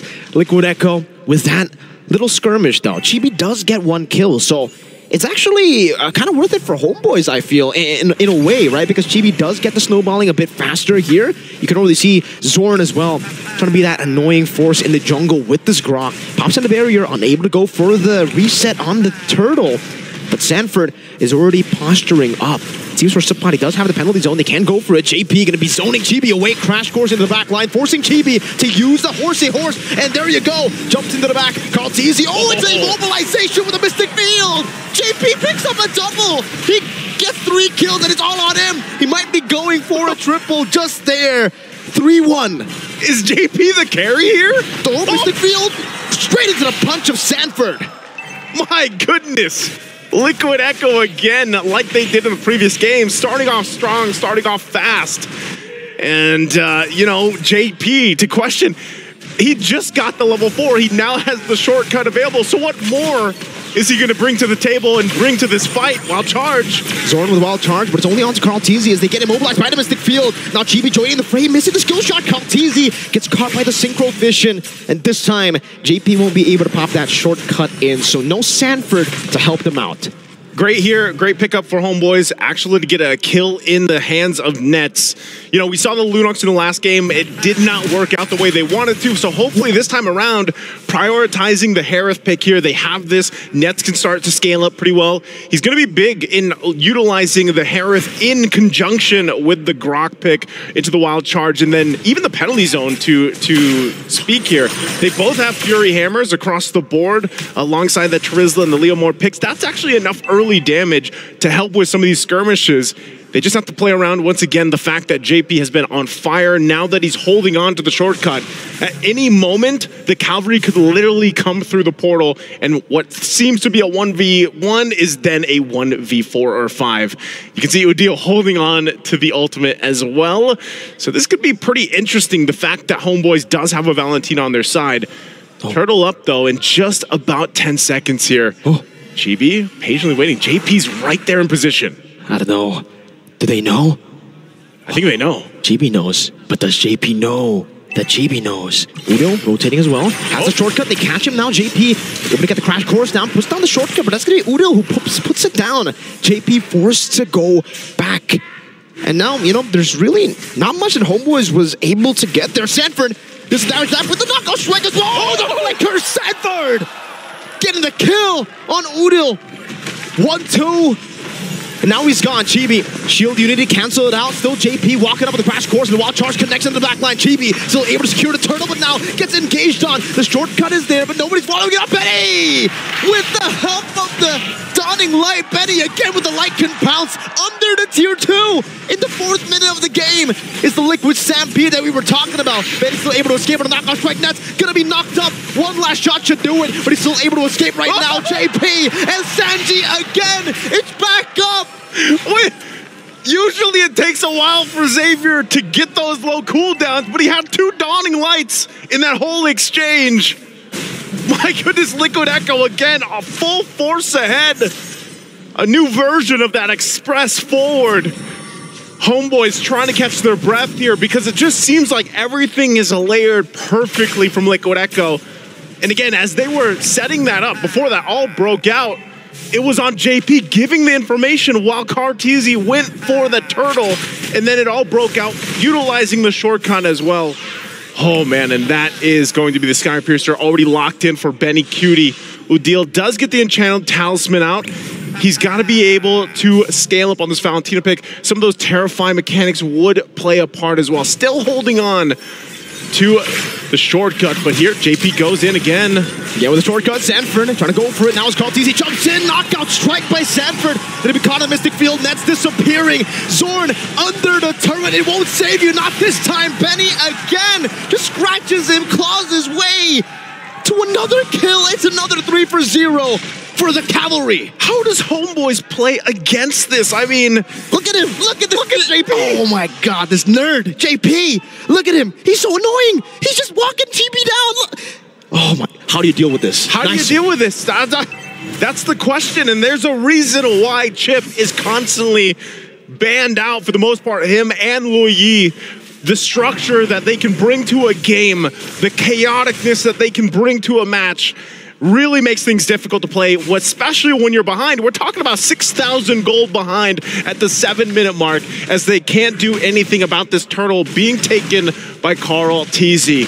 Homeboys will find themselves in a position that they found themselves in the previous game where they're looking to find any kind of win, any kind of glimpse of hope to keep into this game, to hopefully get to the 1-1 in the series.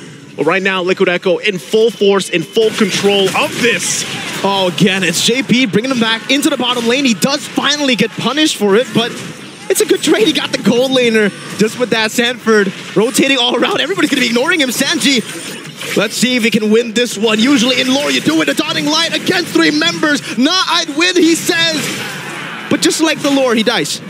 Just like the Lord. Good pickups here for Homeboys, but here's the answer. Here's the cavalry. Udil going to be scratched out by Benny again with the Lycan Pounce. As Sanford deals with the back line. 13 of 4. Chibi still able to get his own jungle camp there. Benny pushing down in the bottom lane. 8 minutes, and you can see the 2-level lead already by Benny earlier. And it's looking bleak right now. Sanford, oh my goodness. Another steal.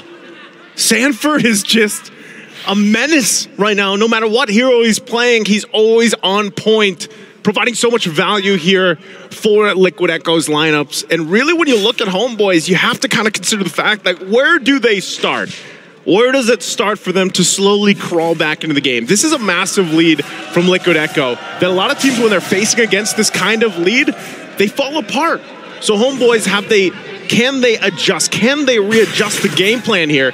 Because we're not even talking about the fact that this lineup from Liquid Echo scales big into the late game, especially with Xavier in their hands. This is a hero that just, once he has, I don't even know, a 5-second dawning light, nearly max cooldown reduction, it gets very difficult to play against here.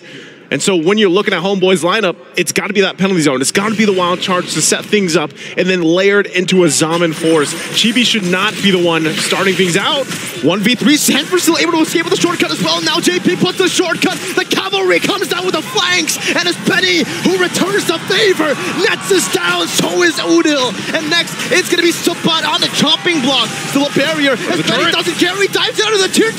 So looking for it, gets shut down under the turret. Sanji, looking for the Mystic Field. Chibi's still able to run away as JP pops the crash course down.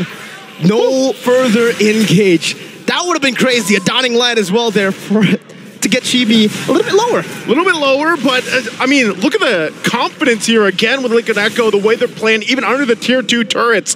Lord's up now, it's for the taking. They did lose 2 members. It was a trade 2 for 2.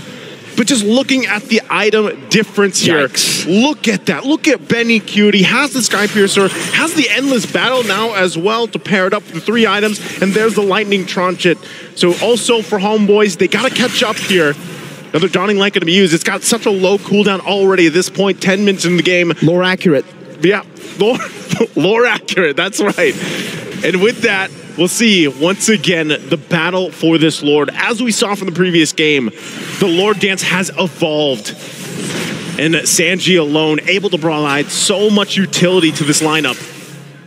Udil's going to go ahead and take that shortcut for himself. We saw this in the previous skirmish, the team fight. Turned into a quick 5v5. But as Homeboys kind of readjust, they're going to go ahead and let Liquid Echo start this Lord up. Sapat given the information. We got Chibi all the way on the bottom side. I think they just give this up, possibly. Shortcut. Again, Zorn with the conceal as well as Kraltizi goes in for the flanks, but is unable to find it. Zorn getting caught in the Mystic Field. Nets jumping forward, gets caught by the shield unity. Kraltizi with towards his poisons. Damage reduction all across the board, but Chibi's able to take him down. JP rotating the back line now with Betty again, scratching Zorn down. It's going to be Sapat finding the penalty zone, getting rid of JP. Sanji flickering out. Nide with Chibi.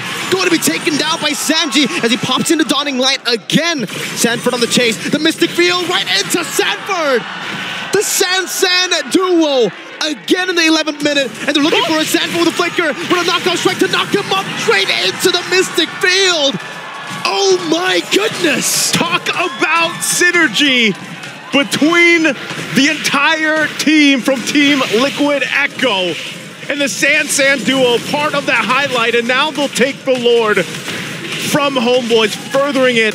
It does take a little bit longer. Kraltizi will make his way, but Homeboys, man, is it getting increasingly more grim as they approach this. Look at the layering here. Sanford goes in, gets the punches off the Mystic Fields there, and Benny Cutie goes in as well. Talk about, again, the juggling between this lineup.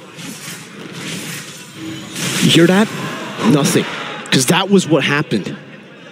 There was nothing Homeboys could do there. They had to just accept it, and it's ridiculous. How Liquid Echo, now Benny with the BOD. That's his 4th item in this game, ladies and gentlemen. 12 minutes in, it's a BOD. What's crazy about it is Chibi went with this Leomord pick. He has some items. He's got even the Malefic Roar, but it feels like every single time they try to fight it out, he's just not able to utilize those picks. And that's the Wishing Lantern picked up now for Sanji. Oh, look at that, look at that. There it is. I'm sure you guys have seen the clips going around with the Wishing Lantern and the Xavier and why this pick is quite massive in terms of the damage department with the low cooldown like the Dawning Light. So easy to proc that 10% current HP with the 800 proc. And with that, Homeboys will lose. Oh, they hold on just barely to that turret, top side of the base. Dawning Light going to be used again. They're really trying to keep what they can up. Flickers out right now, but gets caught again by a few of those shots. Sanji to backline, still able to flicker out now. That's going to be supplied with a wild charge, helped out by Zorn. Still Sanford to the backline, trying to do some damage. Gets the shield down and gets out with a shortcut too. Oh my lord! Liquid Echo are running Homeboys down. What a shortcut! You know, you saw Sanford in there. Escape? He got the work done, and then he escapes. Oh my, Homeboys. Can they hold on to the rest of the base turrets here? They got 2 left. The top one's down. And they'll try to keep it at bay, but the Guardian's barrier is not going to be enough. Bottom turret now goes down. Mid could be next. Homeboys, can they hold it together? With the First Lord, a Dawning Light again onto Nets to poke him down. 13 minutes in. 2 base turrets. The mid lane, the only base turret left standing, is already at half HP too. Liquid Echo, they're making the Xavier look like an early game pick. And you can see from the items as well, it basically is an early game pick. He's almost tied for gold with the gold laner and a 5-1 and 11. He's 5-1 and 14. Hey, if there's a game for a mid laner, that's it. Because, man, look at the difference between the gold. Udil just picking up the Divine Glaive. So even down that much gold, Udil should be able to at least provide some damage, but I feel like it's just getting to that point for Homeboys where, again, look at that. How often do you have to play against that? Oh, I mean, in the early game, we were already questioning the cooldown. Now, how about now? How about now? I guess we'll see. It's up again. Look at oh my god. That had to be 10 seconds or so. I think it might be, yeah, probably 10 seconds. In real time, right? Because I know my time difference works a little bit different, but... What would it be for the building time? Oh, man, I don't know. It's okay. There you go. There it is again. You have it again. Someone, I think LaFell and Wolf could definitely, and Leo could definitely count it down. How long does it take for Sanji to get the Dawning Light at the 15th minute of the game? He's up again. He's going to just spam it across the board. Sanford with the flank. Trying to go for Udil. Oh, there it is. Zone of the power of nature. Now Chibi going to be caught again, and that's going to be Sanford going for the solo kill. Udil decimated in the back line. Benny Cutie getting rid of Chibi as JP does it again. Now with the Dawning Light taking Zorn low, it's up to Benny to finish him. While Sanji gets nets. Liquid Echo are styling on Homeboys. Sanford, Benny, Sanji, Kaltizi, and JP. The cavalry is here to take over at MSC. As they buy the winner crowns, they all go for the freeze. Winner crown, boo! And they are the rulers of Group C here. Team Liquid Echo, what a dominant performance. And a performance that all the teams for MSC here at EWC will be paying attention to. Because, man, again, they're at the peak. And also, Homeboys, they are going forward to the knockout stage. This was the ALJ match of the day. Good showing from Team Liquid Echo. Homeboys will have to, of course, take whatever they learned from this and bring it with them to the knockout stage while they wait for the rest of the teams. And again, for everybody wondering, you wanted to lock in that top spot of the group because you will face off against number 2 from the group you go against. And that's what they were fighting for here. As you can see, smiles across the board. How can you not? What a performance here from Liquid Echo. The 5 winner crowns. They all sold their items to get the winner crowns. All for that iconic Gideon Q winner crown, foo. They had to do it with the Homeboys. You know, Homeboys were recalling a whole lot on them. They were. Liquid Echo, they find a new way to disrespect their opponents, and it's through the 5-man winner crown.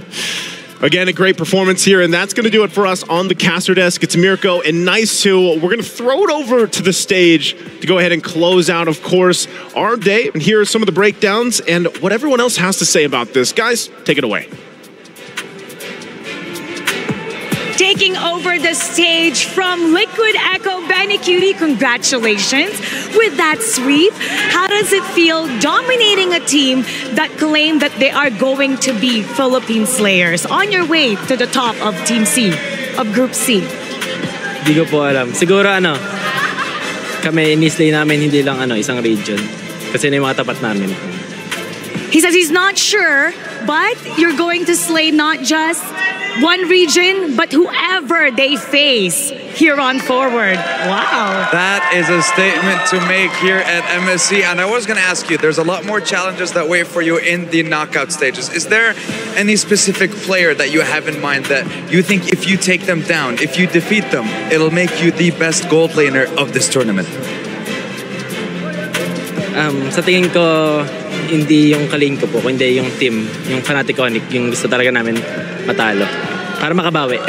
Para makabawi. He's saying he's not a specific player, but more of a team fanatic on it because they want revenge.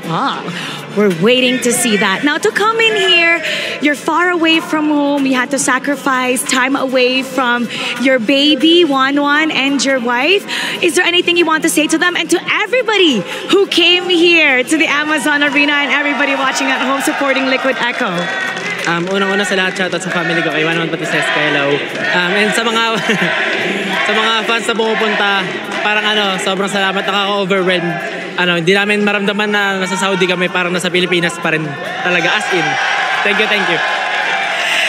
He's saying shout outs to his family back home and he's thanking everybody who's here. He said he doesn't feel like he's far away from the Philippines with the amount of support that they're getting from their fellow countrymen. He's overwhelmed and he's thanking everybody. I love to see that, and I love the fact that he's feeling welcome and he's feeling at home. Ladies and gentlemen, make some noise for Benny QT and Liquid Echo! Pinas lang malakas. We're gonna go back to our studio with our panel. Break it down for us. Let me just say, I've been doing international tournaments for a while. Okay. Everywhere we go to, it feels like the Philippines, man. It feels like the Philippines. We're everywhere. We're everywhere. You guys are everywhere. But yeah, looking at the game here, oh, that was rough. Oh, that was rough. Here's the thing. Let me just put this one in there. Leomore still 0% for Chibi. And Malaysians, we win big, but we also lose big. Yeah, but there were times where they were able to punish like the bottom lane that we saw, but unfortunately, you give so much farm in the early stages because of what JP was doing. Yeah, and we saw a different tech. And by the way, Mirko was asking what does the cooldown at full items? This is about what 11 to 12. It was 11 between seconds. 11 to 12. 11 seconds. Yeah, so that's rough. You can see through the replay. I mean, most importantly. The chip now apparently can be used offensively and defensively. Like it can get out through the portal. I was asking the wrong questions to begin with. Like, can you bump into the portal with the Grok's wild charge? No. It's can you start a fight and get out of the fight? Yeah. Apparently JP has the answer. Yes. Yes. I like that Homeboys took a risk here, but again, going up against TLPH, taking risks is very bold. Yeah. But at the same time, what else are you supposed to do to go up against TLPH? Again, TLPH, not just do they have a player who is a force of nature, Benny, Cutie, the Typhoon, but they themselves are also a force of nature. Yeah. They just understand their own game and the way the meta evolves to the point where they can just force things.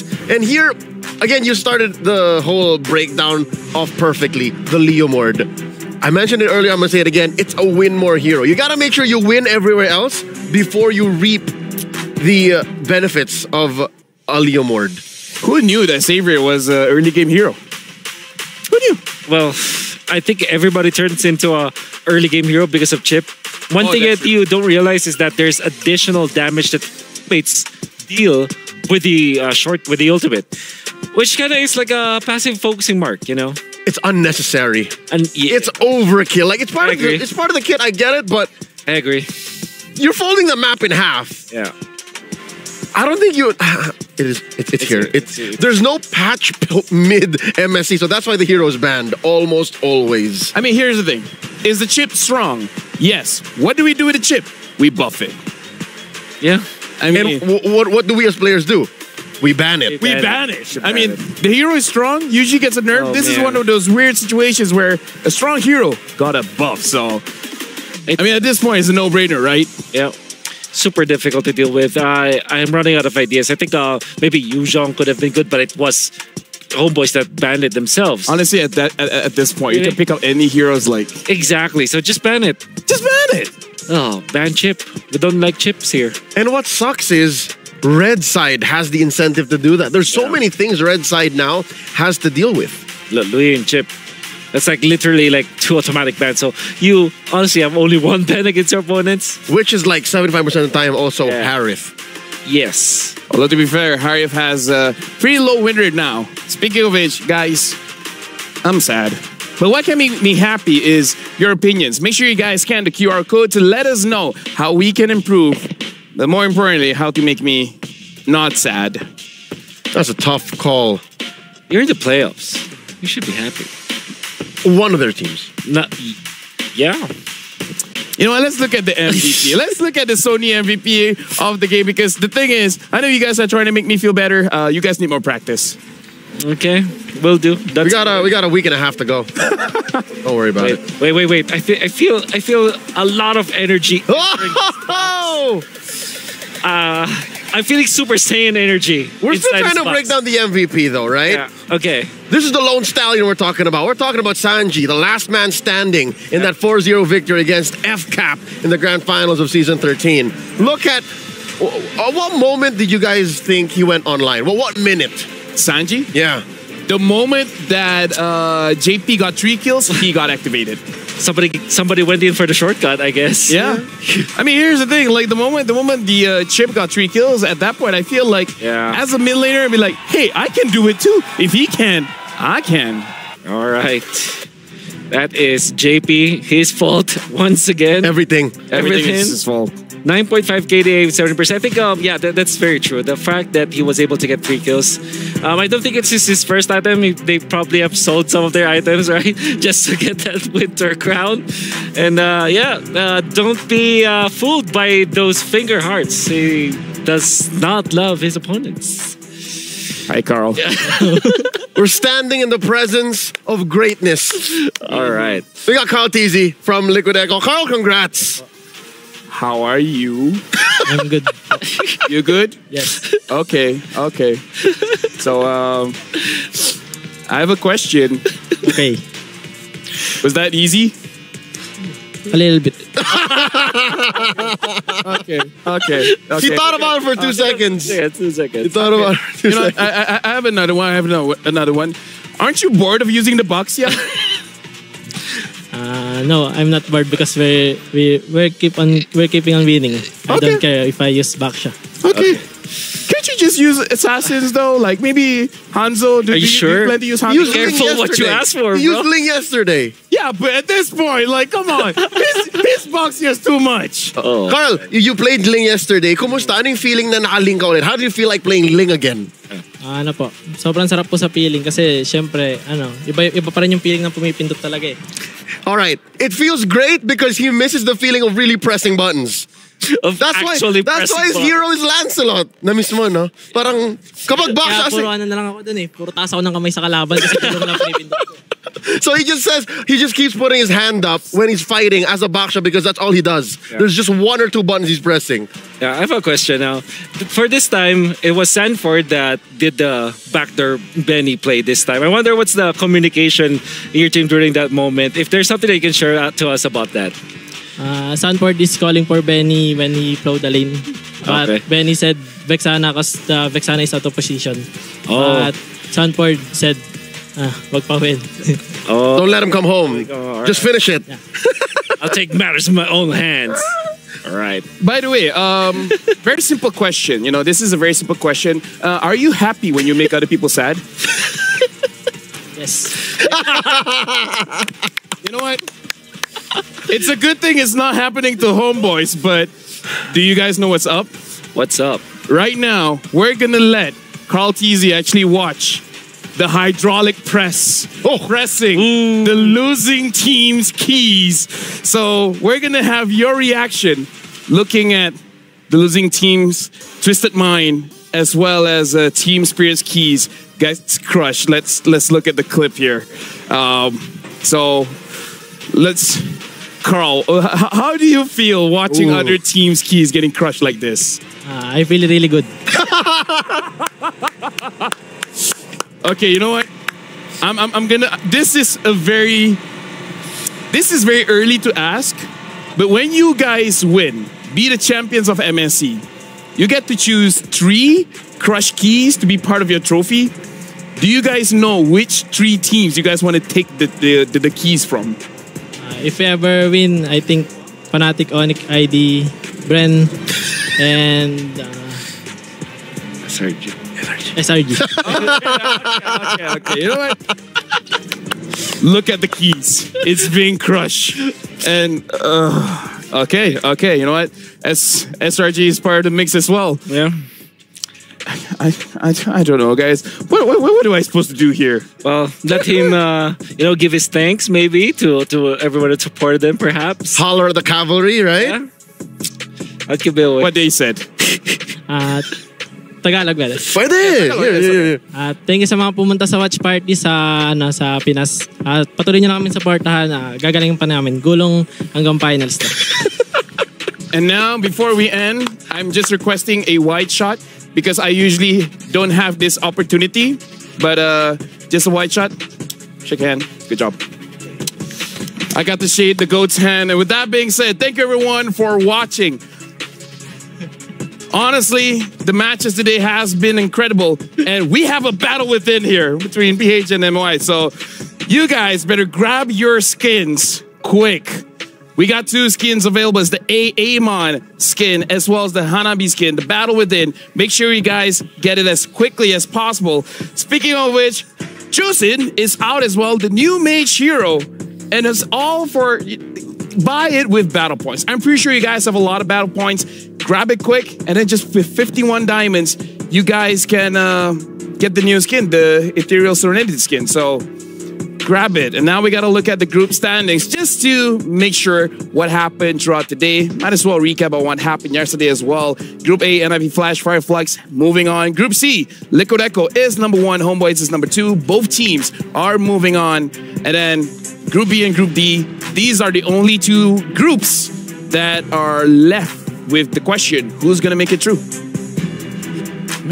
I'm happy. I am still stunned. I have mixed feelings. I'm still stunned. Oh no! Okay. Back to back. Carl Teasy has drawn the line in the sand. Tomorrow, we find out how far he can make it on his word. Yes, sir. SRG in action. Tomorrow, SRG. Falcon, SRG. Fnatic Onyx in action. Fnatic Onyx, see you soon. Falcon going up against See You Soon, so See You Soon is going to play back-to-back. Homeboys opened the show and they closed the show, so SRG is going to open the show and close the show as well. Falcons, thanks for hosting us. By the way, SRG is not in the same spot as Homeboys because it was a 1-1, which was the result for their day 1. Oh, yeah. So there's a chance that SRG doesn't make it. By the way, for you guys that predicted TLPH to win, congrats. And you guys that voted for Homeboys, you know, boo. Semangat. Do you see Semangat in Bahasa, Malayo? Yeah, Semangat as well. All right, Semangat to everyone who voted for HP. Semangat. Thank you. You can do this. Thank you, everyone, for watching. You guys are great. My name is Abel. This is Leo. This is Wolf. Thank you for watching for today. But that's all for us. Tomorrow we're going to go with Group B. We'll see you guys tomorrow. Assalamu alaikum. What's passion? What's pain? Gotta lose before you gain. That's the game.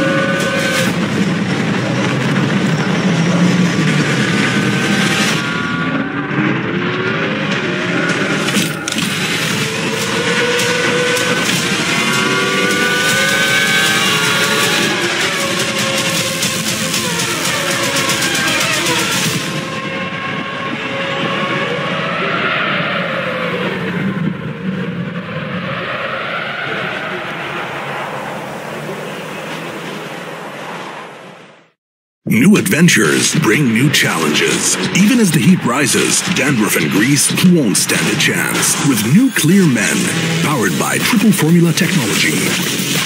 To eliminate dandruff, itch, and grease, gives you 8 hours of freshness and 100% dandruff-free hair. New Clear Men, 0% dandruff, 100% confidence.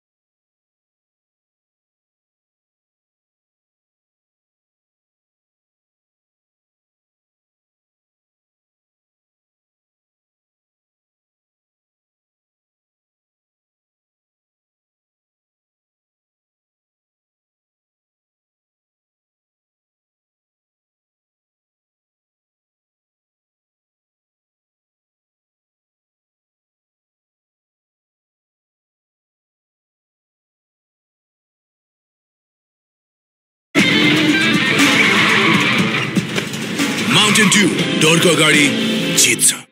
Hello guys, the new hero, Zhu Xian. Zhu Xian. Looks like a Chinese name. This is my emblem. What I noticed, she needs a lot of movement speed. And this is not classic, this is a rank, mythic rank. This hero